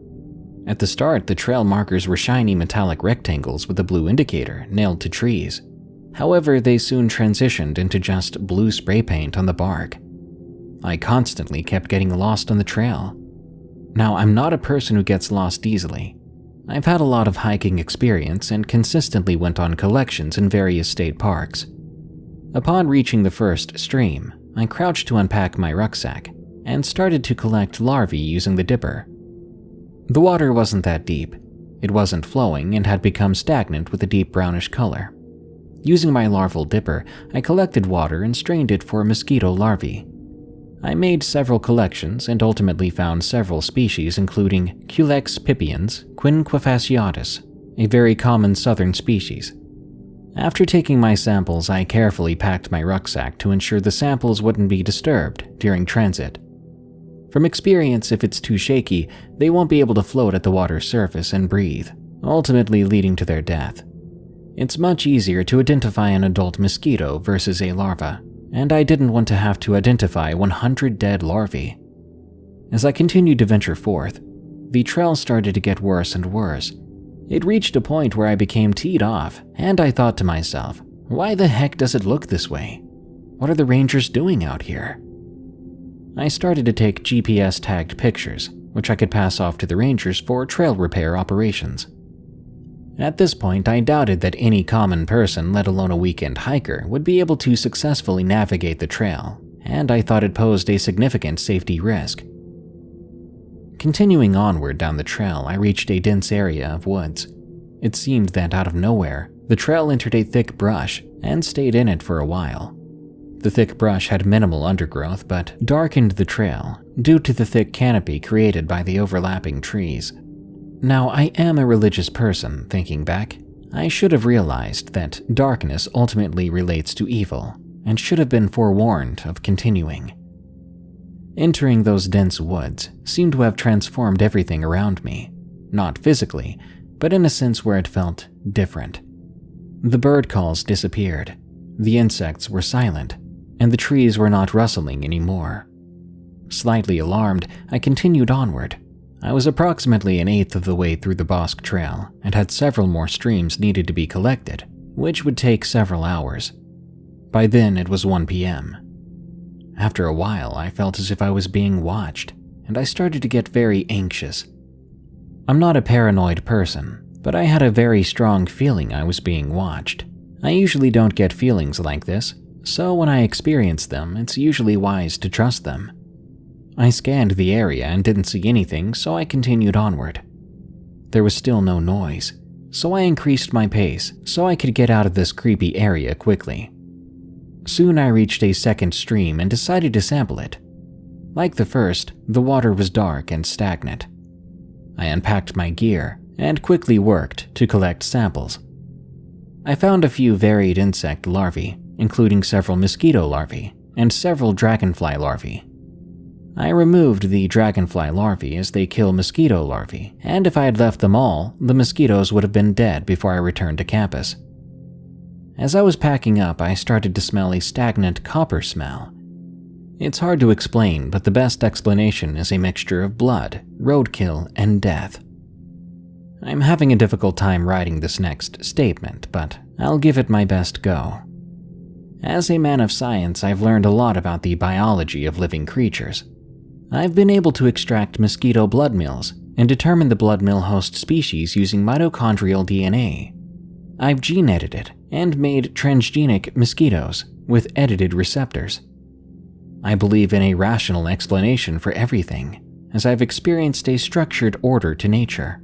At first, I freaked out a little bit internally, but had a strong belief that some armadillo decided to die near the trail, and his decomposing corpse was responsible for the smell. The trail was still in a thick part of brush, so not seeing a corpse wasn't too alarming. I continued down the trail, heading toward the northern bend in the Bosque Trail, which can be seen on the trail map. Upon reaching the northern bend, I stopped for a few seconds. I still felt like I was being followed, but I couldn't smell the stagnant copper anymore, so I partially relaxed, looking at the map, then continued onward, southwestward, down the trail. After a short while, the smell returned. I was far enough from the stream that it would be very unlikely that it wafted this far. This startled and concerned me, as it isn't normal for so many corpses to be near trails, and I've never experienced something like this before. I reached a small bridge and the thick forest started to clear out, where I could see for a short distance between the trees. I stopped for a minute to look at the map on my phone as the trail had sort of dissipated. The bridge had a small stream running underneath it, but I reluctantly still felt awkward, so I didn't sample it. While looking for where the trail continued, I found a large black object standing in my peripheral vision, about 300 feet away. My eyes adjusted to it, and the image focused into what appeared to be a person standing 6 feet tall. However, the face was wrong, and it was covered in fur, not clothing. I looked away for a second and looked back. The object had disappeared. Inside, I was freaking out, but soon I found where the trail started back up, and the object was standing in the opposite direction when I saw it. I noped down the trail and ensured I kept my eyes scanning near where I saw that object. My biggest concern at this point was something was following me, possibly a large animal, and I'd rather not make the 6 o'clock news. While continuing down the trail, the smell still lingered, and I saw it again, still about 300 feet away. This time I noticed that it was some sort of animal. I assumed it was a deer standing on its back feet. I stopped to observe it, and I noticed it was walking on 2 feet, very awkwardly, and the fur seemed to have large missing spots. I knew it wasn't humans, as humans don't walk that way, not even if they're injured. It had a very primal, animalistic walk. I'd blinked and at some point it disappeared. I got really spooked and almost started sprinting down the trail. I covered a mile of harsh terrain in about 5 minutes. I made it to a clearing where I could see across the lake and toward where I'd parked. At this point, I could hear something from the direction I came in. It seemed to be slowly getting louder. Bill, where'd go? Bill, go you. My mind pieced together that it was saying, "Bill, where'd you go?" I've no clue who Bill is, and the voice didn't sound human. It was as if an animal's voice box was being forced to pronounce human words. It sounded raspy and primal. This scared the absolute ever-loving crap out of me. I kept a steady pace down the trail. I kept scanning my surroundings and cursing at myself for not bringing my 9mm. The smell intensified, and I'm pretty sure it was following me closely. I made due diligence to ensure I wasn't being outmaneuvered or flanked. Whatever it was hunting me, and I had around 70 pounds of gear on me. Ultimately, I was a slow-moving target. I eventually made it to the eastern campsites marked with a picnic bench on the map and felt a sigh of relief. I'm not sure if these things hunt in open terrain, but I would have a good view of it if it left the tree line. To my surprise, there was an older middle-aged lady camped out there. She had a dog with her, and the dog was going absolutely nuts barking. At first, I thought I spooked the dog, but after looking at it for a while, it was barking at something in the tree line, not me. After a while, it whimpered and ran away from the tree line and toward the lady's tent. She called out his name. Let's say it was Fido because I can't remember it exactly. I gave a distant hello wave and continued to awkwardly run down the trail carrying my gear. It was quite peaceful and quiet for a short distance down the trail, and eventually I reached a road. I felt guilty about how that lady was probably going to get eaten by whatever that was, and I felt fortunate that I escaped. About half an hour later, I stumbled out onto a Forest Service road. The trail seemed to wind onto the road and just abruptly end. Now, from my recollection, this is the road on the southwestern corner of the map, which parallels the trail. The smell began to come back and I started to panic again. This time I could hear, "Where, Fido?" This really freaked me out, because whatever was saying that was mirroring what the lady had said. Now, the trail didn't have a good indicator of where it started back up. I was freaking out as the noise was increasing. I started to head where I thought north was on the road, and eventually I figured out it was the wrong way as it didn't follow the contour of the road on the map. I double-timed it back, finding a park ranger's truck driving down the road towards me. I flagged him down and asked him where the Bosque Trail started back up. To my surprise, the trail actually backs onto the road, where you have to walk down the road following spray-painted dots, and eventually it goes back into the woods. I'm sure the ranger knew what was up, as he was very brief and told me to stay on the trails. I asked him if there were any predators in the woods, which I should worry about. His eyes got real big and he told me to stay on the trails again, not to deviate, and to probably call it a day. He took off speeding down the road, and I awkwardly sprinted southward, eventually finding the trail again. The whole time in the distance, I could hear, "Where trail back start." That thing was mocking me and was stalking me while I talked to the ranger. I hauled tail down the trail and eventually reached a clearing. This clearing being the southern bend of the trail, where it curves off east into a straight line. The area was quite open, almost reminding me of a rice field, as there were swamps on either sides of the trail, and it was elevated on a grass mound 8 feet up and 10 feet wide. I continued in a sprint across the mound and reached the end of the trail where it looped to my car. When I made it to the bend, which led toward where I parked, I stopped and looked back. It was standing on the mound near the forest opening, maybe 200 feet away, just staring at me. It wasn't on 2 legs anymore, it was on all 4s. The face honestly looked like the descriptions I've seen before of skinwalkers. It was sunken in, red dots and black eyes. It also seemed to be smirking. I booked it to my car, threw my ruck in the trunk, and literally didn't stop until I reached my campus. Now I'm not sure if it's real. I'd packed a good meal, lots of water, and wasn't dehydrated. I'm in good mental health, or as best as I can be in a PhD program. It wasn't a deer, a bear, or anything I've seen before. Since then, I've not wanted to go in the woods, or go collecting, rightfully so, without another person. I'm sorry if this was uneventful, but I really wanted to get it off my chest. Werewolf in Talladega National Forest, from Alpha Dragon 99. I live in Alabama, and it was a few weeks before my 18th birthday. Being the nature lover I was, my friends Aiden and Maggie invited me to go to the Talladega National Forest for an early birthday present. And of course, I said yes. My friends and I are very outdoorsy people. I met them near the park we always met at for our midday adventures. We hopped in Aiden's truck and began our drive for what seemed like forever. When we got to the campgrounds, everything was normal. People chatting and laughing, having a good time.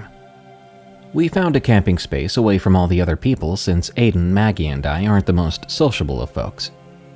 Maggie and I made the tent up since we all had decided to sleep in the same tent, while Aiden went to look for firewood. After the day had went by, we put out the fire and nodded off to bed. The following morning, we went for some fishing, but that day something seemed slightly off. Nature had gone awfully quiet. No frogs or anything of the sort making noise around or in the water. Now, I was a very paranoid person. Aiden knew this, and him being a jerk decided it would be fun to screw with my paranoia. He told us he'd be back, that he was going to get a few snacks.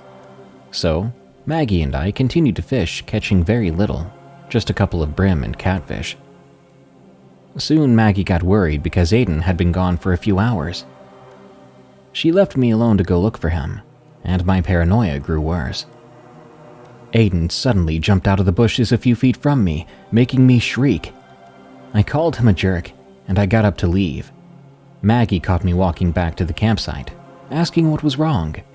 I glared at her and nodded my head to where we were fishing, and she laughed. At the time, I didn't help but feel like she was in on it, so I ran back to the tent and just sat there. When they got back, the sun had already begun to set, and I was playing games on my phone. Aiden apologized for scaring me, tossing me a bag of chips. We cooked and ate what we managed to catch. Then we nodded off after another remotely normal day. The following morning is when it gets weird. We climbed out of the tent, only to find our campsite destroyed. Our packs had been shredded, our cooler knocked over with what looked like claw marks. I wondered how we could have slept through all this. Aiden suggested it was a black bear, but Maggie protested that if it were that hungry, it would have targeted the tent as well. We all tried to forget about it and began to hike into the woods for the day. There was no trail to where we were walking. And again, I noticed that day there were no sounds, nothing, not even birds. Maggie suddenly gasped and started walking away quickly. Aiden looked over and tried to shield what Maggie had seen from me. I pushed him aside and froze. It was a deer, freshly killed, gashes on its neck and stomach. Aiden pulled me away and we started to head back to the camp. I'd been silent the whole time, Aiden holding my wrist, knowing how I am when I'm in shock. I finally shuddered out. That poor deer. What the heck could have done that to it and just left it there? Maggie looked back, suggesting it was a bear. Quickly, Aiden denied that with, "Bears don't just leave their meal like that." We got back to the campsite, and for the rest of the day, I sat in the tent puzzled and sick. Maggie and Aiden were arguing outside for hours about what we'd seen. They returned to the tent, looking at me while I was still in shock. Aiden suggested that we just go to sleep. I didn't sleep, though. I just sat up in my sleeping bag, listening to the sounds outside. Except there were no sounds, not even the wind. Suddenly, a loud howl broke the silence. It shook me. I held my breath listening. Again, a howl came, louder and more angry than before. I could hear something walking in the woods around us. Aiden touched my shoulder, and I jumped. He shushed me. He was looking at the side of the tent, and I noticed what he was looking at. A shadow that I could only describe as Professor Lupin's werewolf in Harry Potter was moving around outside. We peeked out the tent flap a little, and we saw it.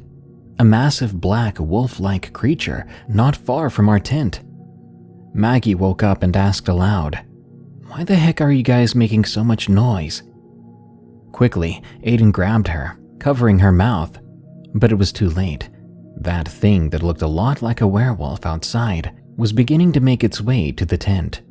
We could now hear it barreling through the woods, and we couldn't get away, so Aiden grabbed his pistol, which he had stolen from his dad. I didn't question it at the time since it was the only means of protection we had, besides my hunting knife. He stood outside the tent and fired a shot off into the air. This seemed to stun the creature as its movement slowed. Aiden yelled, trying to scare it away. Then the creature let out a deep guttural growl as I saw it stand up on two legs, towering over Aiden. This was terrifying, as Aiden himself was 6'2". He yelled at us to run to the truck. It seemed focused on him. We did as he said, but I kept looking back, watching him try to scare this creature. It wasn't long before we heard another shot and a loud, pained howl.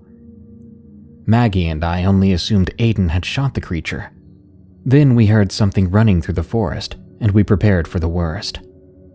Aiden busted out from the woods, though, and he yelled to us to get in. We piled into his truck as I cried, thinking that we were going to die. Aiden's truck wouldn't start, which worried us. Maggie screamed, and we looked where she was looking. The werewolf's face was pressed against the side window, yellow eyes piercing through to our souls. Its breath fogged up the window. I yelled at Aiden, claiming that all he did was make it more mad. He glared at me, grumbling that now wasn't the time to be all animal lover. The werewolf banged its hands on the truck window, going around the truck, trying to find a way in. Finally, the truck started, and Aiden floored it, startling the beast. Maggie, still freaking out, watching behind us, yelled to drive faster, saying that it was now chasing us. Aiden sped up, and I turned around to get one more look at it. I was amazed that this was happening, but at the same time horrified that it was happening to me. The drive home was long and tiring. We didn't speak about it anymore until a few weeks later, when I explained to them that I wanted to share the story. Aiden encouraged me, but Maggie protested, saying that no one would believe us. So that was our encounter with the Talladega werewolf. I hope nobody has to go through what we went through, but from what I hear, I know we're not the only ones. My creepy experiences from Ultimate Saint 1. I've had quite a few weird occurrences happen to me throughout my life. I've moved back and forth between the states of Alabama and Iowa for basically all my life, and I got a few new experiences in both places every time I moved. When I was 11 years old, I had already lived in Alabama for about a year, and I was planning on moving to a house just down the street. I had to watch the house by myself when my parents and siblings were getting the new house ready. At the time, I remember playing something on the PS3 in my living room. The TV I was playing on was big, but not modern. It didn't have HDMI, so I was using the old, reliable AV plugs. This TV was also old enough that it made the loud, static noise if there was no input. Well, I was sitting there by myself just gaming out, when suddenly, the static screen cut in, and it was far louder than normal. Now, as this happened, it took me a minute to notice that within the static, I could hear words. These words said, "Get out." It kept getting louder and louder until I turned off the TV, and I just waited there for my parents. I didn't spend another night there. Before that, when I was 9 years old, I had just moved to Iowa, and I was living at my grandparents'. Now this happened on the first night I was there. My parents and grandparents wanted to go to the bar for the night, so they had my brother, sister, and I sleep in my grandparents' bed, since we hadn't gotten anything else set up yet. After they left, I, at least, was trying to sleep, while my siblings argued, so I figured I'd find somewhere else to sleep. My grandparents' house was 2 stories on the side of a hill, and looking at it from the front, you can only see the top half, but looking at the back, you could see both halves. Their room was on the bottom half in the further back part of the house. Well, I walked up the stairs, and the door to the breezeway was right in front of me. Now, this door was just any normal house door. It had a plastic window that covered the top half of the door with the thinnest curtain I've ever seen covering it. Looking through that window, I saw a couch right in front of it and decided that that's where I was going to sleep for the night. I closed the door behind me and lay down to where I could see the door. Now, this door led to the kitchen, and the kitchen light was always on, and the thin curtain didn't stop really any of it. About 15 minutes of just lying there with my eyes closed, I had this weird feeling to just open my eyes, and when I did, I could not move. Standing directly on my stomach was a pure black being. The thing looked exactly like if you took a model of a gray beard from Skyrim and put the blackest black in existence all over it. I could make out a hood and everything. Looking at this thing for about a minute, I noticed there wasn't any light from the kitchen that got through it. It wasn't transparent at all, but I didn't feel any weight where it stood.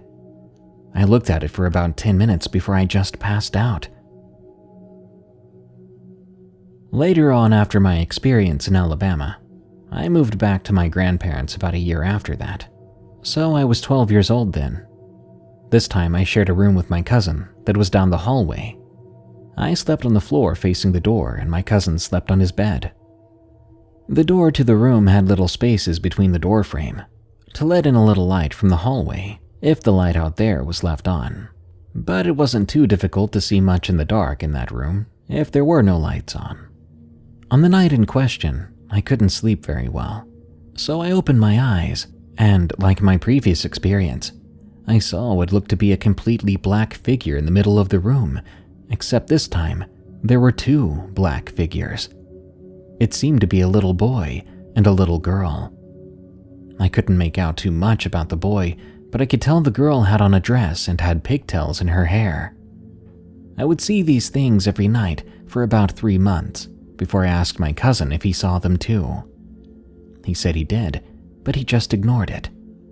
He also told me stories of having friends come over and sleep on the downstairs living room with them, waking up at night and seeing some of my grandma's life-size dolls walking around. I never told anyone what he told me, but I was told by multiple family members that they have seen the same thing. Fast forward another year. The breezeway was cleared out and I made it into my own room. My grandparents had bought me a futon to sleep on, but I wasn't their favorite kid, so they didn't get me a nice one. This thing was basically cardboard with an inch of foam padding on top, and when I laid down on it, it stopped at my knees. It was also hollow inside and only had a thin piece of cloth stapled around the bottom to keep it closed. One night I was lying down trying to get some sleep. I had my head on my right arm to sort of make a pillow out of it. After about 30 minutes of sleep, I began to feel movement under my arm where my head was. It was like there was something in the futon scratching at it.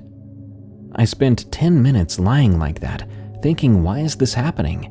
Before I hopped up and turned on the light. Immediately, I flipped the futon over, and all the staples were where they were supposed to be. But I tore it open and saw nothing there. With how intense the scratching had been, how long it lasted, I was sure there was something inside there. I mean, I could feel the futon move up under my arm, but there was nothing there. I moved back to Alabama for about 2 years after that one, but nothing really happened. And after the 2 years were up, I was back living at my grandparents', but they didn't live there anymore. They just rented the house to family.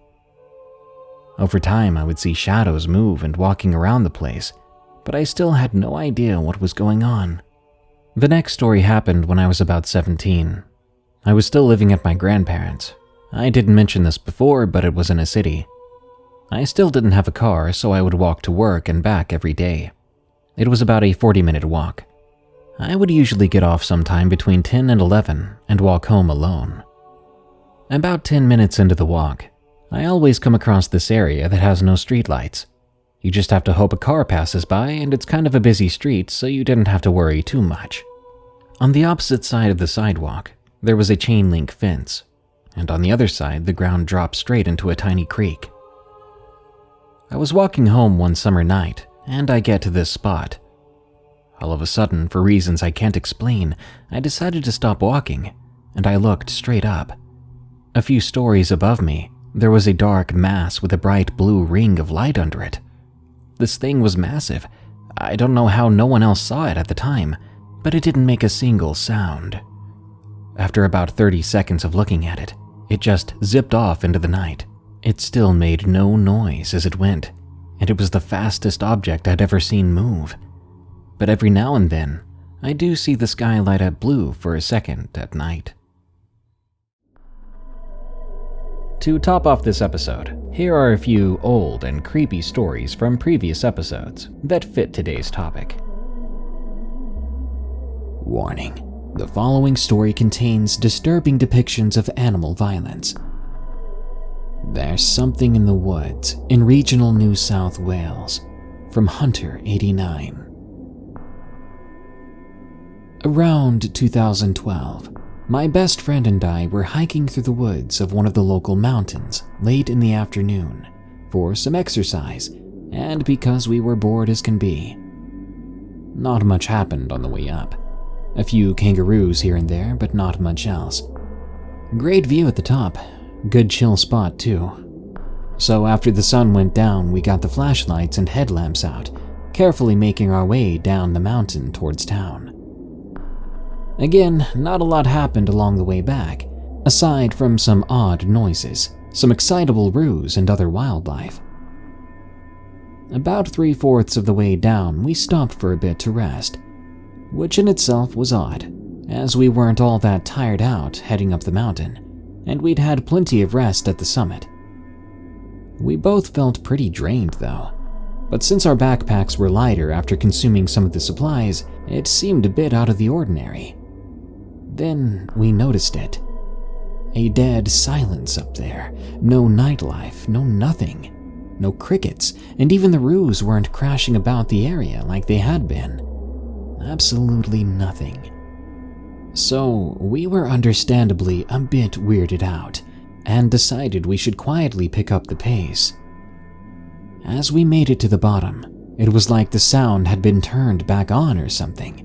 So we continued on our way, feeling normal again, having a yak about random crap and moving aside for the rare car. About another kilometer or two later, we started hearing some weird stuff, and we'd noticed that all the other sounds had once again stopped. This time, when I started to feel tired, my adrenaline started pumping instead, because I remembered it had happened before. And then that sound happened again, some kind of rasping, throaty roar in the distance. It came from ahead and to the right of the road in the woods. Danged if I know what it was, but I do know that that sound isn't achievable by a human. As we got closer, we could hear a lot of crashing noises in the area we'd originally heard the sound from, followed by that horrible sound again, and the sound of an animal in agony being cut short. From when we first heard it, up until that point, we had turned off our lights and were practically creeping along the road. But now, curiosity unfortunately got the better of us. We shone our torches over in the area those messed up sounds had been coming from. What we saw next nearly made me wimp out to the max, and if my best friend hadn't been there, I would have bolted back to town.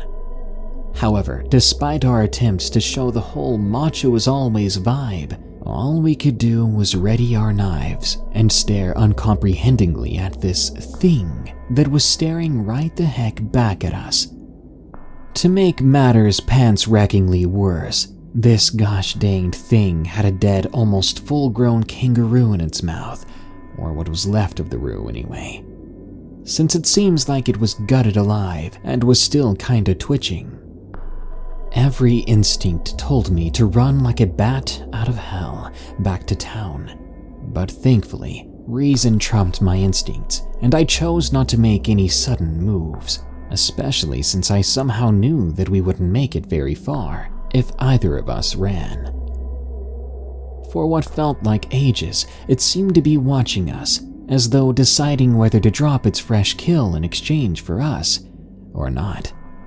But then it sort of hunched up and made a slightly muffled form of that sound it seemed to make, backing up a little and jumping over 5 meters up the darned cliff face behind it. It then made the noise again before jumping and climbing further up the cliff, and out of sight. It was big, with gray-white hair or fur, and it could stand on 2 legs when it needed to. It had freaky shaped but clearly powerful jaws and claws like darned hands. But worst of all were its eyes. I swear, those eyes, they looked like they were full of nothing more than hunger and hatred.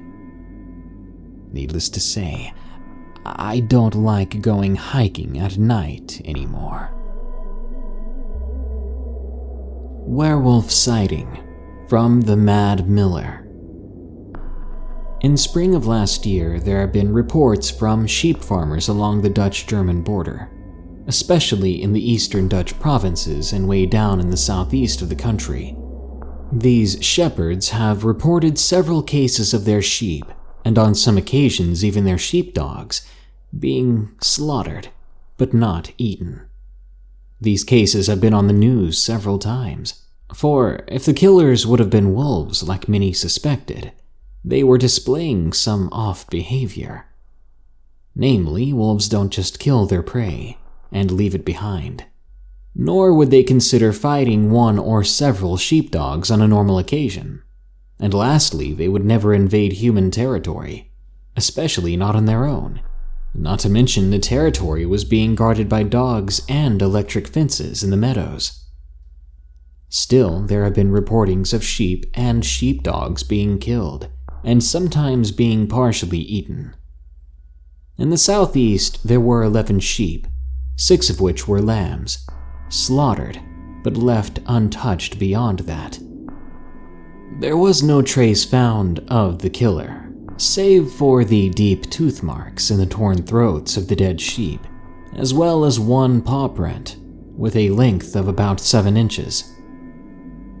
After those killings, there was a period of silence, until there came new reports of the killings in the east having been done by wolves.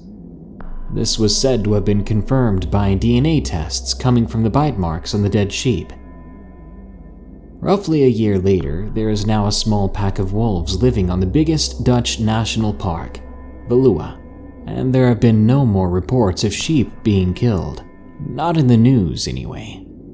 The killer of the 11 sheep in the southeast has also been confirmed to have been a wolf, but this was never supported by DNA results, or further arguments other than young wolves that are looking for a territory to kill sheep on farms to show other wolves who's boss. But this contradicts the statement that wolves wouldn't dare to approach human settlements guarded by dogs and an electric fence. It was all quite suspicious. I loved going into the woods at nightfall, so much so that I've done it at least 3 times this year, though visiting a forest after sunset or before dawn is still illegal here. I would often take a short walk right before sunset and leave when it was almost completely dark, wearing dark clothes, so the foresters or creepy people would not spot me easily. I don't know why I'm addicted to hikes, especially nocturnal hikes in the woods. I felt a really strong call of the wild, if you'd call it that, ever since the first time I went off trail in the summer of 2017. When I go out to visit the woods, either going off trail or not even the time of day matters. I'm always energetic and excited about it. I would even dare to say that I wanted to go hunting at some occasions. I would feel the urge to hunt when I'd see a deer or rabbit run by, but I've neither a license nor weapons, so I'm pretty sure I wouldn't be able to do any of that. A few weeks ago, as of writing this, at the start of autumn, I went for another night hike in the forest. I had to bring my flashlight since it was cloudy and rainy outside. As always, I went there on my mountain bike, chaining it to a pole before I'd set off into the darkness between the trees. I saw the last people walking back to their cars and homes as I walked into the opposite direction. It had become completely dark when I made it to the middle of the forest. I silently enjoyed the cold, the scents and sounds of the woods, and I had nearly forgotten about my encounter in these same woods almost 2 years ago. After having set myself down on a wooden bench nearby, I heard the faint bleating of sheep from about 200 meters away from me.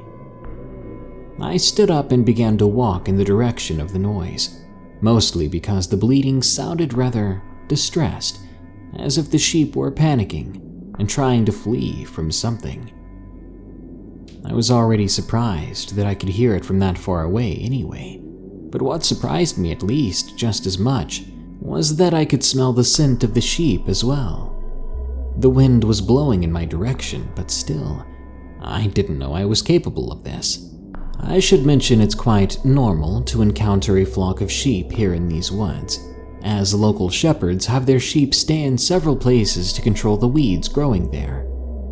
One day you might find them on the moor, and the other day you'd find them stationed near the bank of a lake. A low, fairly easily removable makeshift electric fence would hold the sheep from wandering off and losing the flock. Tonight, the flock had been placed on a small moor, about 200 meters from where I sat on a bench. It took me some time walking toward the pen before I could see the sheep, as the flock was hidden by bushes from my direction. Though what I saw when I arrived at the pen kind of shocked me, because not only were the animals running around frantically, trying to escape, but there were 2 slaughtered sheep lying in a small puddle of blood. I could see that their throats had been torn open by jaws that seemed bigger than those of a dog, or even a wolf. There were no signs of the fence having been touched, though. What I did notice were a scramble of enormous canine-looking paw prints around the sheep's corpses and around the pen, as if the killer had carefully been walking around at first, meticulously choosing its prey before stepping inside and making its move. The sight was, of course, shocking and terrifying, but weirdly enough, not for me. I wasn't as shocked and scared as I'd expected myself to be. Instead, I felt more frustrated. Frustrated about someone or something having been roaming around in my woods, causing a disturbance. I had begun to see these woods as my second home. As much of a reckless idiot as I was, I decided to follow the tracks. I was curious to see who or what was roaming the forest at night. If I wouldn't have known better, I would have realized that I might have just been walking into the jaws of death soon enough. I kept following the huge tracks until the trees surrounding me made the environment hard to see. I changed my mind as I could no longer see much at this point, the trees blocking out pretty much every possible light entering my eyes. So I whipped out my flashlight and shone it around, while I could still hear the sheep panicking in the distance, just maybe 55 meters behind me. I was suddenly on edge again when a new scent hit my nose, a scent which seemed to be a mix of wet dog and fresh blood. This would soon be accompanied by footsteps on the forest floor, calm steps, as if something was walking up to me to check me out. I directed my flashlight toward where the scent and sound was coming from, and what I saw first were eyes, gold yellow eyes, about 4 feet above the ground.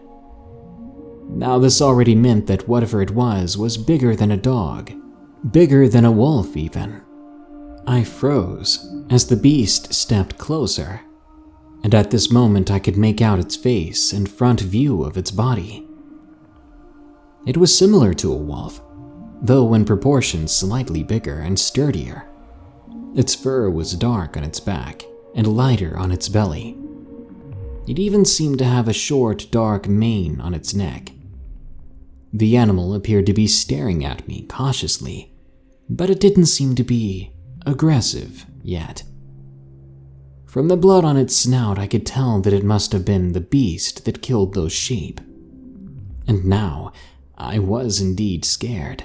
Any sudden moves or panic that I could not control could mean the death of me. It wasn't like I stood much of a chance against a beast this big. Still showing no aggression, the creature came closer until it stood about 5 meters away from me.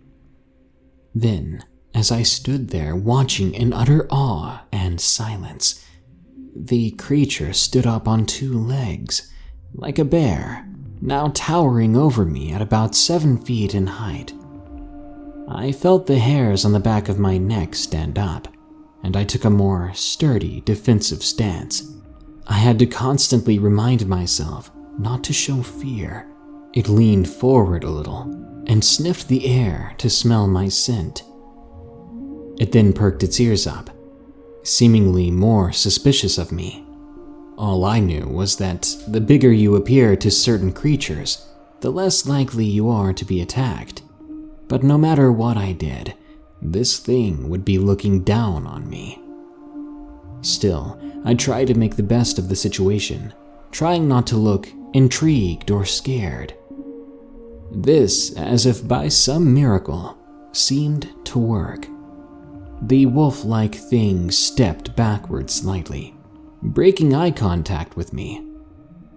I took a tiny step forward and tried to look defensive or territorial.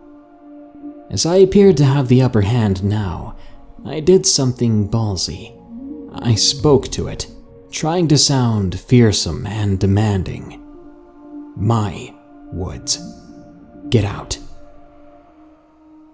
Again, I was genuinely surprised that this happened to work. The beast turned its head away from me and growled softly, what seemed to sound like a protest. It then went down on all fours and turned around to disappear into the darkness. Before it completely vanished from sight, it gave me one last awfully human-looking glance, its eyes reflecting the beam of my flashlight. As soon as I could no longer see, hear, or smell the wolf, I let out a sigh of relief, so loud that I was afraid the wolf would still hear me and that it would come back. Only then did I start shivering, My mind and body at once realizing I had just survived a life or death encounter with an animal beyond the normal. Something that reminded me an awful lot of a werewolf. Cold shivers poured down my spine, and I grew a little nauseous when I was suddenly startled by a piercing but distant howl coming from behind me. It was both beautiful and haunting, reminding me of the howl from a game I used to play called The Hunter Classic. The sound chilled me to the bone, and all I wanted then was to get the heck out of those woods, back to my home. After about 20 minutes of speed walking back to my bike and continuously looking around me and pausing, cautiously peering into the darkness at every sound I heard, I made it back to my bike.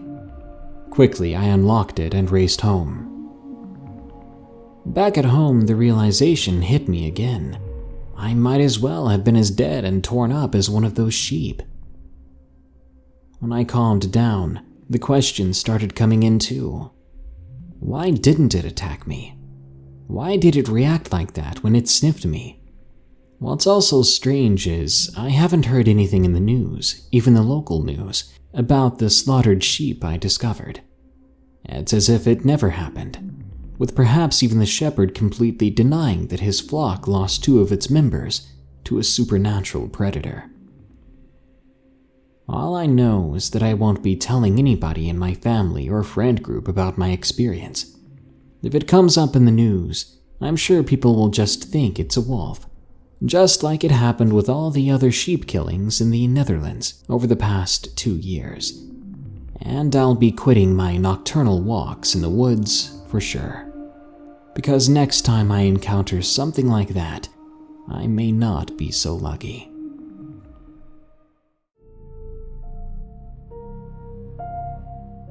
Thank you for listening to Unexplained Encounters. If you enjoy this show, think about supporting us. There are several ways you can. Search for EerieCast on your favorite podcast app and follow our other scary shows, especially the other 2 I host, Tales from the Break Room and Camping Horrors. Leave Unexplained Encounters a rating on Spotify and a review on Apple Podcasts. The more we get, the higher we climb in the charts.